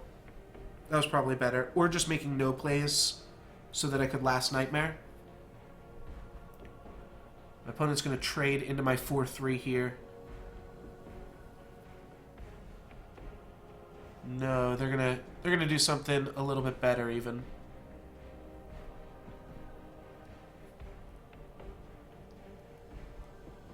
It looks like I was wrong earlier. I don't think I have to attack this if I don't want to. I think I can just attack my opponent's face, right? Yeah, I can.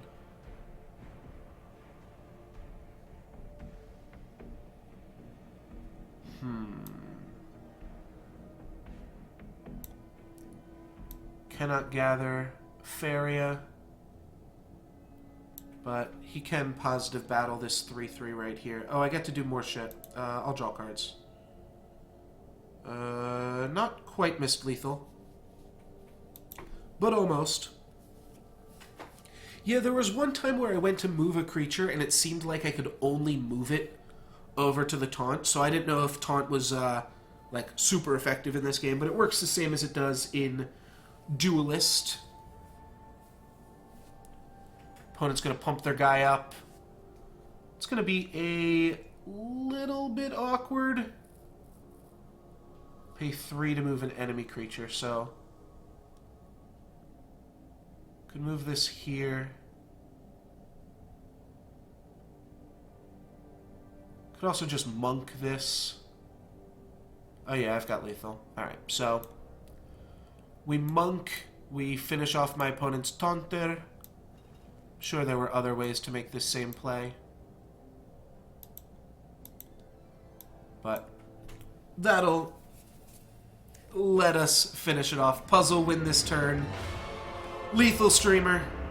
First win of the day bonus we get as well. Pretty sure that's the only game we've played, but we got 2 stars from that somehow.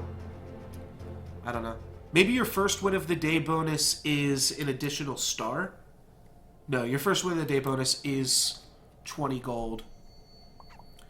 Alright, let's pack that in. Let's see what our daily quests look like. Reach level 8, watch and learn, and craft a card of your choice. So, looks like we gotta go reach level 8, eh? That is the only thing left for us to do. We've got about an hour left of this stream. You know what I'm going to do? I'm going to take a 5-minute bathroom break here and also heat up some pizza because I'm going to be streaming for about another hour. Oh yeah, I've got some chests here. It is a bathroom break, so I'm going to go ahead and do that first, but it will give you something enticing to come back for.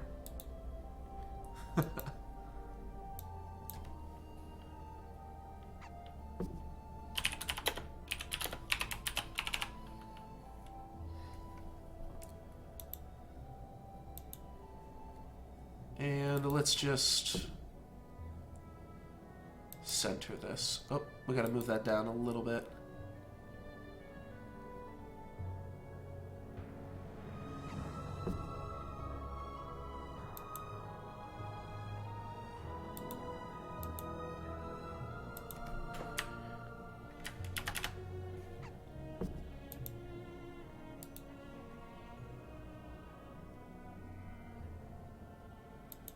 Alright, that'll do it. Back at 5. I will be back in 4 minutes. Just going to go to the bathroom and heat up some pizza. And then we've got an hour left in the stream. Thank you guys very much for watching. I would just say real quick right now, if you aren't already, feel free to hit that follow button on my Twitch page as well as checking out my YouTube page where I post VODs of past streams as well as some highlights. Awesome. Be right back.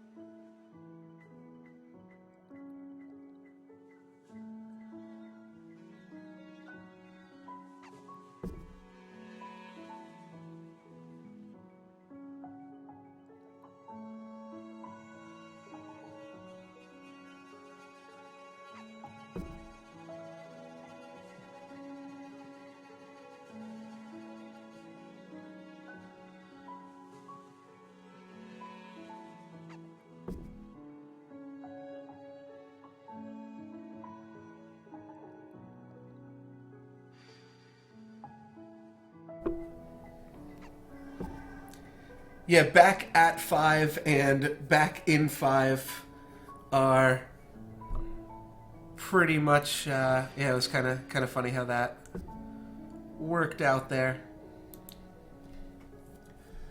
I am heating up some pizza for myself, so I will have to excuse myself in a minute or two to go grab that. But for right now, let's open up some packs. I hope these were worth the wait. Maybe we can open up some more sick legends. Looks like we got a blue card here.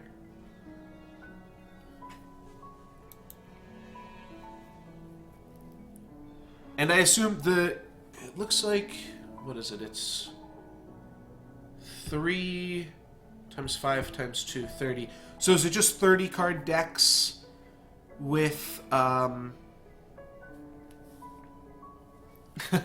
think it's 30 card decks and there's a 3 of limit. That's what it seems like so far. Alright. Aquatic, charge 3. First time you draw a card with base cost or 7. Base cost of 7 or higher. Gain flying and +1/+1.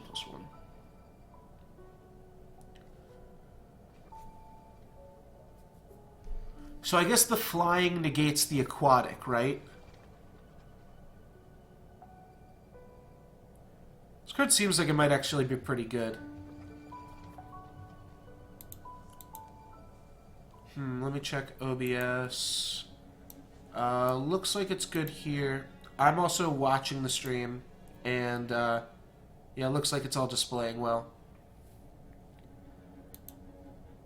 Can you just hear me, but you can't see me back? Yeah, I've got no issues on my end for OBS, Twitch, or I guess that's all it would be. But Gabriel Commander, this card looks solid to me. I think we can make this card work. We don't have too many cards that cost 7 or higher right now, but it looks good. This is also interesting. Red Devil got a little gift thing going on. Again, all red cards seem to have 2 things. We also got a 3rd Seedling. That is pretty clutch. So, altogether, pretty good pack, I think.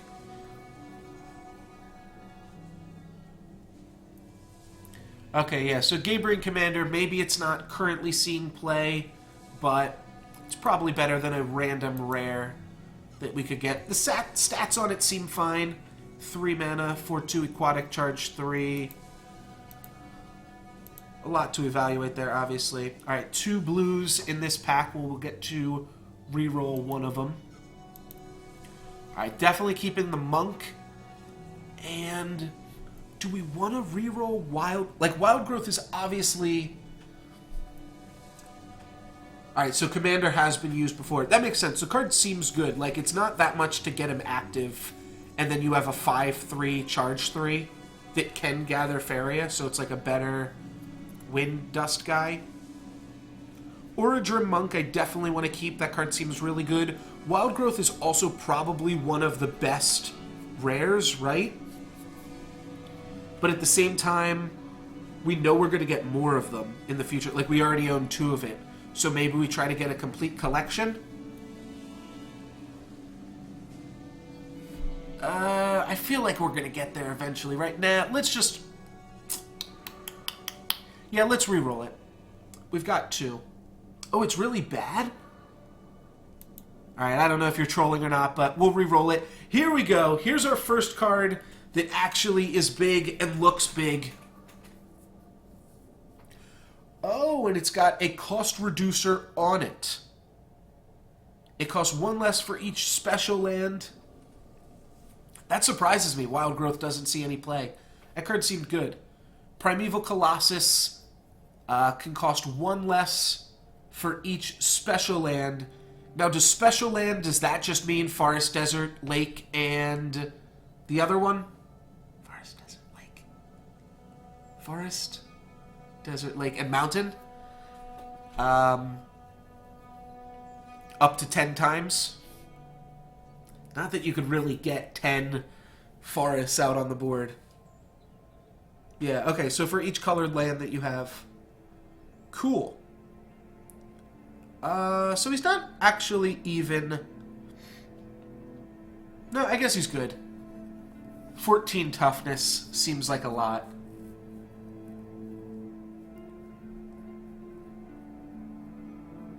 Alright, fair enough.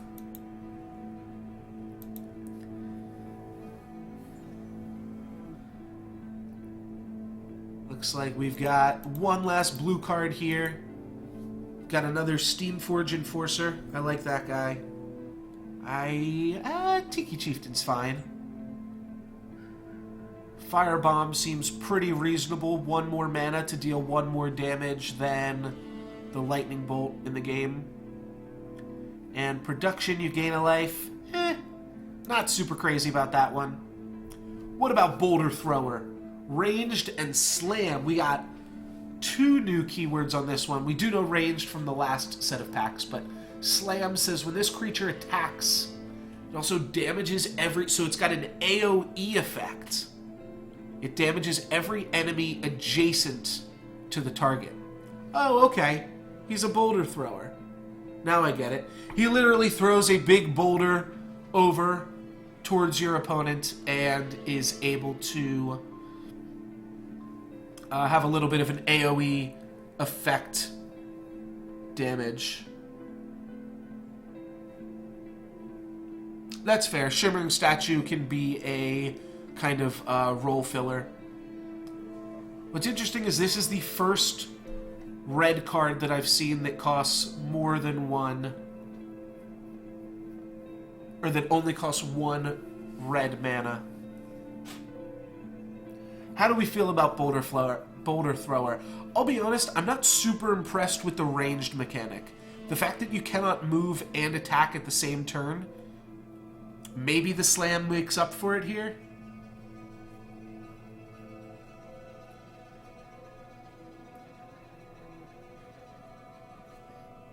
Ranged combat gain to Faeria. Oh, that would have been pretty cool too. I don't know. Thoughts?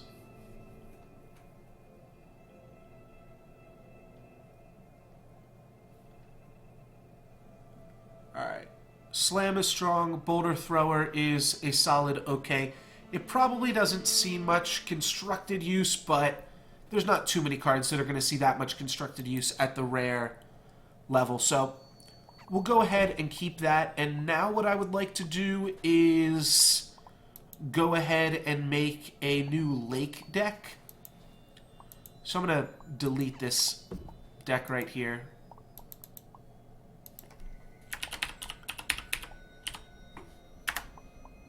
We're just going to kind of windmill our way back around. So now we're going to make a new lakes deck. And I'm still just going to continue with the mono-colored here. Thank you very much, guys, and welcome to the stream. I am going to go grab some pizza, which just got heated up in the other room. And I will be right back.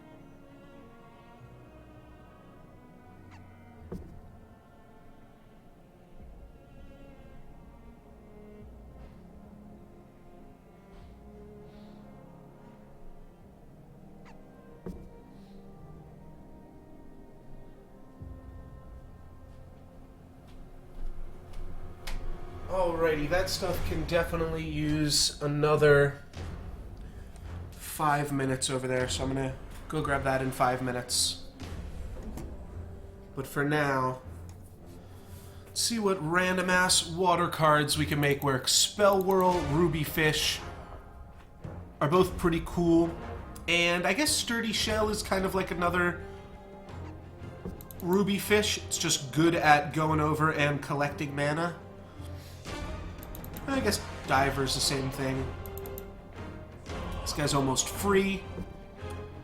This guy seems good. We do need some expensive cards here. Do we have any big expensive cards? We've got this one. We've got these. So we might need to dip into neutral to play some expensive cards. Let's maybe put in 2 Walking Fortresses. You know what we could also do? We could just throw in a Boulder Thrower. Huh. What if we did that? It seems pretty... I don't know. And ranged means that it doesn't have to... Yeah, I kind of want to try it out. Let's cut one of those. Throw in 1 Boulder Thrower.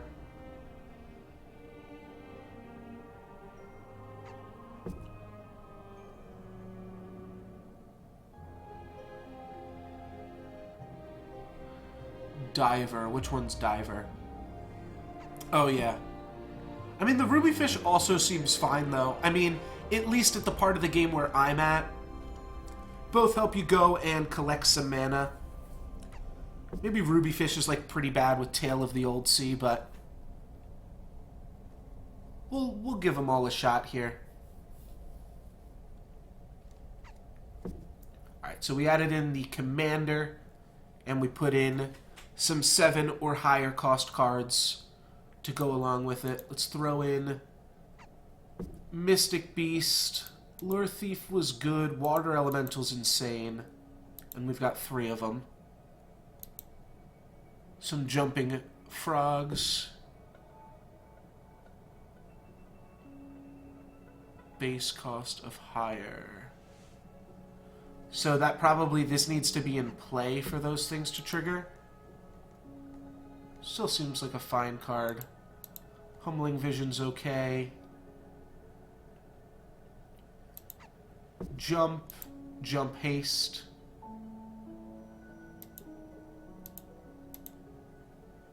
Well, the deck is limited to 30 cards, so we'd have to stop here. Did I just put in Tail of the Turtle? No, I didn't. You know what?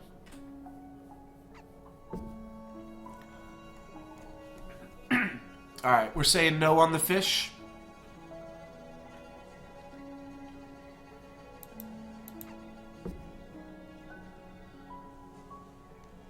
I guess green does have some high cost cards. Like Primeval Colossus. I think the Boulder Thrower might be a cool one. And then what if I just threw in, like, another Walking Fortress and a Falcon Dive or 2? Maybe that's too many high cost cards.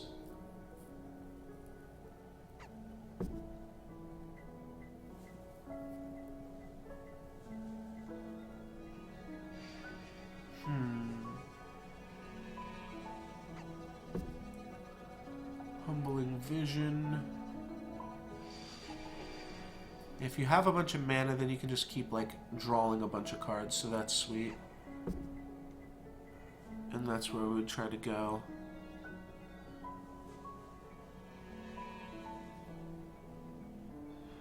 I think that's part of the purpose of all of this, is to just control mana when you're blue. Card seems a little bit mediocre, but it's probably better than another Falcon Dive, right? Falcon Dive's pretty mediocre. Alright, let's give this a shot here. Doesn't have to be great for now. It is just for the solo mode. Right. And we need to experiment. We don't have any quests that care about any of this stuff, right? Nope. All that it asks is that we reach level 8. So let's try to reach level 8. And you know what? I am having a decent amount of fun with this, and there is a lot of content here for the new player. So I got about 45 minutes to an hour left of this stream here. I think what I'm going to say is that I will, after this hour, pick up streaming Faeria again tomorrow and kind of finish up all of this new player experience kind of stuff. Tomorrow my stream will be a little bit shorter. I think I'm only going to go till about 4:30 or 5, so about an hour less, but should be getting on at about noon time, so another 4 or so hours to stream. Other than that, Friday I am probably going to switch over, play a little bit more Soulforge, whatever the Weekend Warrior is this week, and I also might play some Legacy Cube Drafts on Magic Online. So that's what the schedule is looking like for the rest of this week, and then just a shameless plug, if you'd like to be notified when I go live, feel free to follow the stream, and I also have a link to my YouTube channel in the panels below where you can find full VODs as well as stream highlights. I am going to go grab that pizza now that I was talking about earlier. That will be right back.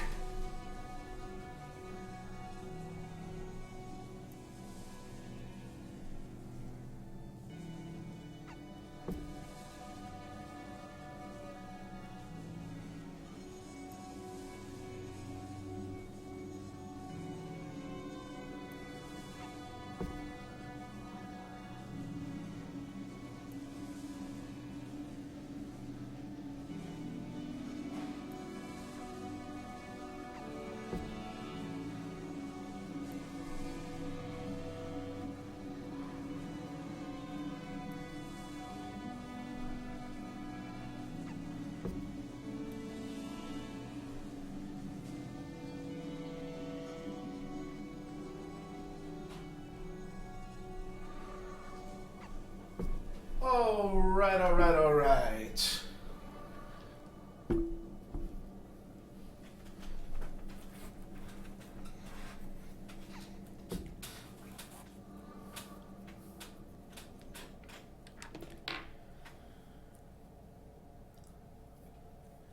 Yeah, that is something I kind of picked up on from the duelist side of things, is like you do need to make sure that you are in the early game kind of controlling the board to get the mana development and stuff like that. But that makes sense. I also, right, like, I just don't have that many cards right now. 4 packs for 440 gold. Dreaded Tactician contains 7 quests. So it's like not a horrible deal. But you still lose out gold on it. A little bit over time. So maybe not all of this is necessarily new player experience stuff.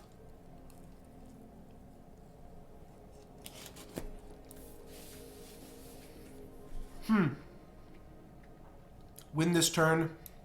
I'm gonna guess we cast Frogify and Frogify and kill our opponent.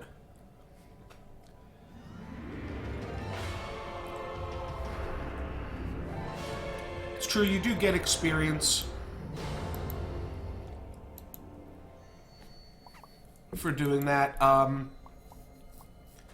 The other thing, though, is I'm just not sure if our gold is best spent off in the Pandora mode.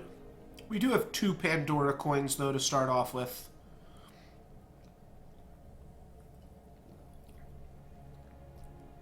Win this turn. Oh, does this only hit creatures? Oh, okay. Easy enough. What's awkward is, like, we've already had more difficult lethal puzzles in our own games. Like, I've used the, the falcon thing to kill one of my own creatures to, like, push through lethal. That was sweet.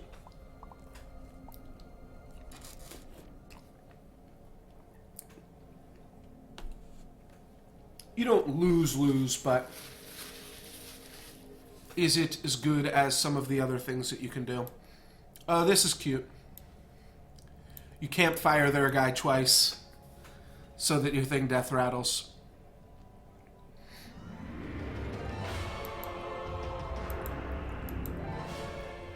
That's true. That's very true. Somniump.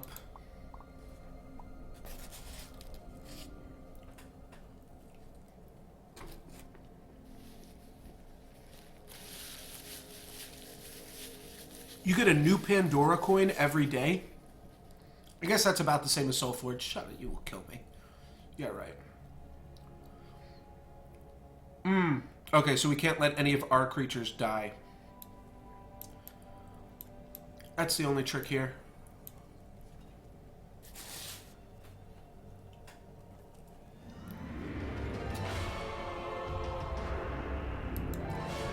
This stuff goes by fast. I imagine that the quest that you have to buy will also be a little bit more challenging.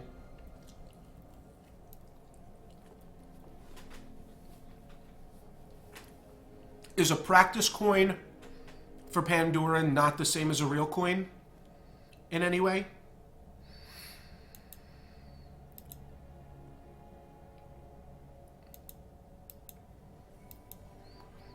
Just a little bit about how to order stuff here.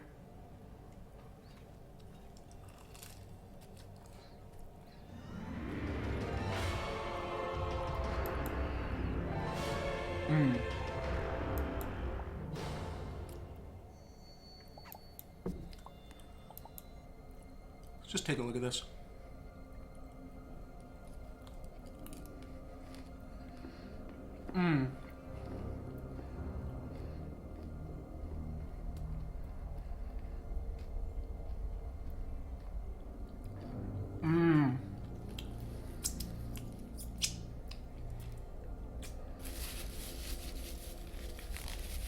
Okay. Can you tell me, will I not get practice coins until I spend these ones?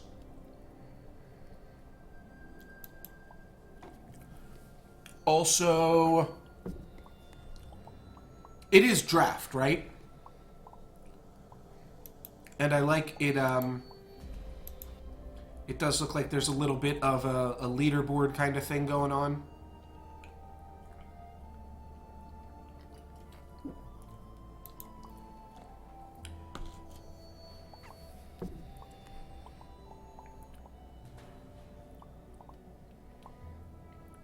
Yeah, my main question is just, am I going to get practice coins if I never spend these ones?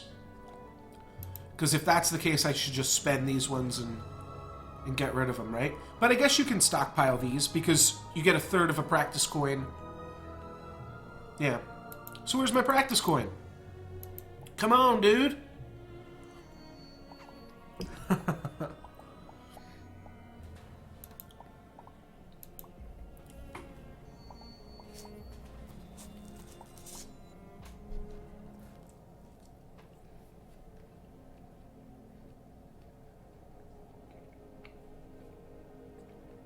Oh, I have a practice coin?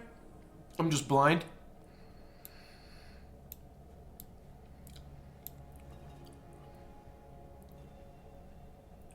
Oh, it just doesn't look like it's there?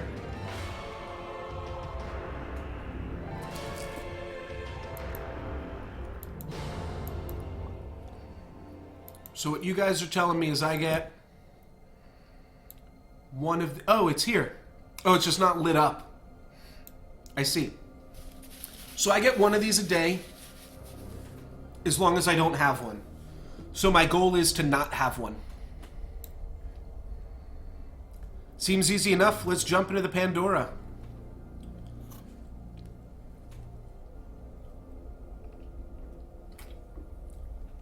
Now I'm hoping you guys are going to help me out here. Looks like it is first to 3 wins or 2 losses. Each player draws 2 cards and gains 2 life. That's pretty crazy. Diver is cool. What's up, the 2 Project?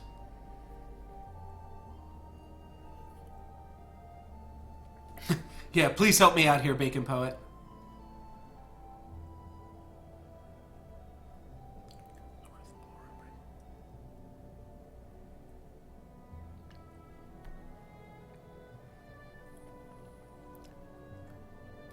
So, they lock out...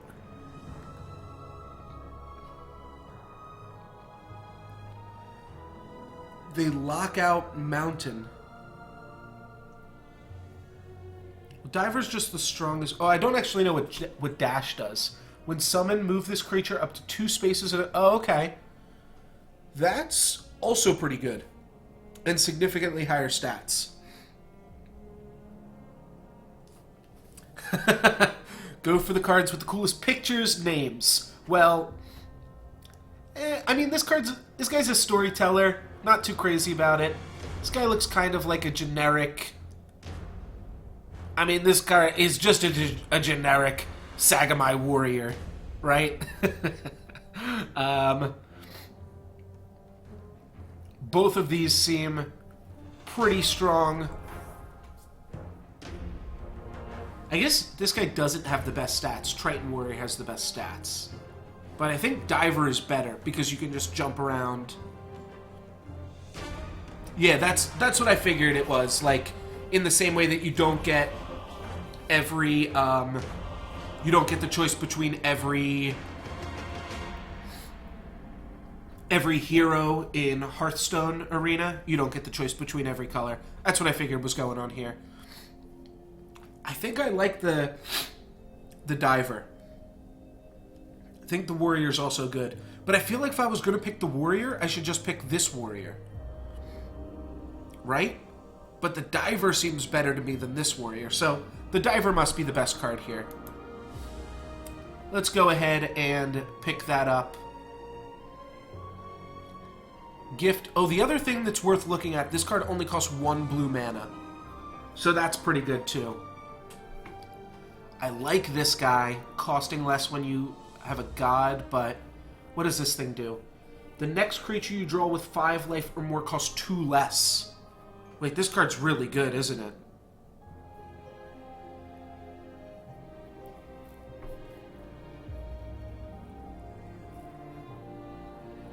That's fair. I feel like blue-green is like a reasonable option for me. The cards seem to make the most sense. I'm actually glad that red got locked out because it looks like there's a lot of double red. This Ancient Herald seems good. I don't want to confer with every single pick. Windfall, that's pretty silly. Cost 10 mana to just gain 13. Yeah, blue-green seems pretty straightforward. Safeguard seems good. Hold the line, I'm not super impressed with. Jump. When you play an event, gain +2/+0 this turn, and it's got a limit. Interesting. Summon a creature with 5 or more life.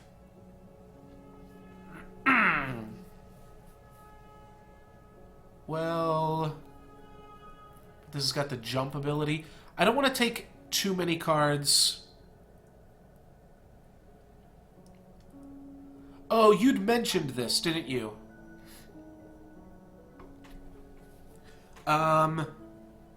Okay, first question. What did you say about Windfall before? That it was good or bad, or there was like some interesting thing about it?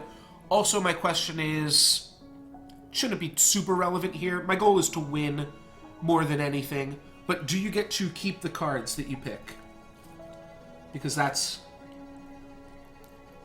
an interesting factor that comes up.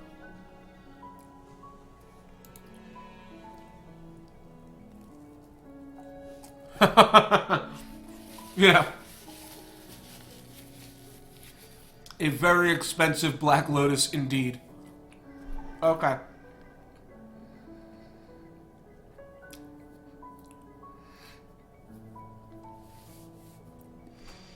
Right, okay. So Windfall does see some play.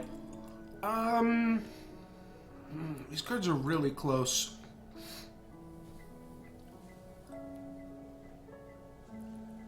I guess we can just try to stay one color for as long as we can for now. I don't think I need to take Windfall. I don't think Windfall is, like, great. It might be better in Constructed, but I don't think it's as good here. I'll take Snowstorm Lancer. Set your Faeria to 0. Okay, these are all purple cards, so we're going to get a good one. Let's read the card called Doomsday first. Set your Faeria to 0. Half your life rounded down. Destroy all creatures and structures. Right. Okay. So, you set your Faeria to 0 so that you can't Doomsday and then go crazy. Alright. Take Dreamreaver. It's OP. We're going to read that one last then. These are all brand new cards for me. So, Production... Gain 3 and deal 1 damage to the structure. That's not bad, but it costs 4. So you have to wait till turn 2 to play it. Okay. Whenever this creature gathers Faeria, a random creature you control gets +1/+1. I like this. I like Fortune Hunter. That seems very up my alley. Aura's Creation. Add a copy of a creature to your hand. It costs 5 less. Okay. Dash 3. Set a god's life to 10. This is OP. The 6 the 6 lake card. I want to trust you here. 6 lakes sounds like a lot of lakes.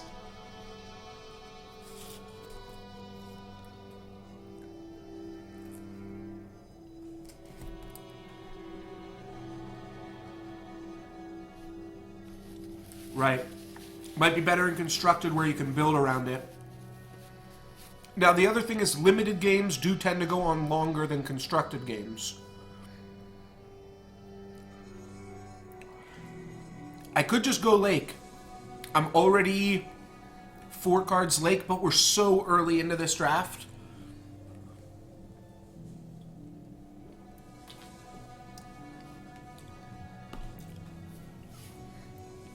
I want to believe you, the 2 project. Does anybody want to back this up? I think Fortune Hunter seems super sweet. Aura's Creation seems good. Oh, and Faeria, draft games don't last that long? Oh, that's fair enough, man.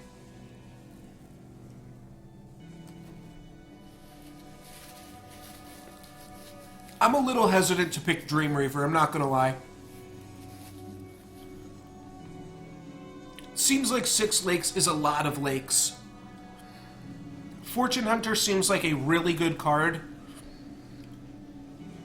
And it doesn't ask anything crazy of us.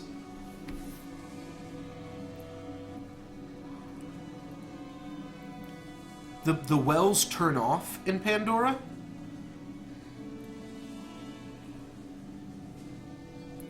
Why do the wells turn off? I thought I knew everything about this game. What does that mean, the wells turn off after a while? In Pandora, just randomly?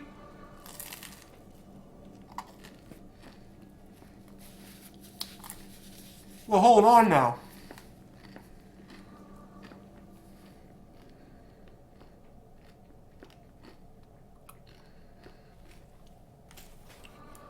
That seems a little bit crazy. definitely want to pick something. All right. How does Aura's creation work? Do I target a creature?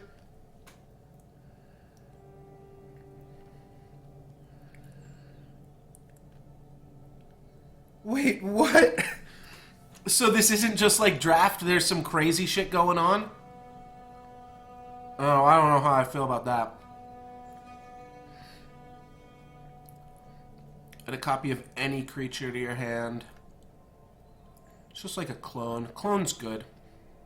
Alright, I'll take Aura Creation.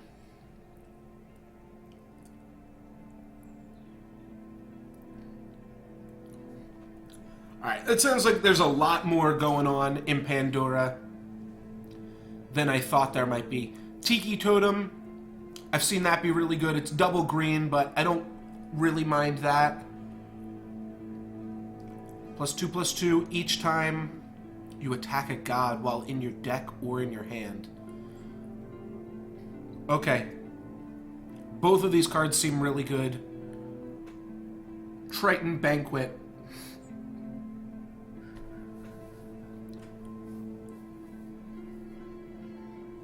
Triton Banquet I don't think is going to be the pick.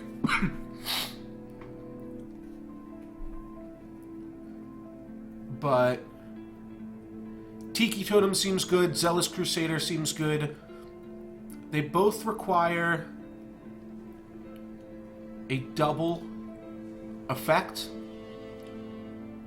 Maybe Tiki Totem isn't as good in draft. I'm going to go Zealous Crusader, I think.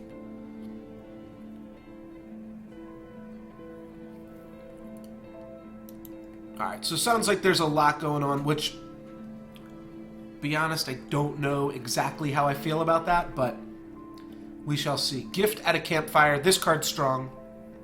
Triton Sanctuary. Whenever you gather Faeria, the structure gains +1 life.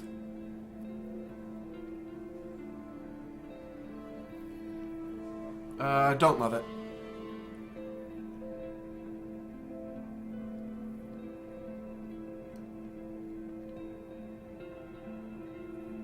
Really, Banquet was the pick. Don't love this guy. Wind Wisp seems fine. What does Windstorm Colossus do? 1 less for each event you've played.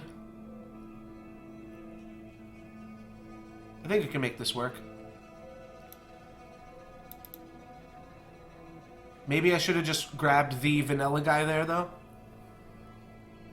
That would have been good, too. Water Elemental, I love a whole bunch. What else do we have? Aquatic is cool. Seed Sower is the green Water Elemental. I'll just take Water Elemental here.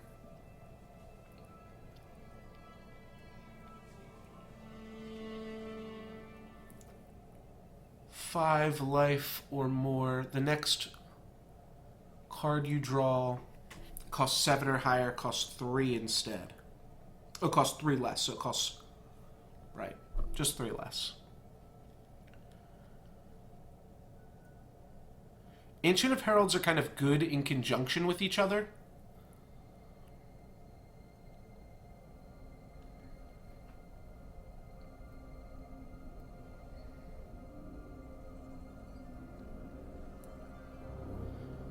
Yeah, it sounds like there's a lot that I don't know about Constructed, but we are just, or about Pandora, but we're just using the coupon here, so might as well figure it out now. Grab a vanilla 4/4. I don't hate that. Yeah, let's grab a 4/4. Seems good. We can play him on anything. Tyrannex does work with the Ancient Heralds here. We also can pick up a Soul Drain. And play a 7/3. That's not bad. Between these two, let's take the Tyrannex. It works with the Ancient Heralds here. Okay, and this was some of that crazy shit you guys were talking about. I get a... I don't know, a dream or a shard or whatever this shit's called. Treasure. That's what they're called, treasures. So, Ring of Domination. Choose one, transform a land into the color of your choice, gain control of it. Okay. Give all your creatures +2/+2 wherever they are. That's pretty expensive, but also pretty crazy.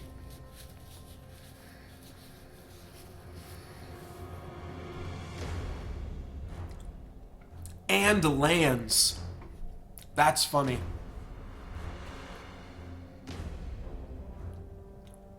I think it's between the drum and the weapon. I think this weapon might work. I don't know, it's super expensive, right? But you can do some dumb shit with it.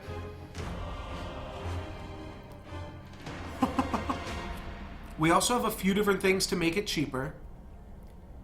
And we've got some synergy with it. I don't know. Who knows what we're doing here? Yeah, that's what I'm thinking that they're saying here, Bacon Poet, that these are for Pandora only.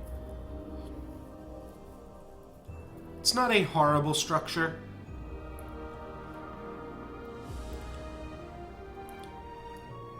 Demon Wing doesn't seem horrible as removal, but I think Soul Pact is probably pretty good. We'll take Soul Pact here.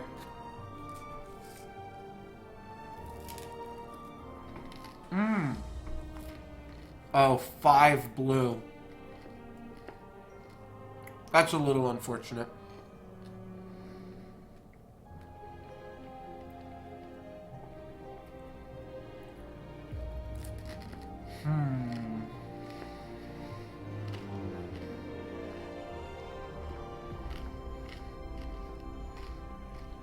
This costs 5 desert.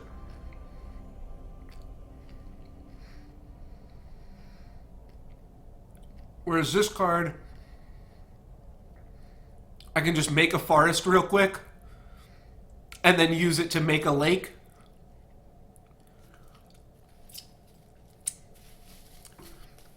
Is that crazy to just grab an Earthcraft? I think Earthcraft is the play.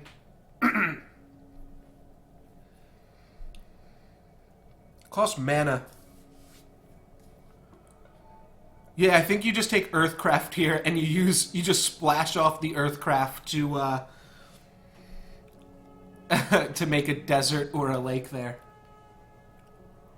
Yeah, alright. That seems weird, but that's how the game works. Another Steam Forge, a 3/3 haster. Lure Thief might not be bad here now.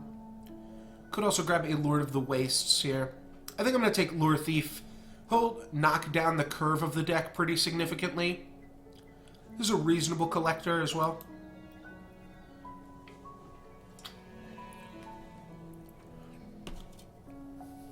Flashwind seems good. Let's just pick that up. We could take another Zealous Crusader here, but I think we just want some cheaper cards in the deck.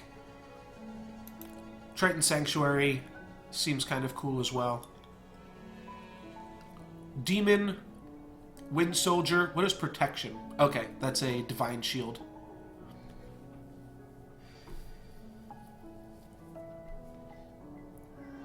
I don't know. We could play something like Elderwood Hermit. It's weird, but that doesn't seem that crazy to me. We do need 2 of these to play either of these other 2 cards, though. So we either just, like, go a light green splash for the Hermit, or just take up the Wind Soldier. You know what? Let's take Queen's Favorite.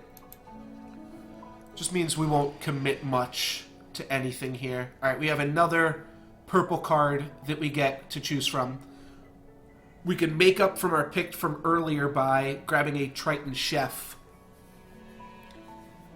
The Chef will let us put the Banquet in our hand. Well, this card seems really good. 2 mana, 2/2. Put a banquet in your hand.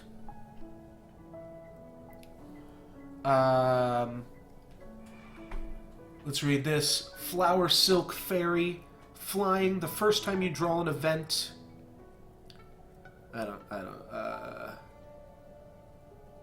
That's got too much. Too many words for me to figure out what it's doing. Alright, how about Shaitan Vampire? When it damages a god, you gain that much life?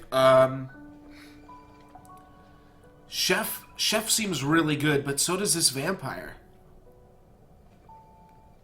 What does dash do? One space in a straight line. I guess I do already have a pretty high curve, right? Yeah, I already have some huge monsters. Maybe I don't need another huge monster. Alright, alright. I'll take a chef. Chef also seems good. I think that guy was a pretty good late game bomb there. But I think this is fine. Court Jester seems pretty bad. Forbidden Library is really good, right? Yeah, Forbidden Library is insane. Mystic. Dash is a battle cry effect. When you play it, it just moves an additional space from where you play it. Which means it can move onto enemy spaces, or you could play like a water creature and then move it to like a desert space or something like that. Let's definitely take Forbidden Library here, though. This card seems pretty good. Feed the forest. Destroy a friendly creature to gain Faeria. Oakling isn't horrible. Yeah, dash and charge. Both being a little bit different. Oh, right, yeah, because dash 1. Yeah, charge 1 would not give you anything here. Gabriel Enchantress, I don't love. Alright, let's read this Colossus, these two new cards here at the bottom. Slam. Ooh. Oh, and he gets cheaper? That seems good. Death Touch, and you have to sack another creature to summon it. Let's go for the Wave Crash Colossus. We're only halfway done this draft.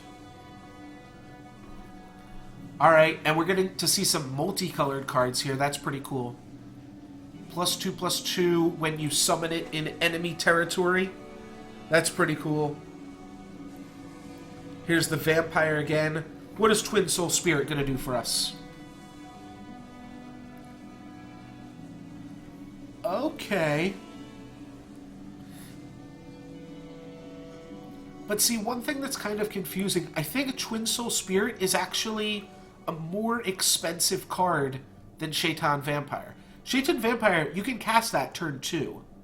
Twin Soul Spirit, can't cast it till at least maybe turn 4 or 5, but probably turn 6 or 8. I'm going to take Shaitan Vampire.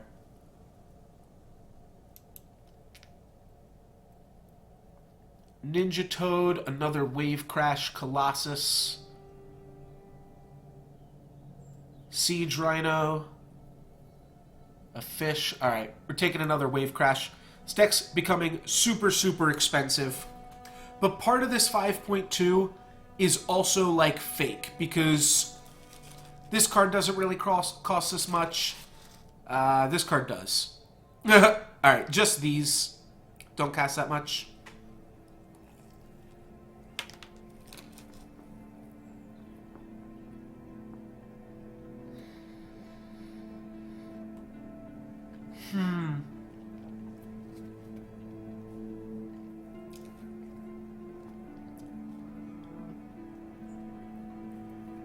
Magda's Rose seems powerful, but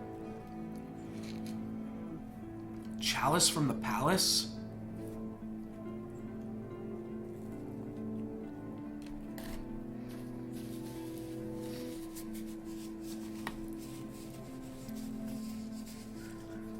If we're just going by which card here has the sweetest name, it's definitely Chalice from the Palace.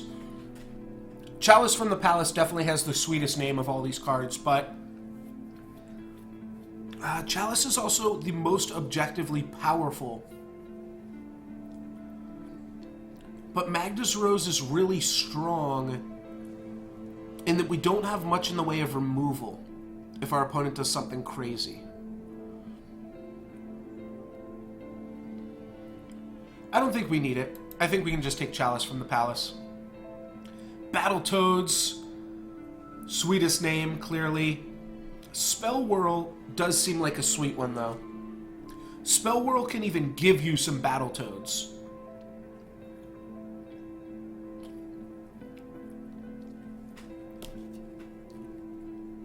Also Plague Bear. Yeah, it's just a question. I mean, like, do we want to have Magda's Rose? So, because our opponents are also going to be getting, like, astral, or they're going to be getting their own crazy big weapons. So, we might want Chalice in the deck somewhere. Whenever you gather Faeria from an opponent's well. This is like Hearthstone, where they can be completely random. It's just any two cards. Yeah. Plague Bearer, I think, is also cool. I think I'm going to grab Spell Whirl here. Seems like the most fun. It could even give us another Spell Whirl. Maybe. I don't really know. Don't hold me to that. Dune Drake is pretty good at controlling the center of the field here. I'm going to take a Dune Drake. This card has seemed pretty solid to me so far.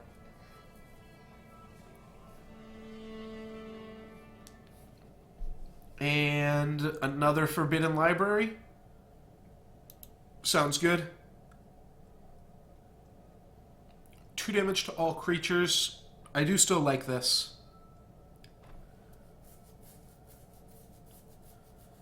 We can turn something into an Oblivion Rider.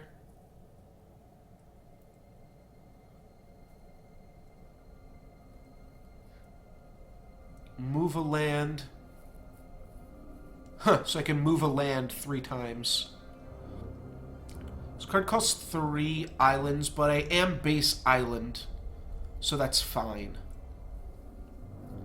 I know you said Triton Banquet was really good. And maybe it is. Giving a good creature the ability to jump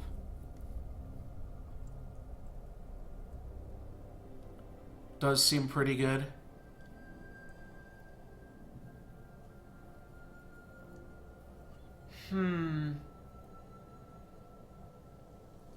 Alright, I'll take Banquet. Twin Soul Spirit again is a choice, or we can just take a Chef. I'll just grab a Chef. Now we got tons of Banquets. Ninja Toad, sweetest name. I don't think we need another Banquet here. What does the Tower do? Activate, give a creature charge 5 this turn, and deal 1 damage to the structure. I don't love that. How consistently do we think we're going to be able to harvest from the enemy's wells? I think we're going to be able to. With the diver, that's really it. This can't gather Faeria. And maybe we're not super likely to. But this card costs 3 blue. Alright, I'm going to take another Wave Crash Colossus. Might be wrong. Another Forbidden Library I can grab. Yeah, that's what they said. They said the wells get disabled after some time. They don't immediately get disabled. But we should be able to control the wells early on enough that we'll still get some Wave Crash Colossus triggers.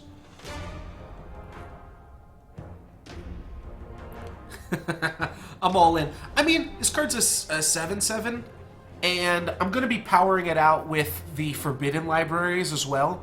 Like, I think if I just go all in on Forbidden Libraries and then make 7/7s...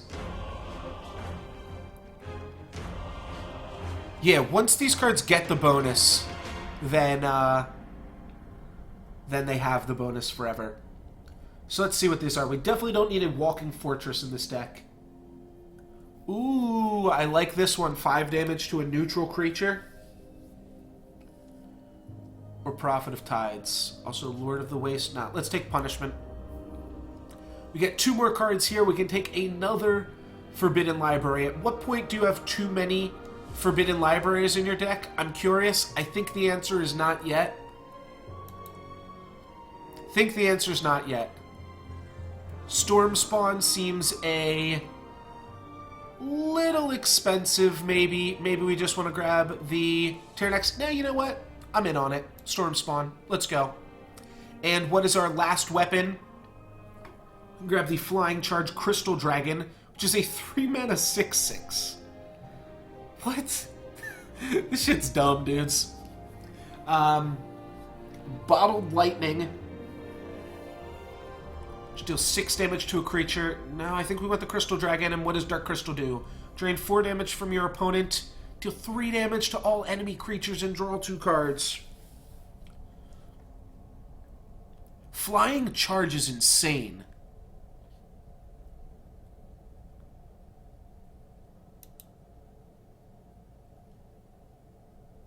Alright. Trying to get to 3 wins before we can get to 2 losses. Maybe we have too many Forbidden Libraries.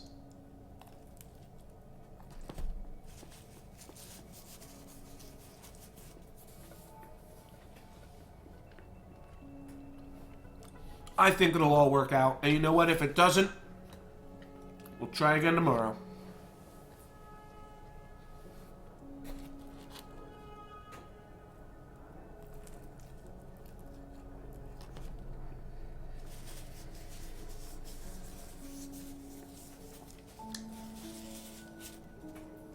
Use my libraries for blocking. Who do you guys think you're talking to? Do you guys realize you're talking to No Lux Given, the #1 ranked Soulforge drafter? Which I love that nobody's called me out on. But I have been #1 ranked Soulforge drafter in the past. I really hope that Soulforge publishes some like final stats so I can see like how I rank up lifetime. Obviously I've done my fair share of jokey decks and stuff. Alright, let's ship the Banquet. Let's ship the Punishment. I don't hate Tyrannax, but I'd rather grab one of the cards that makes things cheaper. So let's just go for this. Pandora's shards have been shuffled into each deck. Once all 5 shards are found, Pandora awakens.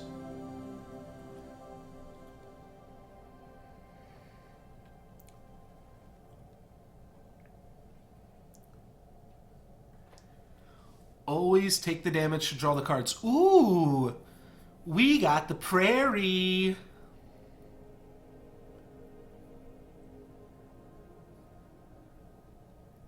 Jump. Alright, pretty sure we just want to do this. And then...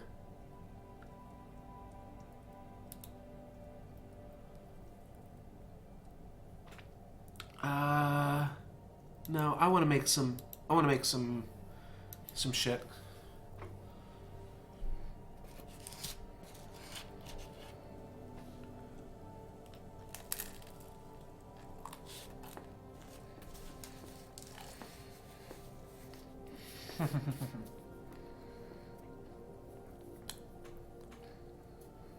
No, it is indeed No Lux Given. It is a pun.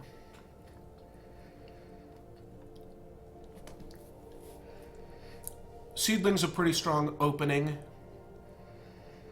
from my opponent here.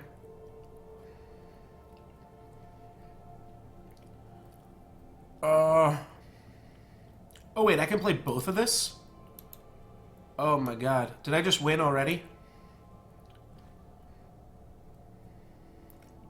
Well, unfortunately that bonus isn't forever, but...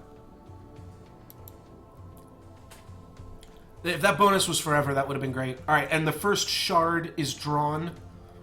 So whatever the fuck that means. So can you only draw the relic weapons after the shards have been drawn? Are they like a catch-up mechanic?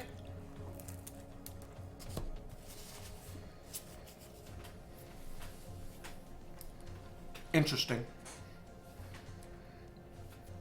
Next turn we get to make 2 hexes. Looks like we're not going to go over that way. +4 plus 0 taunt. So let's just make 2 X's, and we'll go and collect from over here, and then maybe we will develop a 4/4.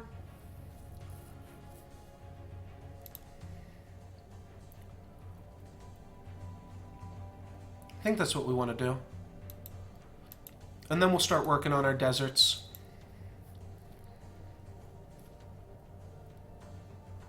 There we go. There's 1 for the Colossus. Yeah, it's interesting. It's like half catch up, half win the game.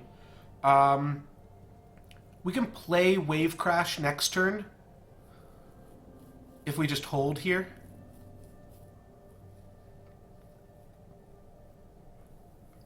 Kind of like that.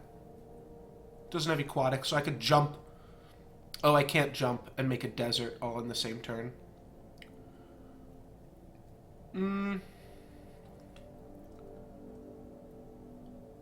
I want to play Mace Man? I don't think I do. Maybe I should have, because eventually this will only cost 5, which will be a lot more mana efficient. Next turn it's going to cost 7. Turn after that it'll cost 6, and I can play it.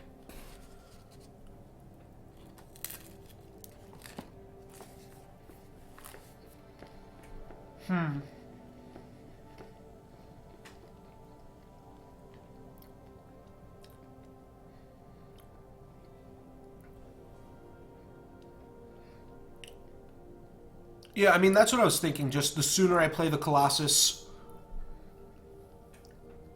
the sooner it's really going to start messing with my opponent here.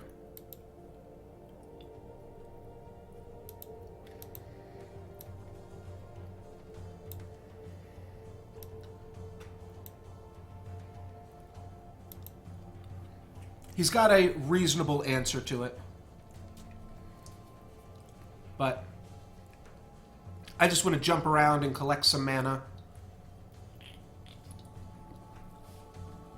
Figure out the rest of it next turn. Pretty sure I can play a Colossus again next turn. Yeah, I can. It'll only cost 6 and I'll have 7 mana. So, I'm already lined up to play another Colossus. So hate to do this here, guys, but it is 6 o'clock. I'm not sure I'm going to get another game in other than this one.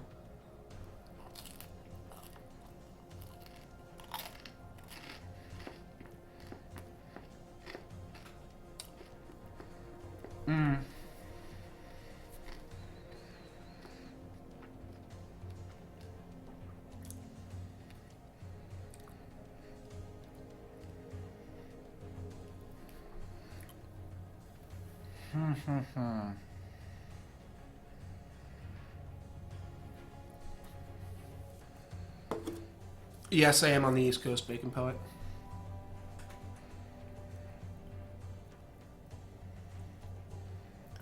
Flashman, Lord Thief. Alright, let's move this up here. It's going to discount our Colossus. And let's just reread Slam every enemy adjacent to the target. Oh, so we can't move if we want to kill this. I guess we just take out the Tiki Healer and the Tiki Caretaker for now.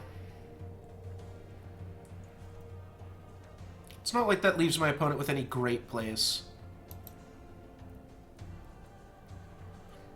Meanwhile, I'm going to start building deserts up over here.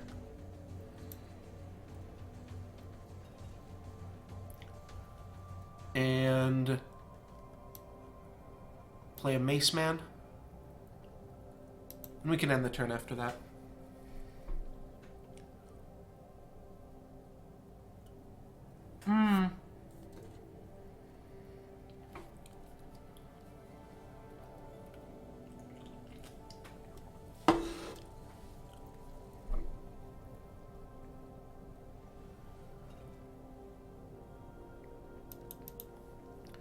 Yeah, it's a good point that you guys made there with the slam ability. Maybe that would have been worth going for. I've got access to 8 mana this turn.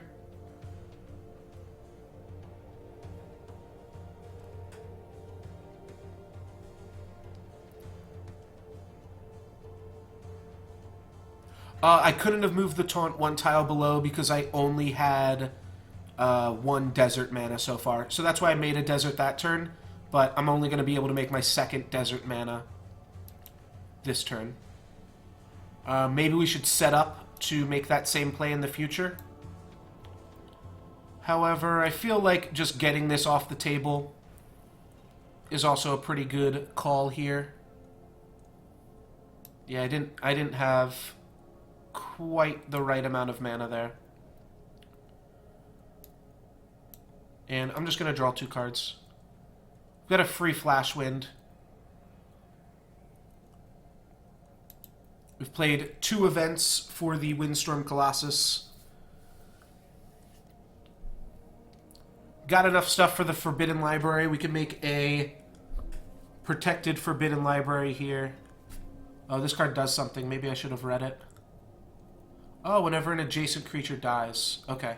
Well, we should be able to use Flash Wind to good success here and make a big play out of this.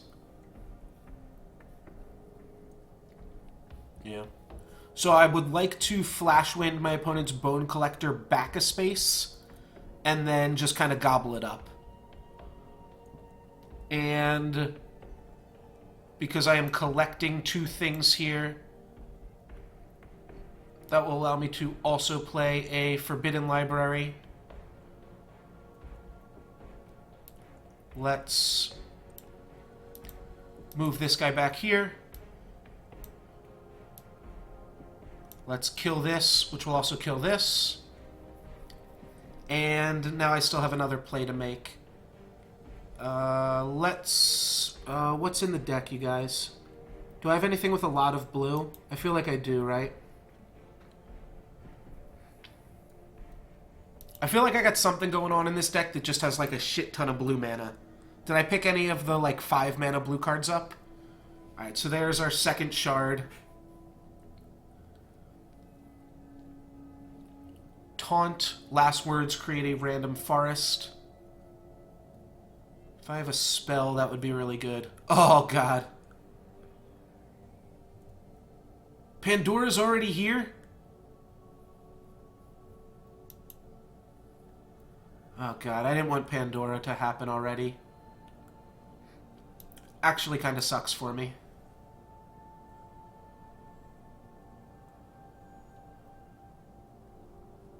-3. Alright. Oh, wait. I can just smack this. Yeah, what am I doing? That's going to slam my opponent for 7. Alright. Hopefully this game is over pretty soon here. Yeah, I assumed that my opponent was actually making a good play there. Looks like they weren't. And they are going to concede there. Alright, that was pretty cool. That was our first Pandora game. Seems a little bit random.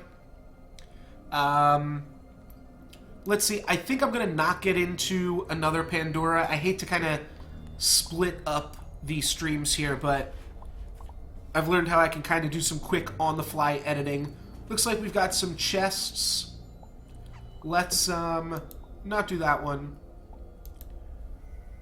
Let's finish off any puzzles that it wants to give us. Alright, so puzzle number 19.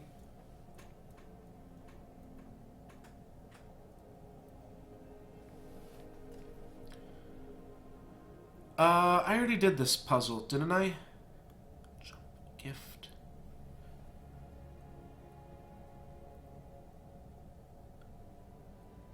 Move a creature you control. Oh, okay. So I do this.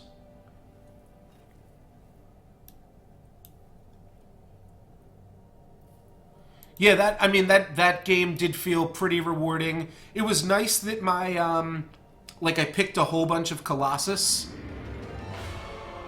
And that card actually seemed to work out pretty well for us that game. Lux is indeed the boss.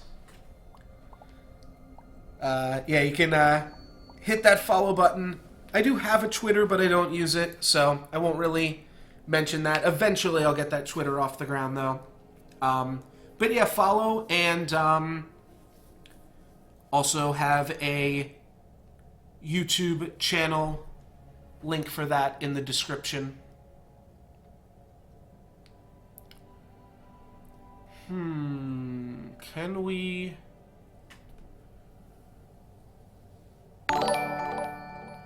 Thank you very much for the follow, Somniump.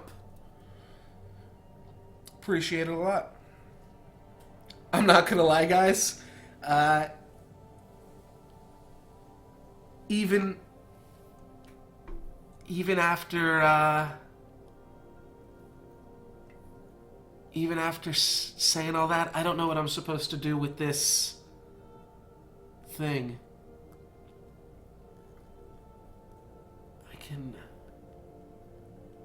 I can only put the... Oh no, I can put the barracks wherever I want.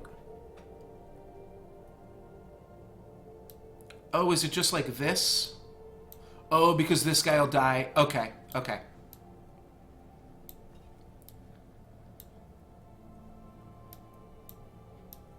Alright. That one gave me a pause for a second here.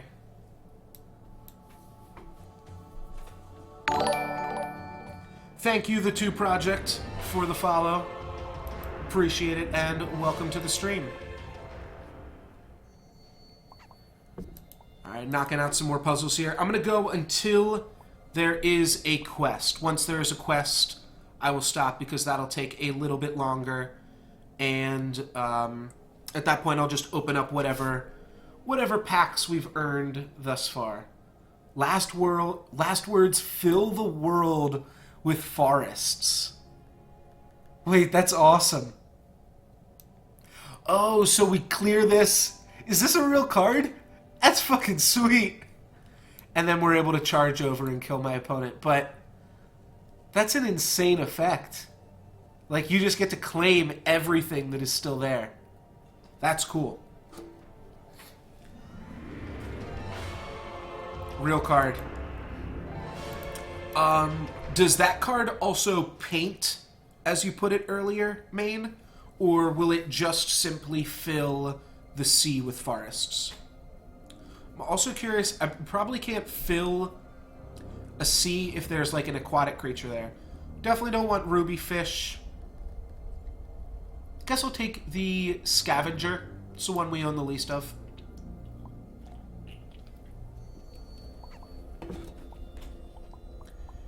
And solo.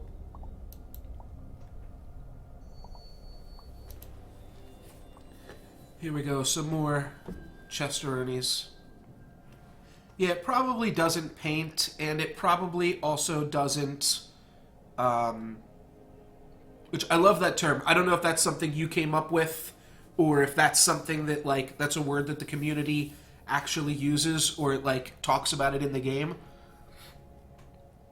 But that is a great term for that. 1 damage to an enemy. So I think what we actually want to do here is like this, right?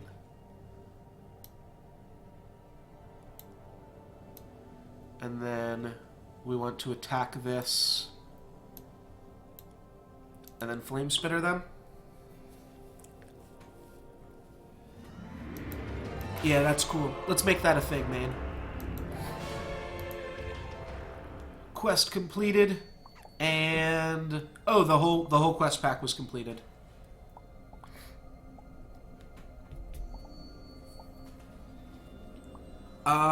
If you actually, I don't know if we can go back and replay. Yeah, looks like we can. So if you try to ping the shield.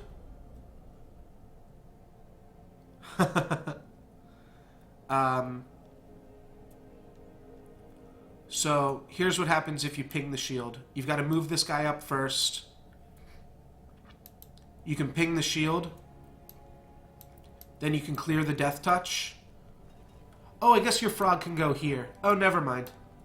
I thought both of your frogs were going to want to occupy this same space, and thus you wouldn't be able to complete the challenge. Looks like you can complete it either which way. Alright, we are pushing it here now. 6:15. I'm going to open up these packs. We'll talk about potential rerolls, and then I'm going to head out. But let's get these packs opened and end the stream with that. So here's our commons. Got another Storm Spawn. A Bold Bargainer. A random card in your hand costs 7 less. Oh, that's pretty crazy.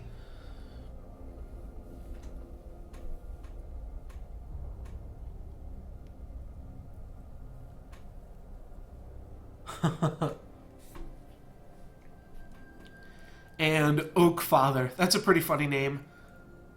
I like the names here so far. Slam. Gift becomes bigger for all of your forests. Pretty cool. And let's see, we've got a Blood Song. Reduce the cost of a random card in your hand by 2 4 times. Maybe I'm missing something. That seems like a really random way to say 8.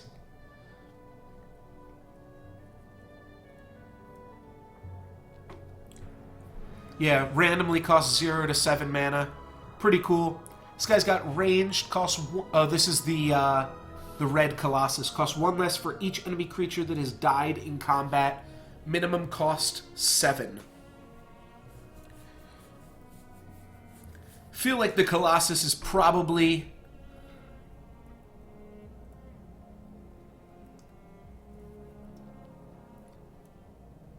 Yeah, I guess it like randomly does that. Well, if that's the case, Bloodsong seems pretty good. Alright, so let's re-roll the Volcanic Colossus here. Not sure if Bloodsong is actually pretty good. Gives us a Cypher's or Seifer's Wrath. 2 damage to a creature. If it dies, 2 damage to the controller. Okay. Okay, Bloodsong's pretty sweet then, actually.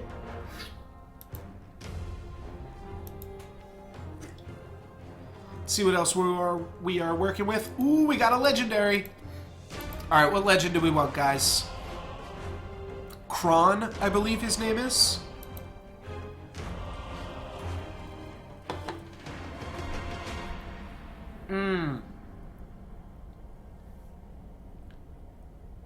This doesn't seem good.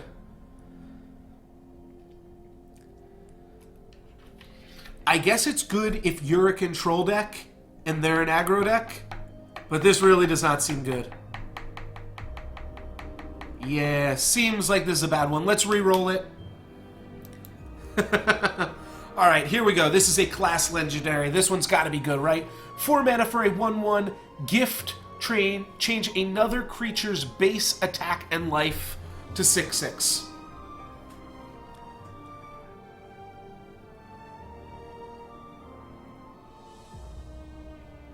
That's it. There's a 24 card cost in the game, and alright, so I guess this card's good with with the way you guys are reacting there. This card seems good. Yeah, just make something into a 6/6. Makes the fish seem pretty good. It probably erases all damage or anything that your cards have taken, so that card seems good to me. Okay, we got a purple one here. Let's see what our purple boy is. We also got a few... Oh, wow, the entire pack is new. That's cool. Queen's Favorite we've seen in Pandora. Living Willow we've seen in the AI deck. Steamforge we also saw in Pandora. What's Tiki Healer do? You gain 6. Nothing too crazy. What's our epic? Our epic is Voice of Hunger. Destroy all adjacent friendly creatures and gain their attack and life total. Okay. So kind of a... There's a card like this in Hearthstone. I think the Hearthstone card is also a 3/5. Believe it or not. I think it's a 4 mana 3/5. maybe Taunt in Hearthstone.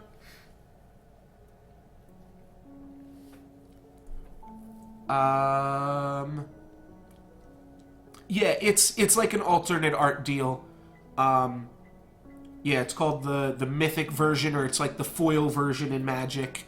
It just has an additional border around it. But it doesn't mean it is any good. In Hearthstone, it is a 3/3 for 3. All right, there we go. So what about Voice of Hunger in Magic in Faeria here? Well, it's not great in Hearthstone. I can't imagine it's going to be super good here.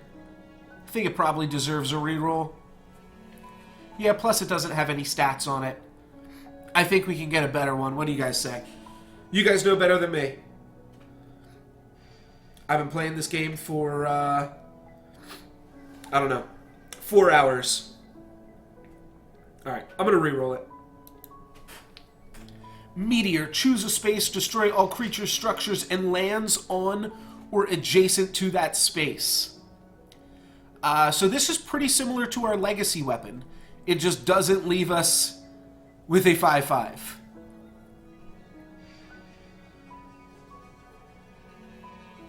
Oh, Voice of Hunger gains attack and health equal to the total life. That is interesting, Caesaron.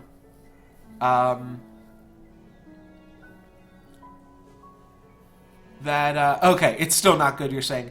Meteor is interesting as well. I don't think it's as good as our legacy weapon, but I imagine not too many cards are going to stack up favorably against those legacy weapons here. And it looks like we got some new commons. Keldron Soldier. This card's not bad.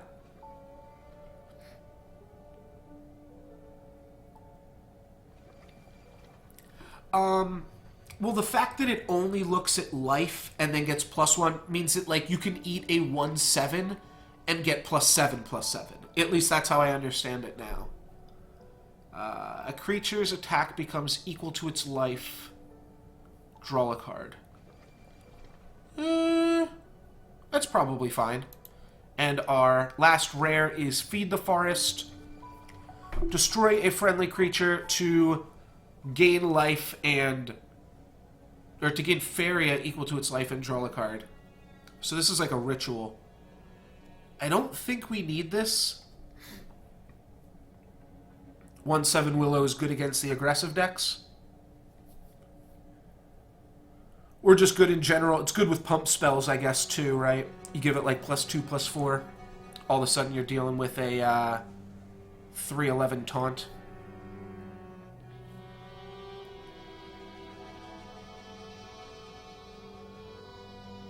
So Feed the Forest is good. This is something that we want to hang.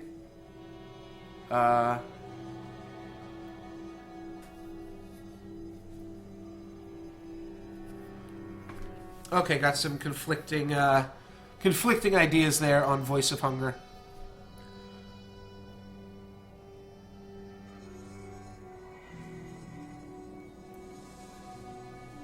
Well, I'm not sure. I don't really even play this game, so I can't help straighten that out. I am going to be heading out here. I am going to go play some Magic the Gathering now for the very last time that Gitaxian Probe is legal. So I'm going to go cast some Gitaxian Probes. I hope you guys all had fun watching the stream. If you didn't catch it all, you can hit me up on the YouTube. I don't know why I phrased it like that. I never phrase it like that. But you can find my YouTube in the link in the panels below the stream. There you can find VODs of all of my past streams. First day playing Faeria.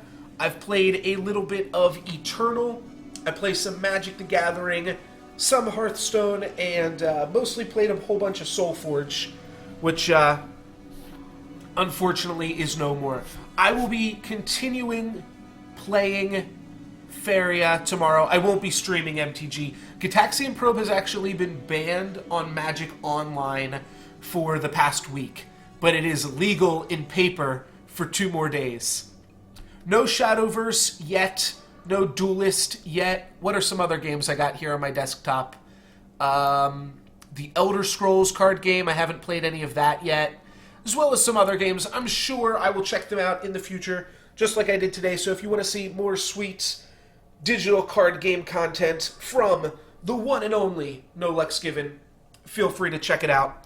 If you are watching YouTube, catch me live on twitch.tv/NoLexGiven. I think that's it.